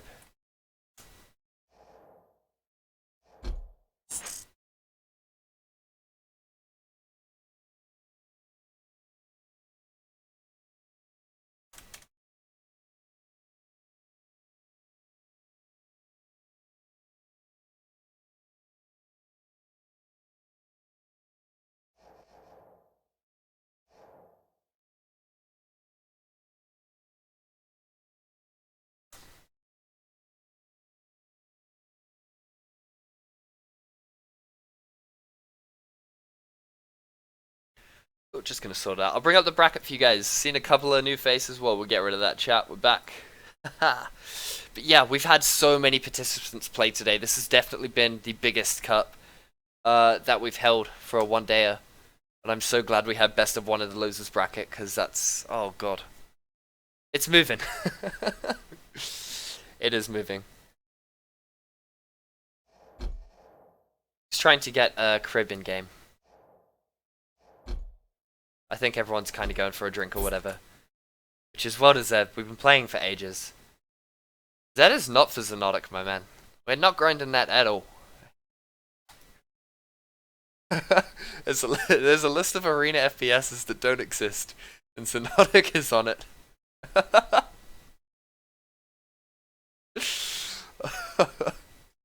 Oh man. No, I'm joshing. Shoutouts to like the 3 people that play Xenotic. You guys holding it down.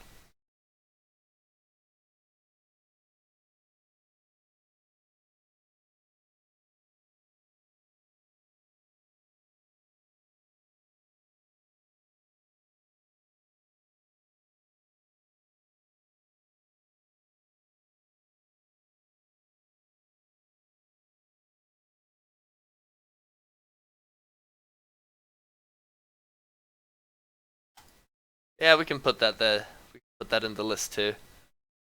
We are running a cup for that later, but I'm not stoked. We'll see how it goes. Alright, so this is the last match before the grand final. Grand final format, for those of you who aren't aware, is 2 times best of 3. So Steege has to win 1 best of 3 series, and the winner of Crib and Zanaku has to win both of them in order to be crowned Quake Champion. You feel me? So yeah, that's how that goes. That's what we're doing. We out here, just waiting for Zanaku's gonna get a drink, waiting for Crib to come back from whatever he's doing.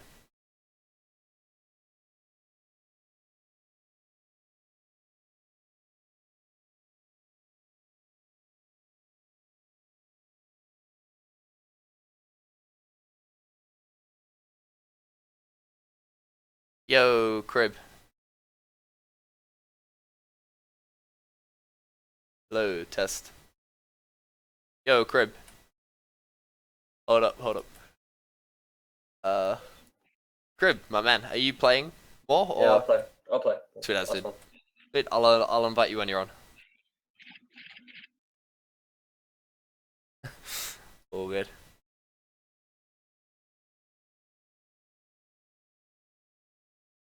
Oh my god.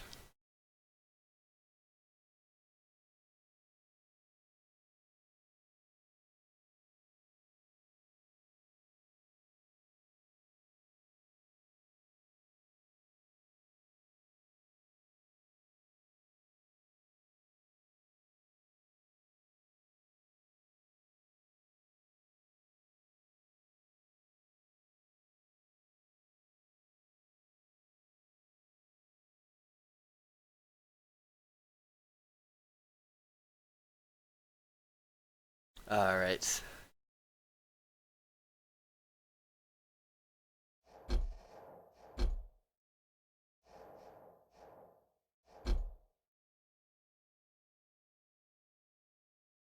Alright, so we might be taking another chill couple of minutes. Just settling down, man.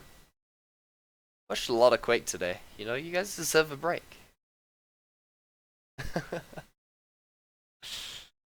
Oh man. Yeah, let's see who we've got. We've gotten Ed Homps, thank you for the follow. Zhenju, Yoloshov, big up, OPOP for you, my man. CJF, Sun for Easy. Jor, Azuf, Quaizo, Foxboy Gaming, Path, Swoopy, that's a cool one. That's a cool name, dude. Mellow Unicorn and It's Mother Brain. Big up, thank you guys very much for following. Do we do that? Do we read off the follower thing? And we go, wow, thanks. I don't know, but we are. Big ups, guys. Thank you so much. Oh shit! Actually, is that 250? Oh, yo, we're well over 254 followers, guys. Thank you so much for hitting that milestone. God damn, much love. Holy crap, we've been sustaining 50 viewers for the entire time. It's much appreciated. Actually, holy shit. That's incredible. Big ups to you guys, thank you so much. Grand final coming up in maybe 10 minutes, so stick around for that. Cribs offline,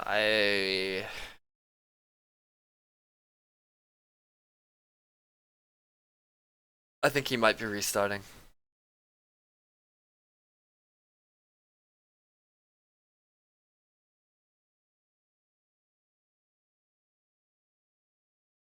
But yeah.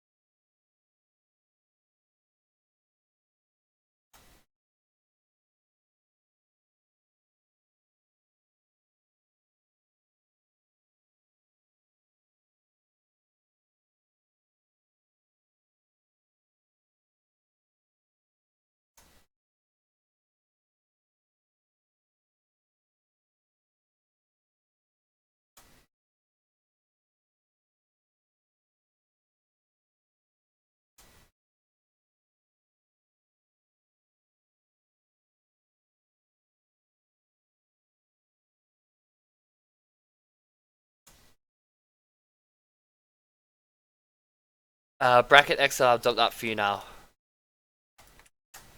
There we go. So I do apologize, we will be getting started very shortly, I hope. Crib is in menu. Wow, that's my first voice crack of the day. And we are in game. So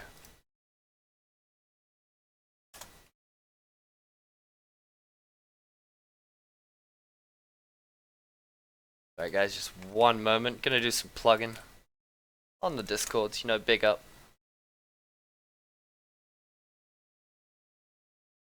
Cool. So, Zen's ready, Crib's ready, we're all good to go. The map is Blood Run. Oh yeah, screen, of course. Yeah, it is Blood Run. It will be me versus... not me. Crib versus Zanaku in the lower bracket grand final. The winner of this, of course, goes through to the actual grand final, playing off against Stige in a 2x best of 3 series with winner's bracket advantage. Is that all good? Can you guys see that? You guys watching game? No, you're not. You're still on here. There we go. Alright. Cashing out today, boys. Been good. Has been good. Prepare for draft. Let's get it. Crib and Zanaku. It's one map only. Of course, this is the last losers bracket match. But we'll have some big gaming continuing. Siege versus the winner of this. I'm excited. Zanaku, I kind of favor as the favorite here. Crib playing was, you know, a little antsy, but maybe he was just getting into it. The truth be told, though, I know none of these neither of these players. I come from a totally different Quake scene, and I'm just impressed at every turn with some understandably high level of competition.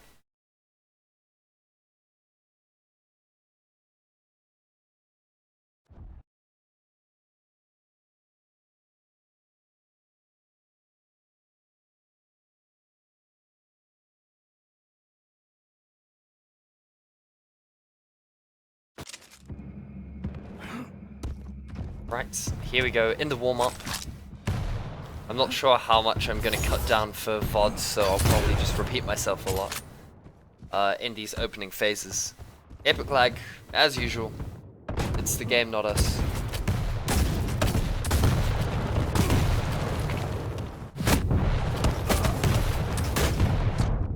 Damn. Sick warm-up frags. Prepare to fight. Round begins in 3, 2, 1, Round 1. Here we are.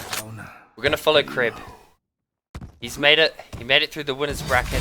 This is the only time he's been in the losers.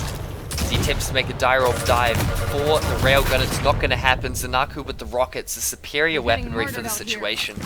It's gonna manage to capitalize. Crib unable to escape. Slow game coming out here. I think it's very warranted. Like Crib, he has essentially nothing. Sorlag has double the stack that Nyx does.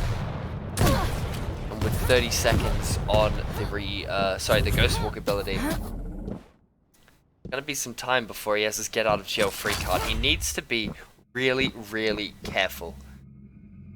Because at every turn, Zanaku's gonna be there. He's gonna go to sleep at night and Zanaku's gonna be there. Alright? It's gonna work. He's there and he's ready to frag, you know. There we have it.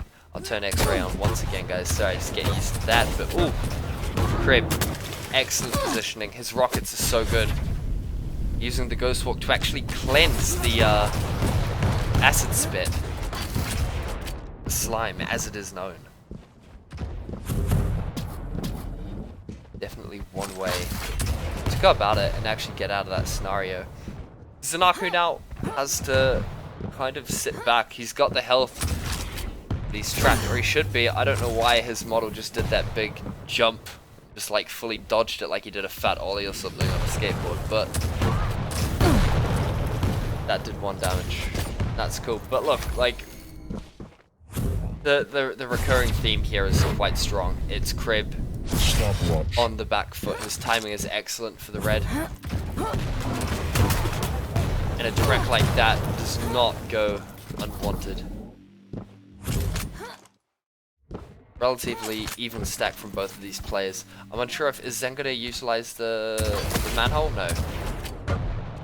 Here we have a big fight coming out. Zen can afford to take a rail, but not much else. If he takes a rocket damage or two, then he's probably gonna gap. And there we go, he decides to do so. Crib not really exposing themselves, doing excellent job, excellent work there to not get railed. Yeah.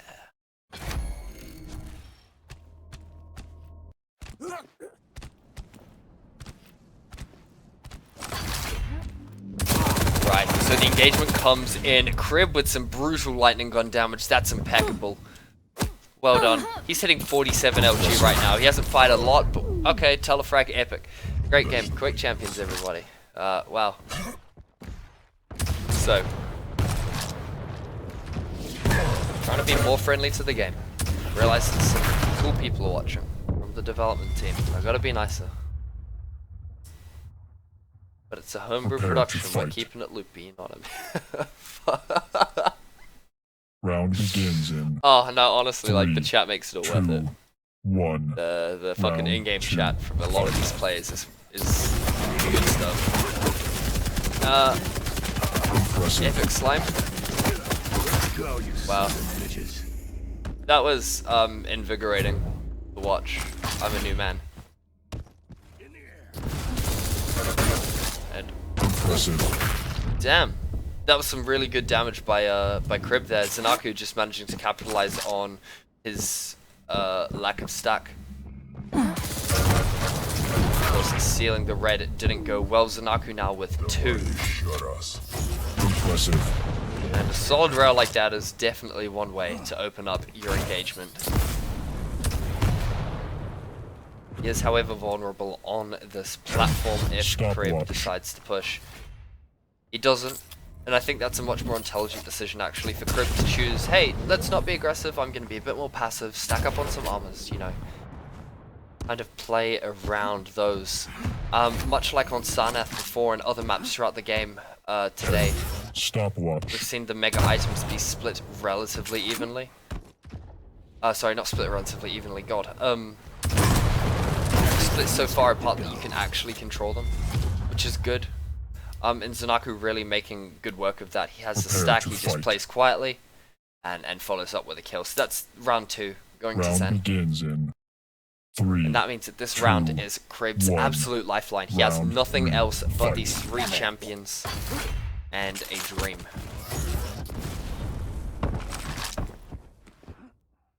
Blitzing to grab the railgun is good. It means Zanaku's going to need to be waiting for a rocket launcher, and it means free damage should he connect. Whoa, actual tri-bolt damage coming out. Tell the family.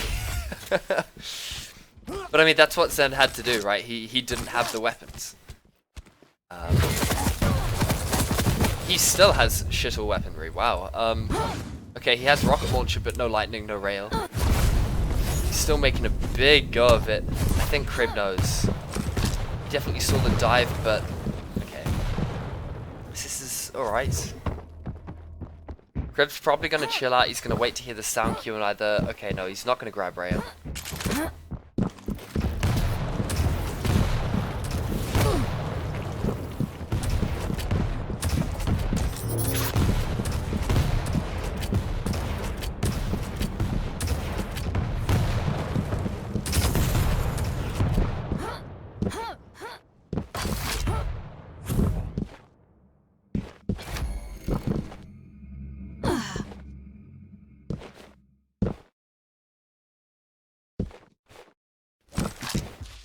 Seeing a reduction in pace right now. Crib trying to kind of feel out Zen. Zen very much playing over the higher expanses of the map. Ooh. Okay, this is his moment. Crib can hit any damage there. There we go. Okay, perfect. He's got Nyx, he's got the double jump, he's got full map control, and an easy frag here should he take it.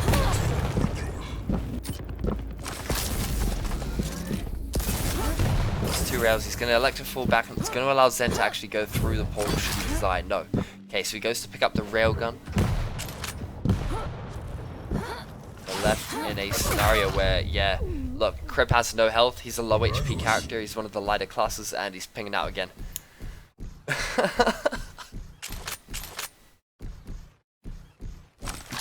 So, hey, you know.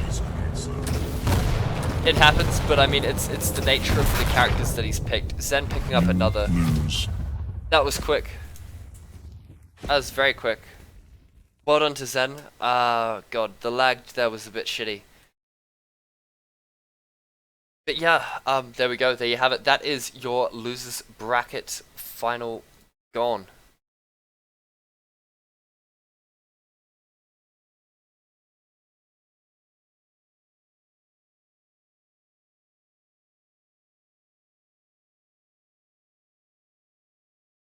Right.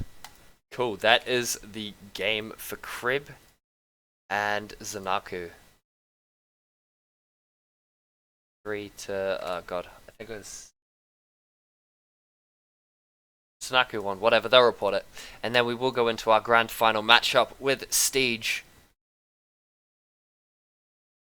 First map of that will be Ruins of Sarnath.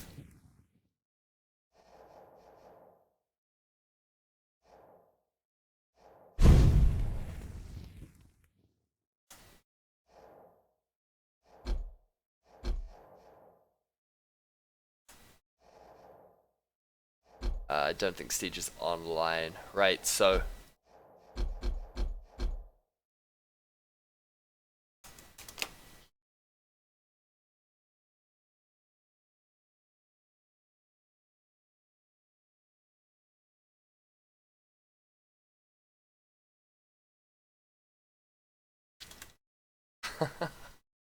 Alright. Okay. I'll be leaving this party, right? Apologies for the flickerings. I do Alt-Tab. There we go. It will be Stage. And, wow, we have a full CTF lineup going on right now in Australia. That's big. Oceanic AFPS Discord. The link is in chat. Not in chat, sorry. The chat description. 1, 2, 3, 4, 5, 6, 7, 8, 9 dudes on the server, my god. They're playing pro mode, dude. We're still playing this, though. Stage versus Zen in the final, that's big. Sort this out.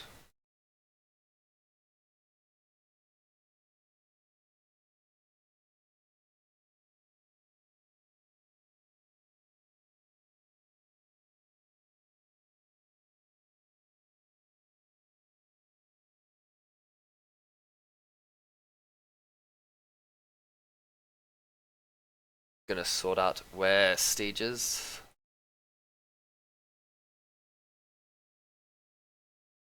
Right, lit. Yo, so this is the grand final. We're coming up to it now. I'm gonna start tweeting out and shit. If you guys don't mind retweeting this next tweet, that would be cash.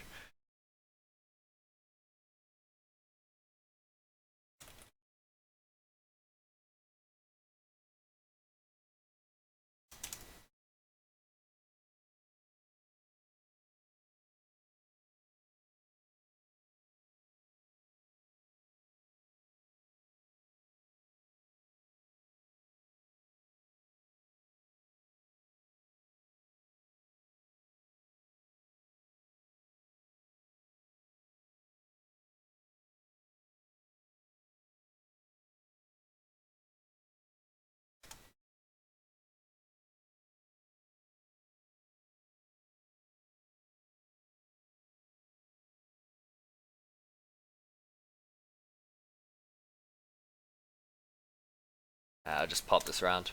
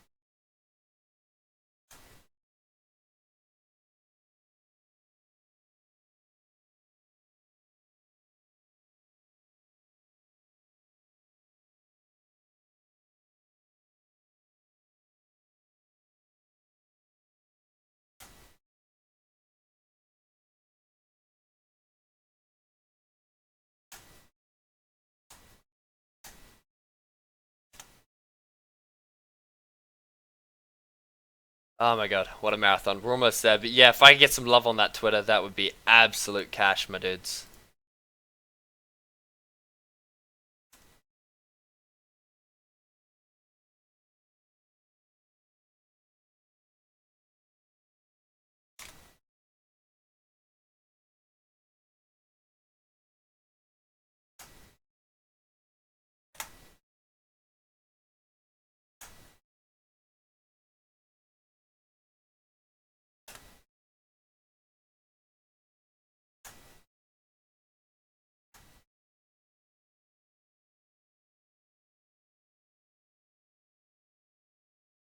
Alright, I've done my plugs.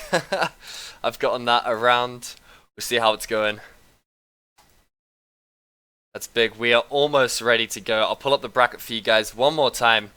We'll be able to take a look. It is Steege versus Crib. Sorry, Steege versus Zanaku. My god, it's been a long, long game, my dudes. It's been a long day. Got some big gaming coming up for you very soon. I'm going to get a glass of water, and then we're ready to go. So get hype, and then after this we'll be playing some CTF or whatever. I will be back in 2 secs.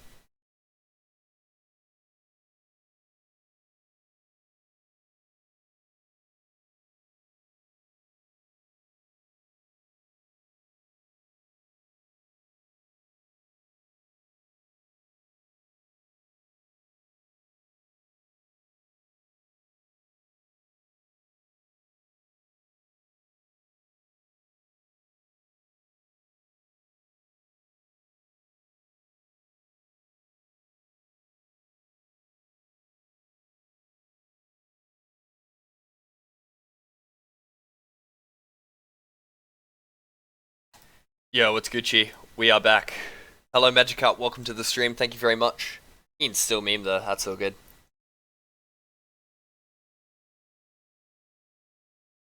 Yo, we got Spooled in chat, what's Gucci, my man? Alright, we're gonna head into the grand finals now. I've got Zanaku in my party, I just need Steege, and we'll get underway. This is good. It's all been building up to this. Ladies and gentlemen, we've had how many participants? A couple. 22. No, 21 in the end. 21 participants have played. We've finally gotten this far 5 hours later. We are ready and hype. Definitely not tired. I've got my coffee with me. We're ready to go. So, as you guys can see, kind of, I can't really control the bracket broadcast, but the first map is Ruins of Sarnath. And then we kind of go from there.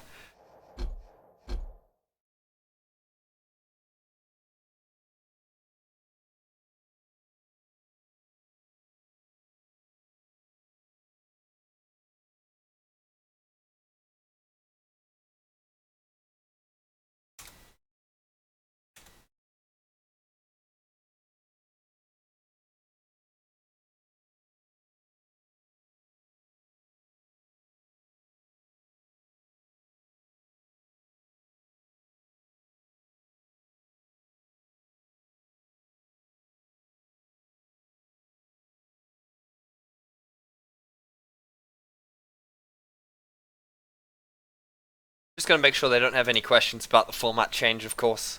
Just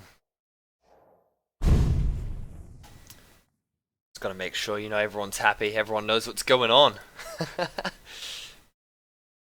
Yeah, we're about.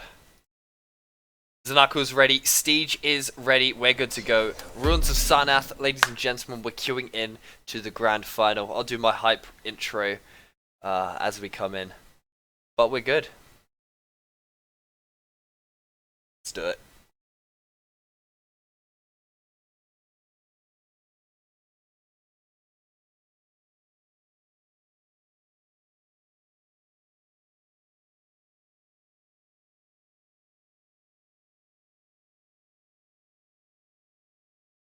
Prepare for draft. Ooh, Steege with the bents.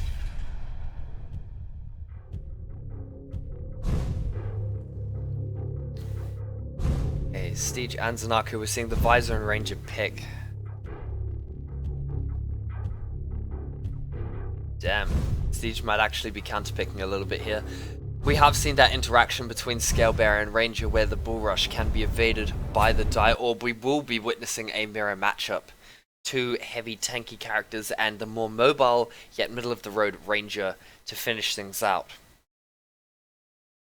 Oh boy. Ruins of Sarnath. Ladies and gentlemen, welcome. This is the grand final of the first ever ZTKFPS Quake Champions Duel Cup. A cup for the boys in Australia, New Zealand and surrounding regions to really show their mettle in the latest evolution of Deathmatch. We have the two contestants out of 22, 21 maybe. There are a lot of players, you know, in the form of Steege and Zanaku, of course. Competing for a little prize and ultimate glory. This is the first Quake Champions tournament ever to happen in the Southern Hemisphere. And I think about the second overall, no, fourth. It's one of the freshest. I'm ZTK, welcome to my channel. I'm very excited to see this. Round one. We're going to follow Steege off the perspective in this 2-series best of 3. Steege came from the winners bracket, who's been one of the most grindy players when it comes to QC. His focus has been immense. His dedication to the highest. As he gets ready to stack up, managing to take the Mega and the light armor coming down for the LG. Allows him to have a full weapon base. Items are spawning very quickly. Not enough for Steege to cycle. It's a dangerous decision to actually come in here now. Sends Bull Rush edging so close, my god. With the way that's played out. Wow, okay, the frag comes out and Steege has full map control. Well played. Ooh, okay. Zanaku decides to charge in. It's pretty heavy to do so. It's a hectic decision and one that won't be rewarded. He will in fact be punished and sacrifice another frag.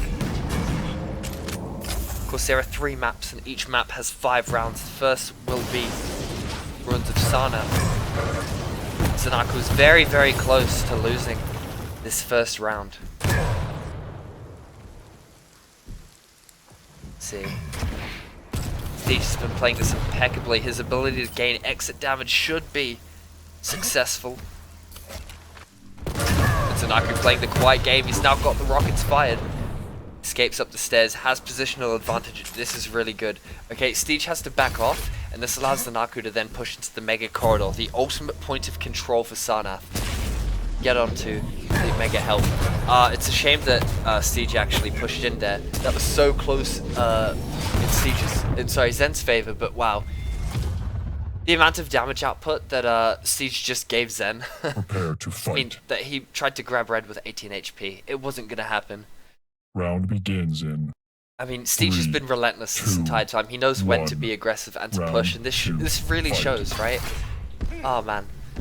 So that will be the first round going to Steege. He only needs 2 more to progress to the next map.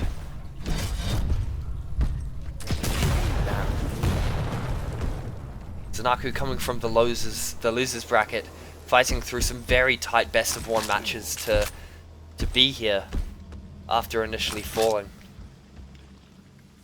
Will mean that he has a disadvantage. Why am I being Steam phone called? That's harassment. Stop doing that. Never mind. Back at it. I am showing the scoreboard. Fucking kill myself. That's awful. That's all. Hey, it had to happen, right? It did have to happen. It's not a cup. It's it's not a cup if I didn't. I can't believe it. I'm so sorry.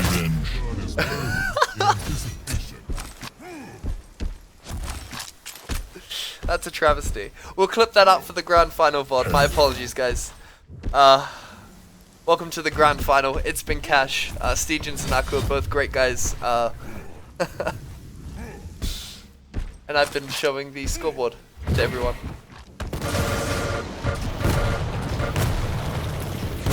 Real sick. No, it's alright though. I knew it was going too well, right? Like the cup was running too nicely.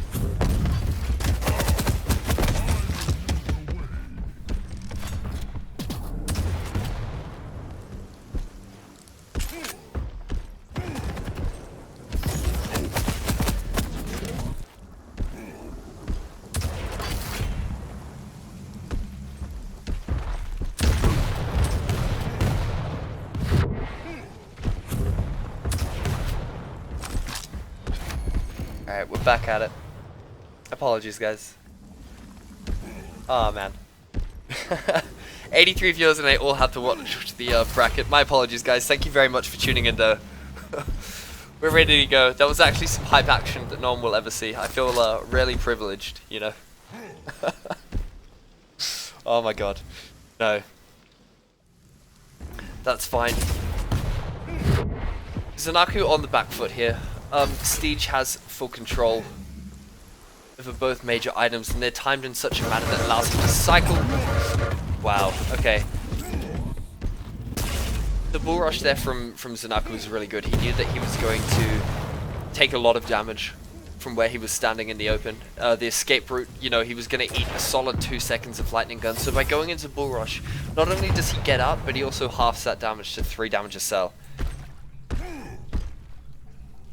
10. Stopwatch.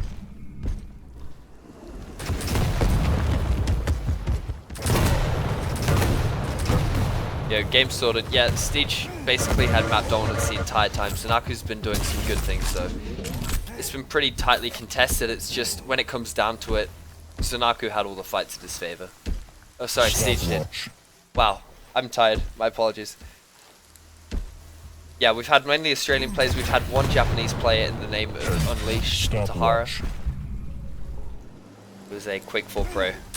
He actually did well. He progressed a couple of games through the lower brackets, so big ups to him. Here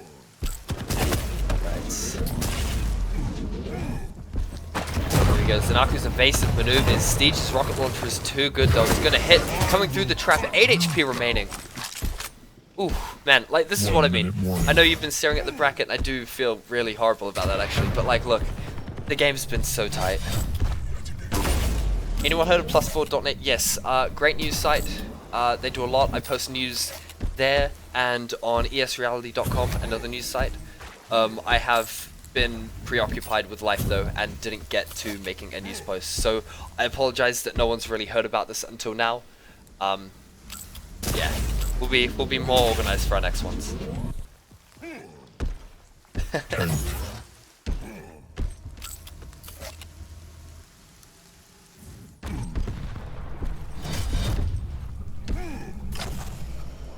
So yeah, Stage here just continuing his cycle.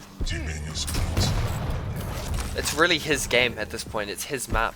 Zanaku's doing excellent work though at delaying the timer. The timer is going to be ticking down though. 3 seconds left in the round. Zanaku has nothing. God. Sudden death. Sudden death. 5 Alright, minute never mind. warning. I don't know how this game works. So usually if you have one champion remaining and the other has 2 and you go to sudden death, they lose. But because they both have the same number, we have to do this or something. Actual overtime. That's alright. She's cool. Both of these guys so incredibly low. It's one slight rail that will end it.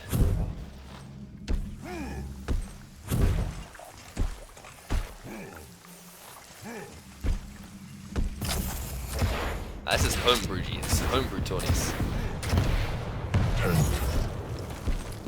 There we are.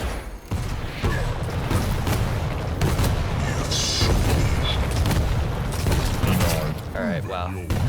That's unfortunate. Second round goes to Stage. The thing with Zen that he's not really able to do, or wasn't able to do in that specific scenario, right, was utilize Vizor's Warhack, and use railguns to whistle away Stage's stack, because it's not like you have unlimited frags and it's decided based on time limit, and instead decided on frags.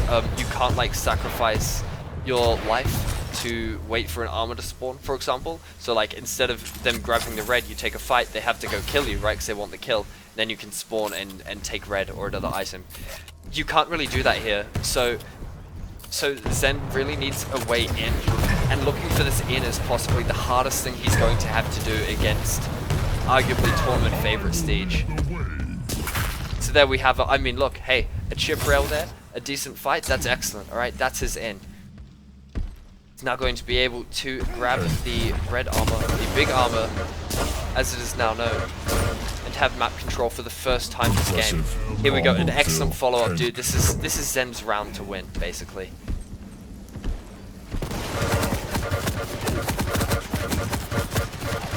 Wow, and there we have it. Some decent LG, just both of these players very content to mash it out. Stage is on 50 HP or less. Very much railable. And as it comes down to this major armor, if Stage is here, put on X-ray. Stage isn't here. It's good he's not. Because if he was, that could have been a very quick third frag to Zanaku.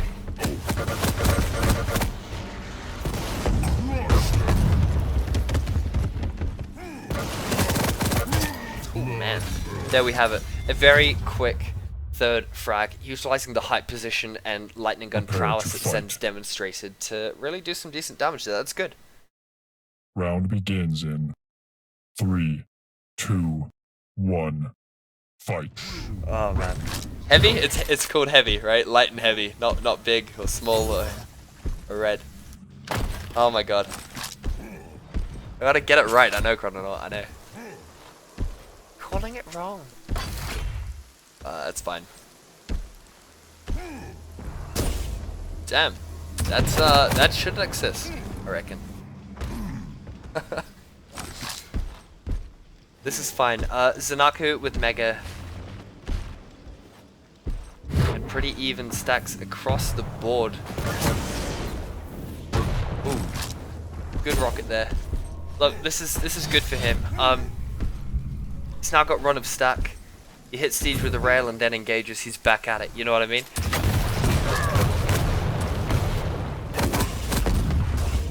Here we are. Oh wow, epic bull rush. This game is amazing, truly.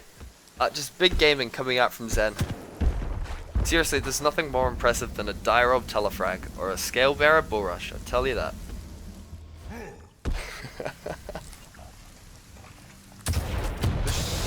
Oh man. Stopwatch. But it's kind of gone the opposite way for Stage. He has the health. both of these players playing Scale Bearer, they have the health, and Siege is the one with armor, right? The items are, by and large, the timings, they'll come up at the same time. It allows for an opportunity to split. That's good for Zen, because he really needs to split. But, okay. Again, 2 bull rushes. That's just sick, dude.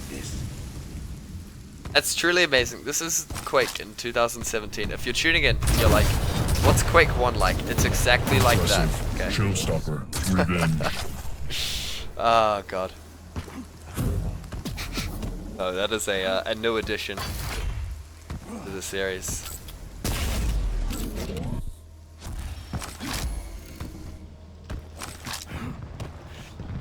Let's watch Zen.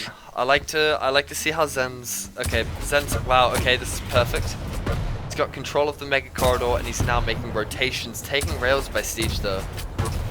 That's a bit shitty. Ooh, damn. Opportunities for damage and even trade coming out. There we go. Zanaku takes a second. Sorry, no. Takes the 3rd frag of the round. Prepare And will to be fight. 2-2. This is, of course, the first map out of a potential 3 or 6. Round begins in 3, We go the long 2, haul. 1. Fight. And very, very tight the entire time. Zanaku's perspective to start off. It will be Scale Bearer on Visor. And that is tough.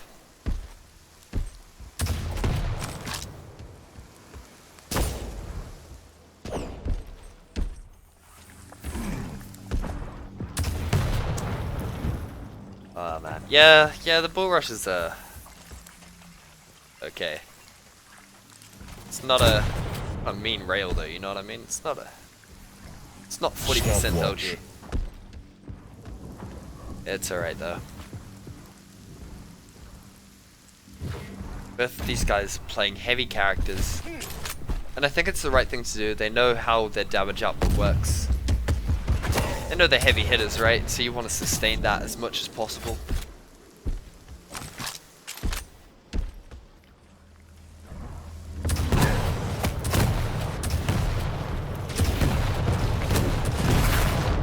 Now we have Siege actually taking that frag. That was aggressive. That was very aggressive. Diving down like that with rockets, like props. Yeah.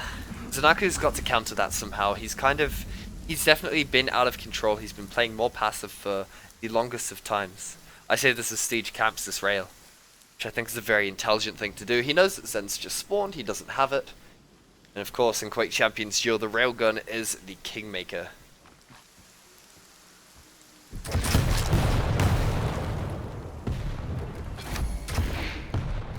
It won't exactly play off in his favor, but he manages to grab. Ooh, that's zesty, dude. War hat coming out, being utilized properly for a cheeky sneak attack. It doesn't go in his favor that well. You know, it's a bit of chip damage. It keeps Zanaku humble, but you know, it could have been a much bigger opportunity than what eventually resulted. Yo, thank you guys very much for all of you tuning in and following. It is much appreciated.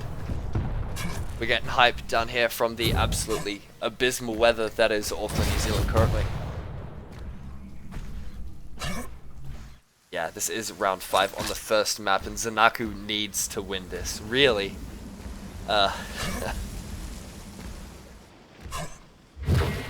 He's got such a deficit. I think that playing against Siege in another best of 3 after this is... It's not like it's hard, it's not like Zen's bad, but it's more like it's fatiguing, you know, as a player to play up to 6 straight maps where you have to be careful about so much.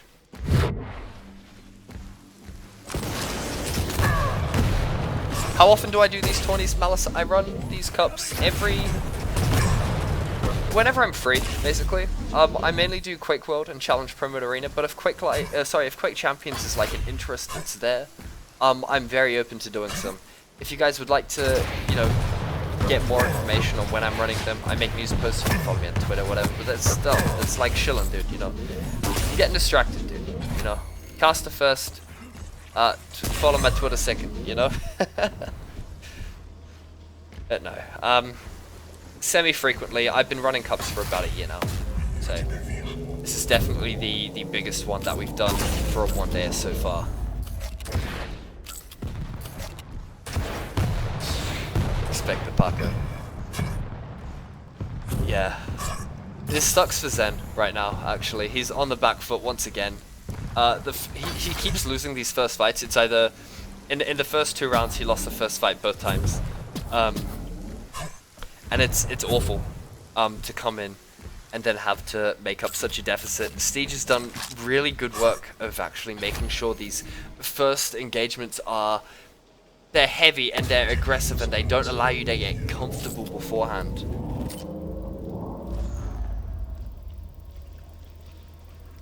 Yeah. There is a prize, it's a little one, it's community funded.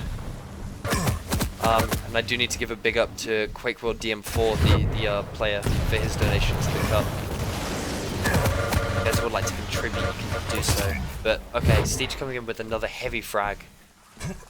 Zanaku, without any escape routes again, he just kind of dives in, and yeah, sure, you're taking that from the high ground. It's not enough, really, once you're in the room. So, time limit runs out. It's GG for that first map.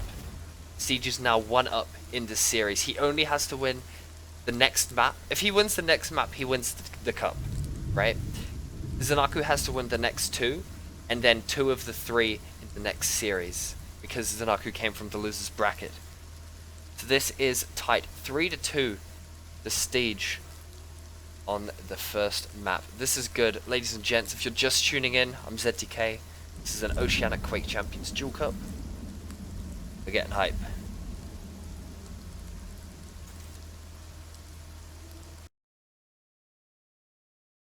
We'll just work out what the next map pick is. Of course, the map format for selecting maps is the map format for selecting maps is... Christ, that's awful. The format is, it's determined by bracket, and then from then on, it goes from the loser's pick.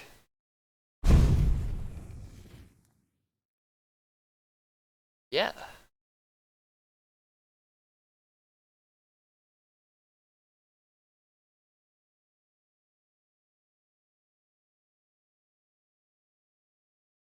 I'm just gonna hit up Zen.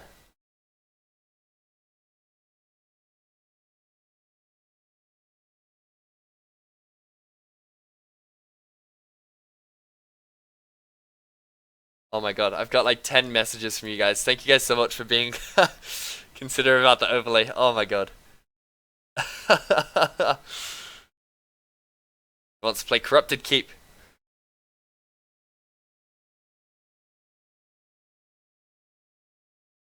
Sweet. Corrupted Keep, of course, no railgun on this map. One of the newer, smaller maps. We're getting underway.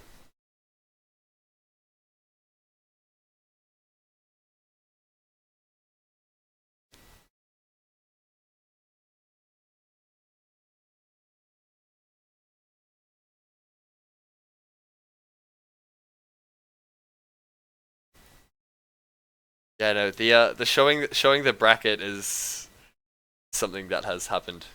I think every cup, but never in the grand final though. Prepare for draft. I thought I had escaped my worst nemesis, that is OBS, and we're back at it. The legacy continues. No, it's Zanaku's map pick. He's picked Sorlag as his first off. Quite a heavy champion, but one with lots of stack available to him. And the slime and air control passives. Zen picking Blazkowicz once again. He's really only done this on... I think we watched a Zen game before. I've watched a lot of Quake. A lot of people pick BJ on this map because of the lightning gun, the lack of rail, so you can close with the lightning gun a lot, and the various jump pads that there are that frequently come up in usage in order to deal damage, get frags. It's sick. Ladies and gentlemen, welcome back.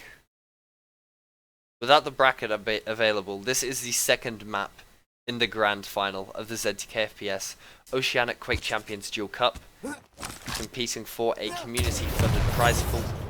at ZTKFPS. You can see all our VODs, including this one. They will be on our YouTube channel. If you would like to contribute to Cups, present and future, you can also do so at the link below. Very excited to be here, very excited for this to happen. Thank you all very much for tuning in. As we do get underway shortly. Prepare to fight. Round begins in 3, 2, 1. Round 1, fight. Right. We will be following Zanako. It is his map pick. Wow. And God, Steege with the... Oh my god, that's actually like impressive, dude. The fast wall hack, he spawns on the lightning gun. It allows him to do so much damage first off.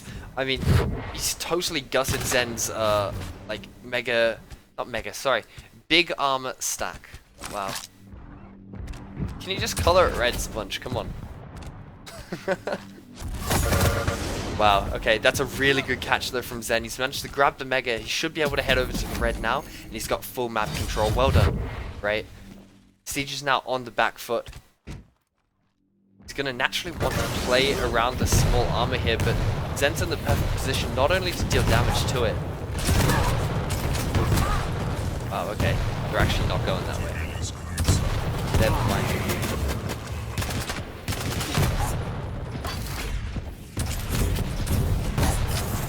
Okay, electing to fight over this mega health. Once again, there's a lot of commitment coming out from both of these players. So low as they escape and pick up their respective major items.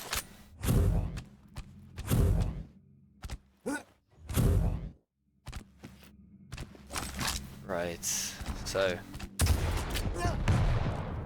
it's a very tough spot for Zen right now. They do have even stack, but the position of the tri-bolt corridor hasn't really been frequented much by the in-control players. It's pretty much neglected for the jump pad and exterior rooms by Mega, okay? So by Zen being there, it really presents a challenge of where do I come out of? Because to counter where you would usually go, Steege has positioned himself around the rocket launcher, around this area, right? The high ground.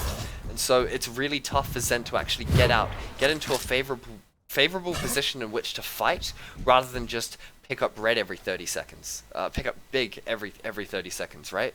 It's real tough, and once again, Steege is doing the perfect maneuver, right? He's slowing the game down, not giving anything away in terms of sound. Allows for a lot of damage to be given to Zanaku, and here we have it, right? Steege is in the perfect position. This is the power spot, right? Zen can't escape here without taking a lot. He jumps down this jump pad. He's screwed. If Zen jumps up, he does damage. There should be a frag for Steege. There we go. That was a very clean cut. 10. But hey, that's how the game goes. Impeccable decision making from Steege there in terms of holding off. Unlucky that Zanaku has BJ, and this is the thing, right? BJ and hit scan weapons are excellent, okay? He gets double, he dual wields, you know, and the DPS of the shaft, while already strong, is even more powerful. So this is actually really good for Zen. This is his way in. After being out of it for a very long time. In that first map, he was out of the game for a significant amount, just out of control, you know. So here we have it. Zen on the back foot. Trying to punish Steege for his LG pickup. It's going to be a very even exchange of damage, though both of these players very low. I'm not sure if Zen wants to commit here. But he will do so, and he'll get the frag for it. Well done. It's going to be Scale Bearer. Yeah, that's the one. That champion. Scale Bearer is Steege's last lease of life before this round, of course. 5 rounds in a map. Steege is 1 up in map score.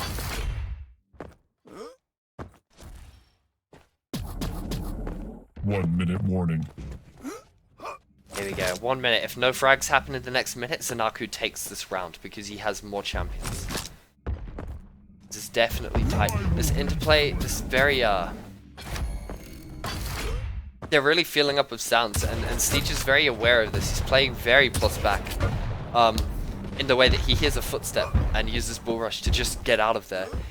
I think his estimation of Zanaku's stack is it's overestimated, really.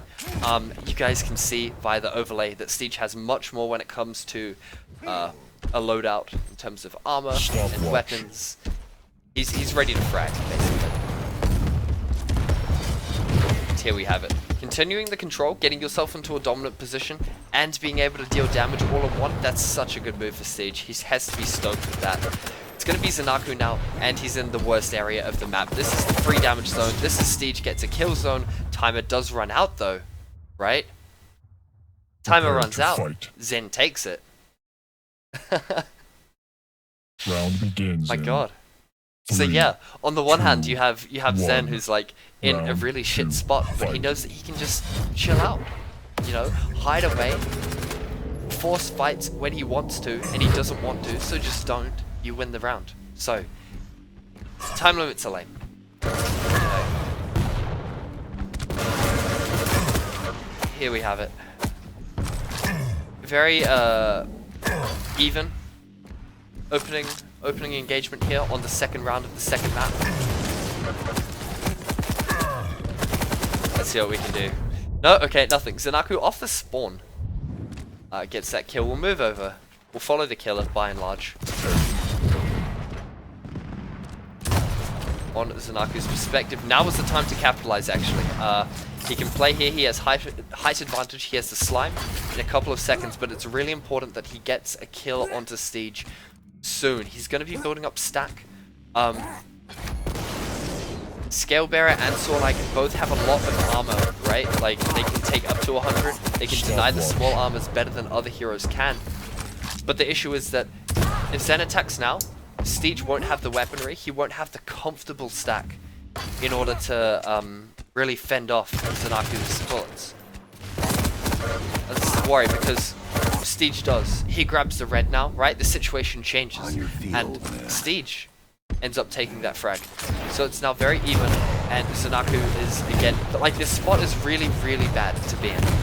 It equals free damage, every player hurts the other to such an extreme degree, actually. It's kind of crazy. Like, Rockets or LG, everyone kind of gets screwed by it. It does go in the way of Zanaku, though. Never again. So that's okay. This game's been very, very, very tight overall. Opting for the slime. That's good. He can actually do a lot of damage to Siege off the spawn here. Sorry, to Zen off the spawn. Wow, following Siege now. And look, that positional advantage just coming out. But it won't be enough. 2-0 now to Zanaku. What a game, actually. Siege has seemed to be up and like almost able to secure himself the round begins in the round. 3, 2, But it's not happening. It's 1. Zen coming out Round on his 3, map, fight. his pick. Watching Zen, he's going with the Sorlag pick to start off again. It's Sorlag and Scalebearer in the engagement. Here we have it, the major items denied by Zen. Siege has nothing. Despite being a tanky hero, there's maybe 80 HP, if that, kind of play with. Okay. Look, and here we have it, the opposite scenario of what happened just before, right? Height advantage onto that really poor spot to be in. It's going to be a dive, though, from Siege as he comes out with the bull rush. Not going to make contact, but it doesn't matter. It did its job, forcing him off the mega health, giving Siege some advantage. He now has full control of the map, grabbing the big armor as well. Let's see what we're doing here. Alright, just an awkward battle, maybe impatience by Zanaku. But Siege pushing in, his aggression is very good. The way that he utilizes his lightning gun and hits, right? He hits like a truck, you know. It's very impressive to see. Zanaku with BJ, the BJ pick I thought would actually come out a lot sooner. But he doesn't really connect in the most ideal fashion. Wow, pushing through here, too aggressive, I reckon. Yeah. Is Siege hurt? Siege should be hurt. 56 HP, yeah. Like, that was very risky to continue pushing against a dual BJ. Your weakness. That will be the first round, though, so the aggression does, in a way, pay Prepare off. to fight. It's not the greatest, though. Round Or begins at least in the most ideal. 3, Thank you guys very much for the 2, follows, the retweets, the 1. viewers. Fight. Cash, thank you guys very much. Here we are. We'll follow Steed. He picked up this round. And Zanaku is trapped. The only thing he has for him is the weapon advantage. The slime is going to come out and mutual frag. Oh, man. That happened.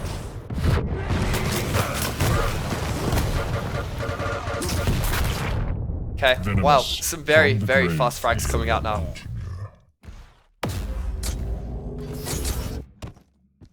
But that is good. I'm not sure if Zanaku was actually aware of Steed going through the portal, if he heard that or not. That is okay though. Here we go, a very close engagement. Steed's aggression, once again, he's pushing hard, right? Oh, wow. You win. Well done. Well done from Zanaku. Just the slightest sound cue enables him to take that map. Congratulations. It is now 1-1. Zanaku is still in it. Next map pick will be Steege's. Picks DM6, Blood Covenant. Both of these maps have actually gone 1-1. That's quite cool.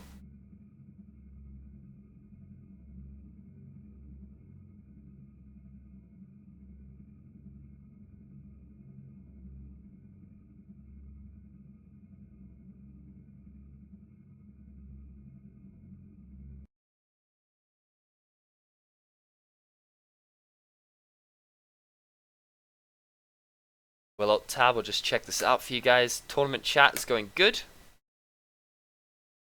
Here we are.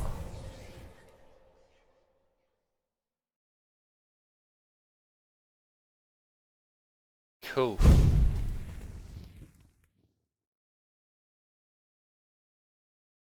Thank you very much, guys. So,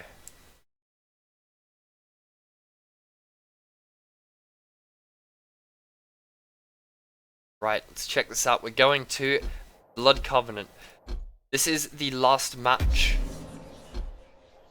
Sorry, the last map in the first best of 3. Steege wins this, he takes the cup and gets crowned ZTKFPS Quake Champion. Yeah, boy. Haha. You know. Other than that, if Zanaku takes this, we're in for another slog, another best of 3. Such is Prepare the for winner's draft. bracket advantage. I'll bring you guys in to witness the bracket. Quake Champions champion. Yes, dude, the Quake Champions champion, my dude. Right.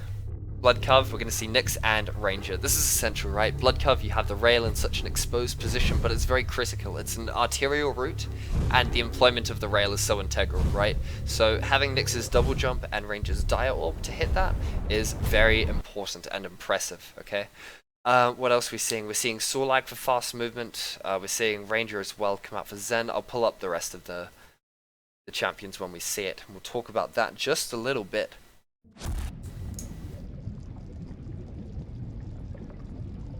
Both of these players are ready to go. Blood Covenant, ladies and gentlemen, the final map, or what could be the final map in the grand final. Visor and Rager for Steege. We've seen a lot of these, I don't want to divide us and call them Quake Live players, right? But a lot of the players playing Quake Live have impressive performances with Visor. We saw Crib use it to great effect. Steege as well.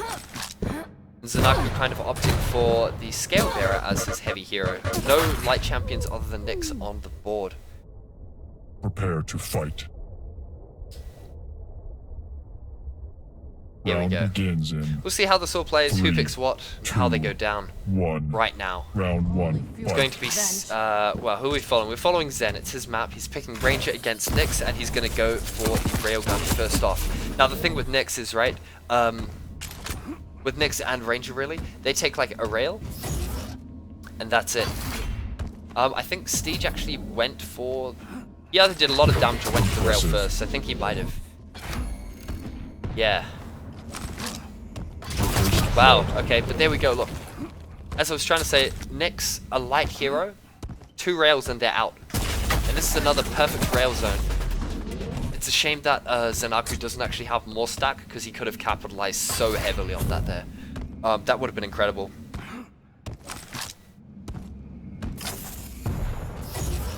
So here we have it.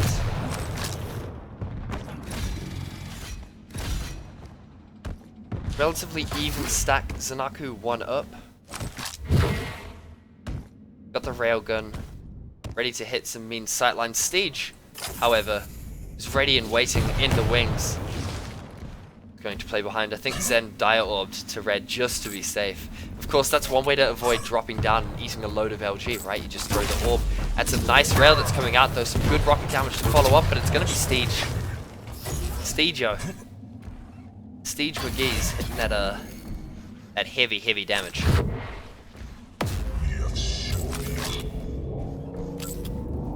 Impressive.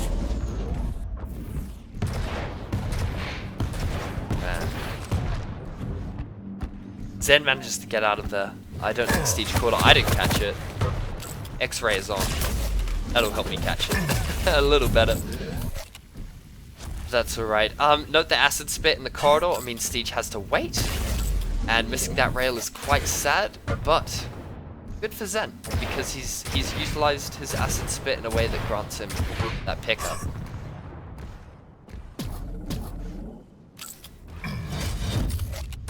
Here we have it. Steege once again grabbing the big armor. Big ol' red. Zen once again caught out in this really inopportune position. I'm not sure if it's a bait or not, but just being below the pillars.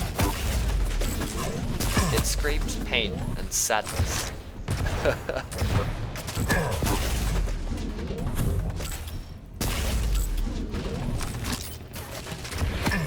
Some very tight shoulder peaks coming out there, but it will be Zanaku to have the stack and to escape relatively unscathed.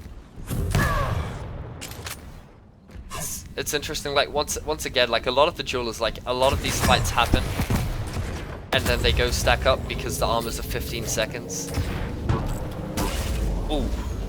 Ooh boy.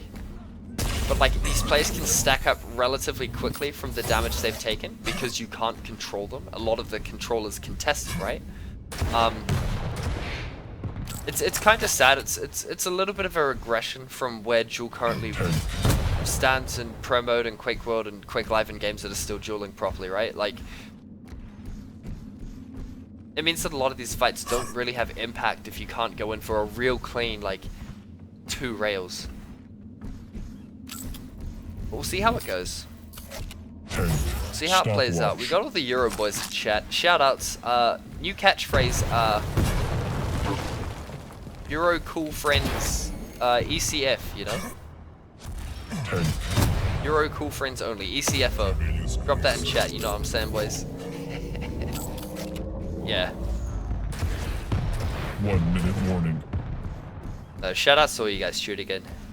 The worldwide reach is pretty humbling. Stopwatch.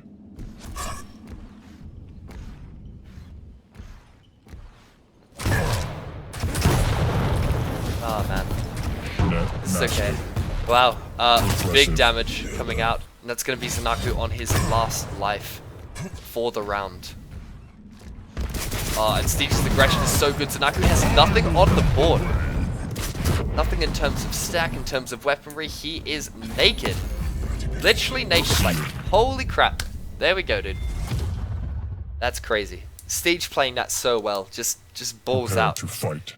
That's crazy. Shboda, if you would like to cast Round begins in this series or 3, perhaps later, just 2, come in. 1. Hit me up. Round 2. Fight. Always keen for a brother, you know, to hop on. But yeah. Right, Steege wins that very close. It's going to be Zanaku that has a high amount of stack from Solag starting health and grabbing the red. That works out well for him in terms of how much stack he can utilize, especially compared to Nyx, right? Like, Nyx, a low champion, 2 rails, and they're eliminated.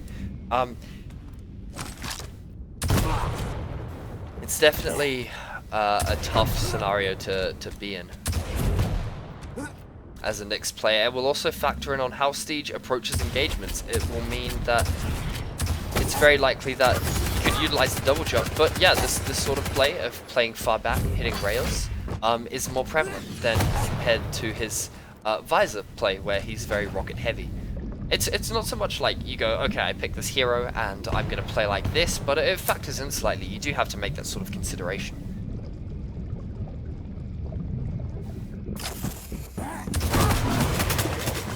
Slime coming out, and he does have the tag, so Zanaku does have an idea of where Steege is right now.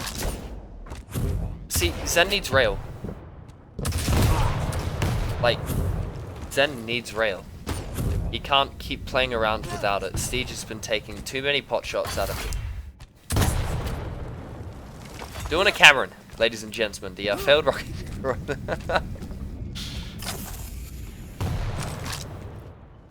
Oh jeez. Big ups to Cameron.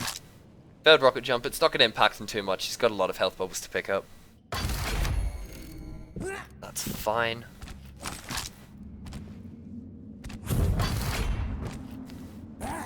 Here we go. I would like to see Zed engage now that he does have rail. That's perfect. Playing around the portal, excellent. Ooh, eating those rockets, not so much.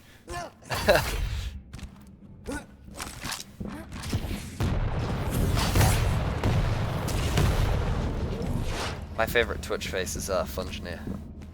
Ultra. But yeah. Nah, this is good. Hope you guys are enjoying this. I'm just having fun. Fun Sunday talking shit.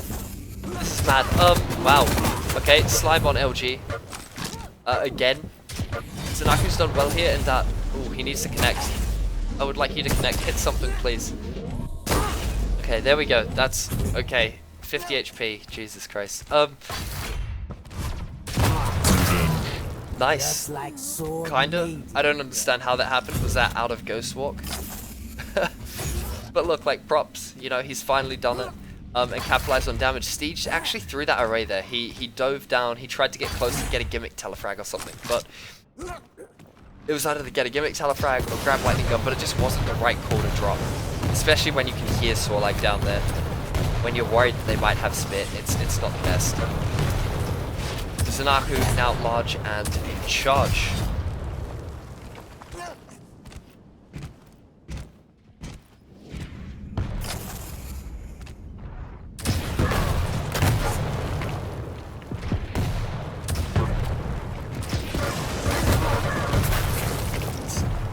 Wow, okay. Steege with the suicide. Just an awkward fight for him. He can't.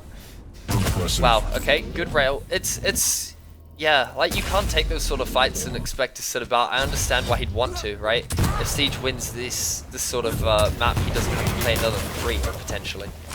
But yeah, Zanaku could also be using the Scale Bearer active ability a lot better. That Acid Spit, trying to land directs is actually really critical.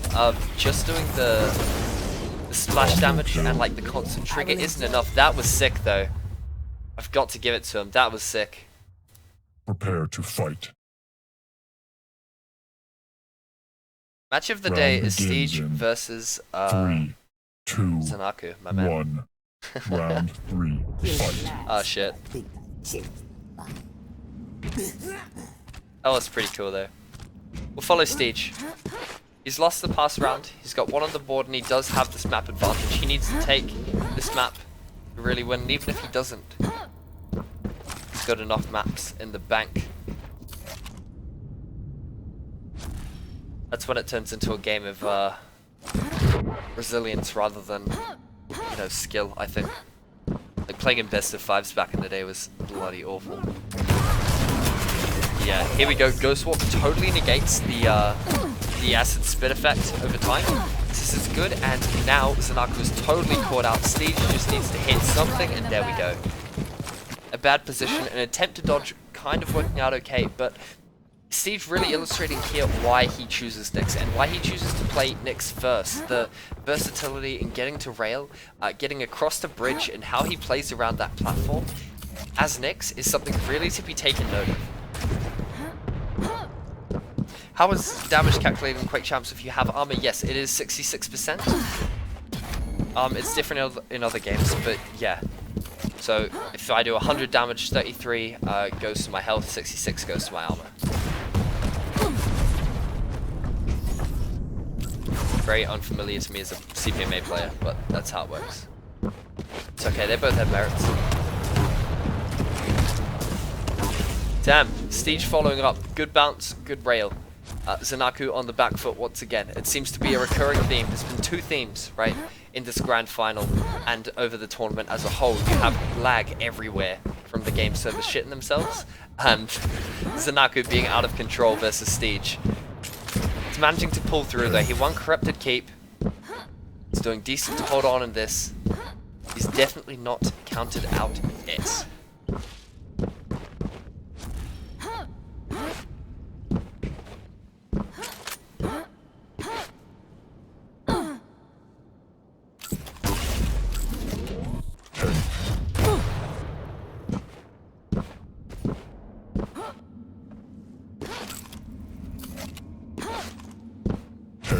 Stopwatch. Right.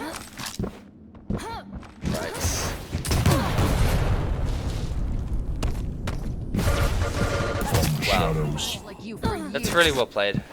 Using, like, again, like, these abilities from Steege have really been used to accentuate what he's doing. Nyx is just strong. Like, her Ghost Walk is so good, and being able to juke Zen out, giving the impression that he moved away, when really he still had, you know, tactical dominance, is just so good. That's free damage right there. Net master. Oh my god. Wow.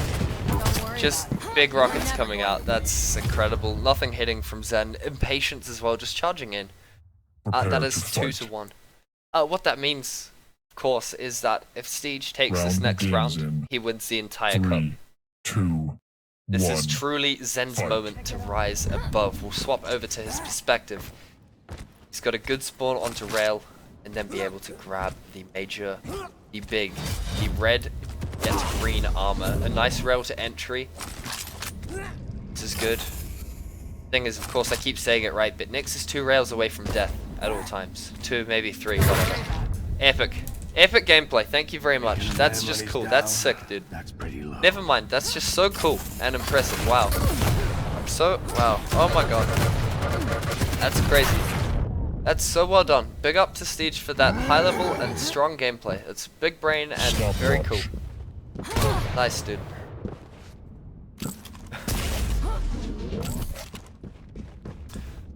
Fucking hell. Okay. Stop swearing. I apologize. Got built up anger issues from all these slimes. Acid spitting me and Jules.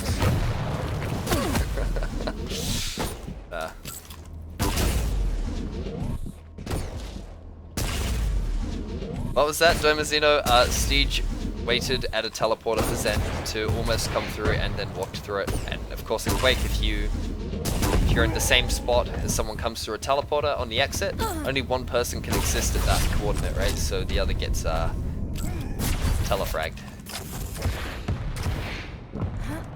I'd say it's like the only cheesy thing in Quake, but Champions has added more.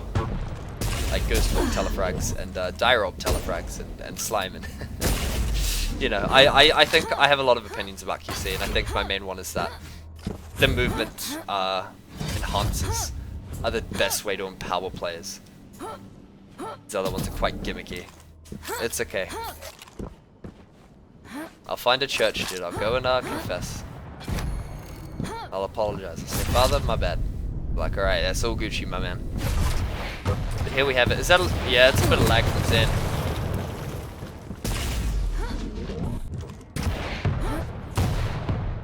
Yo. Coming to the end, maybe. This is Zanaku's like, oh my god, I actually like, I've been blanking out, it's been like 5 hours, you gotta forgive me. Zanaku on Scale Bearer, this is his absolute last life. This is his tournament hope as Scale Bearer on this map in this round. There's nothing left, you know. At the very least he comes second, but second is just a loss, you know. It all comes down to who's gonna grasp the glory. Zen wants a taste of that. Sip on the good boy cup, the glory. He's gonna need to fight hard. He's doing good to do so. He's managed to build himself back up a stack.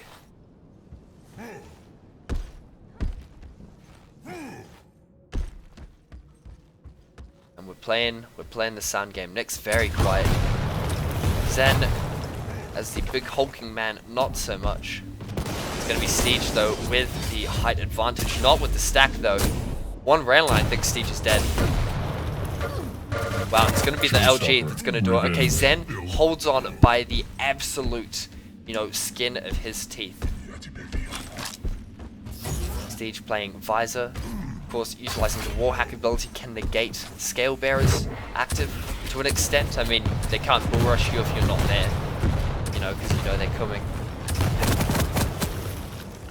Yeah, LG Beam's kinda... it's an issue that I think they know about.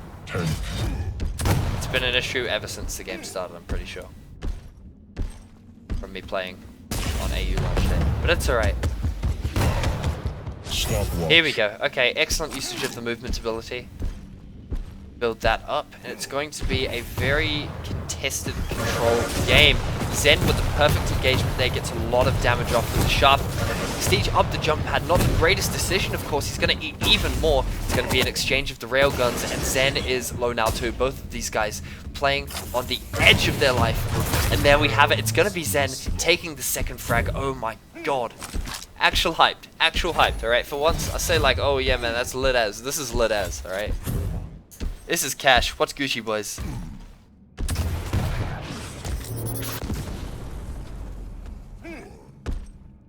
This is good. Zen with the upper hand now onto a ranger matchup. Please don't end in a gimmicky telefrag from Dire Orb. Like, Sudden death. it is sudden death now though as well. Oh yeah, totally forgot. Timer exists. Of course, because they both have one champion up, it does go into overtime. Whoever dies loses the game. Yeah, gaming. Here we have it. Siege has got a big challenge ahead of him actually. Zen being able to rotate through the major items quite aptly, actually. He's got such a good cycle on both of them. A 10-second, 11-second separation between the two. Such a great predictive rocket. Oh my god. In the follow-up rail, this is Zen's moment to take this map. Siege has to come up big here. Play around and it's worked. It's worked. Okay, he's juked him out. This is so incredibly tight.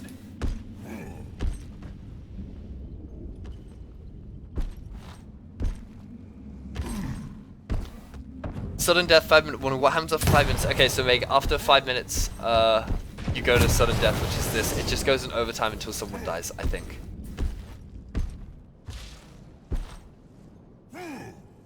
That's so crack up, actually.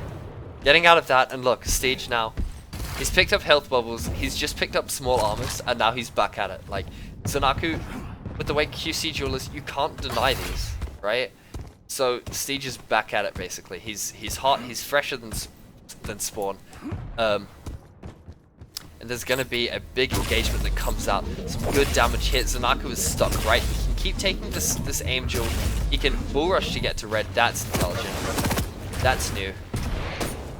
Because if he didn't, right? Siege is going to Siege is gonna keep hitting rails.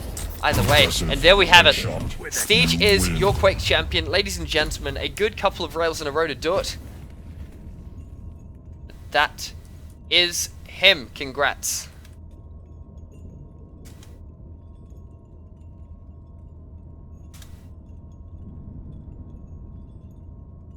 Siege is your boy. Champion, Quake champion, big ups.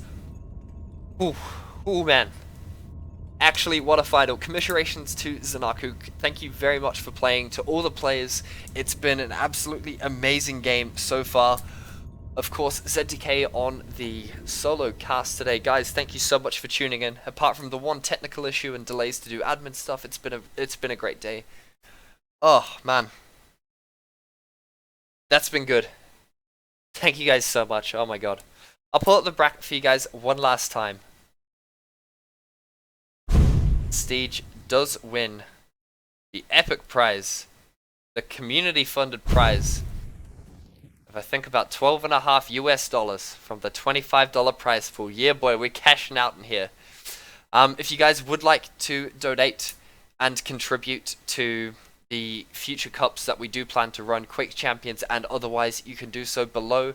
We have a Twitch description that links to a Streamlabs where you can donate. Everything is much appreciated, but by no means necessary. Thank you very much for tuning in, for following, for your retweets. It's been absolutely amazing. Thank you so much. This VOD will be going up on YouTube. It's been a really great time. I'm ZTK. Thank you guys so much. It's been good. Cheers, guys.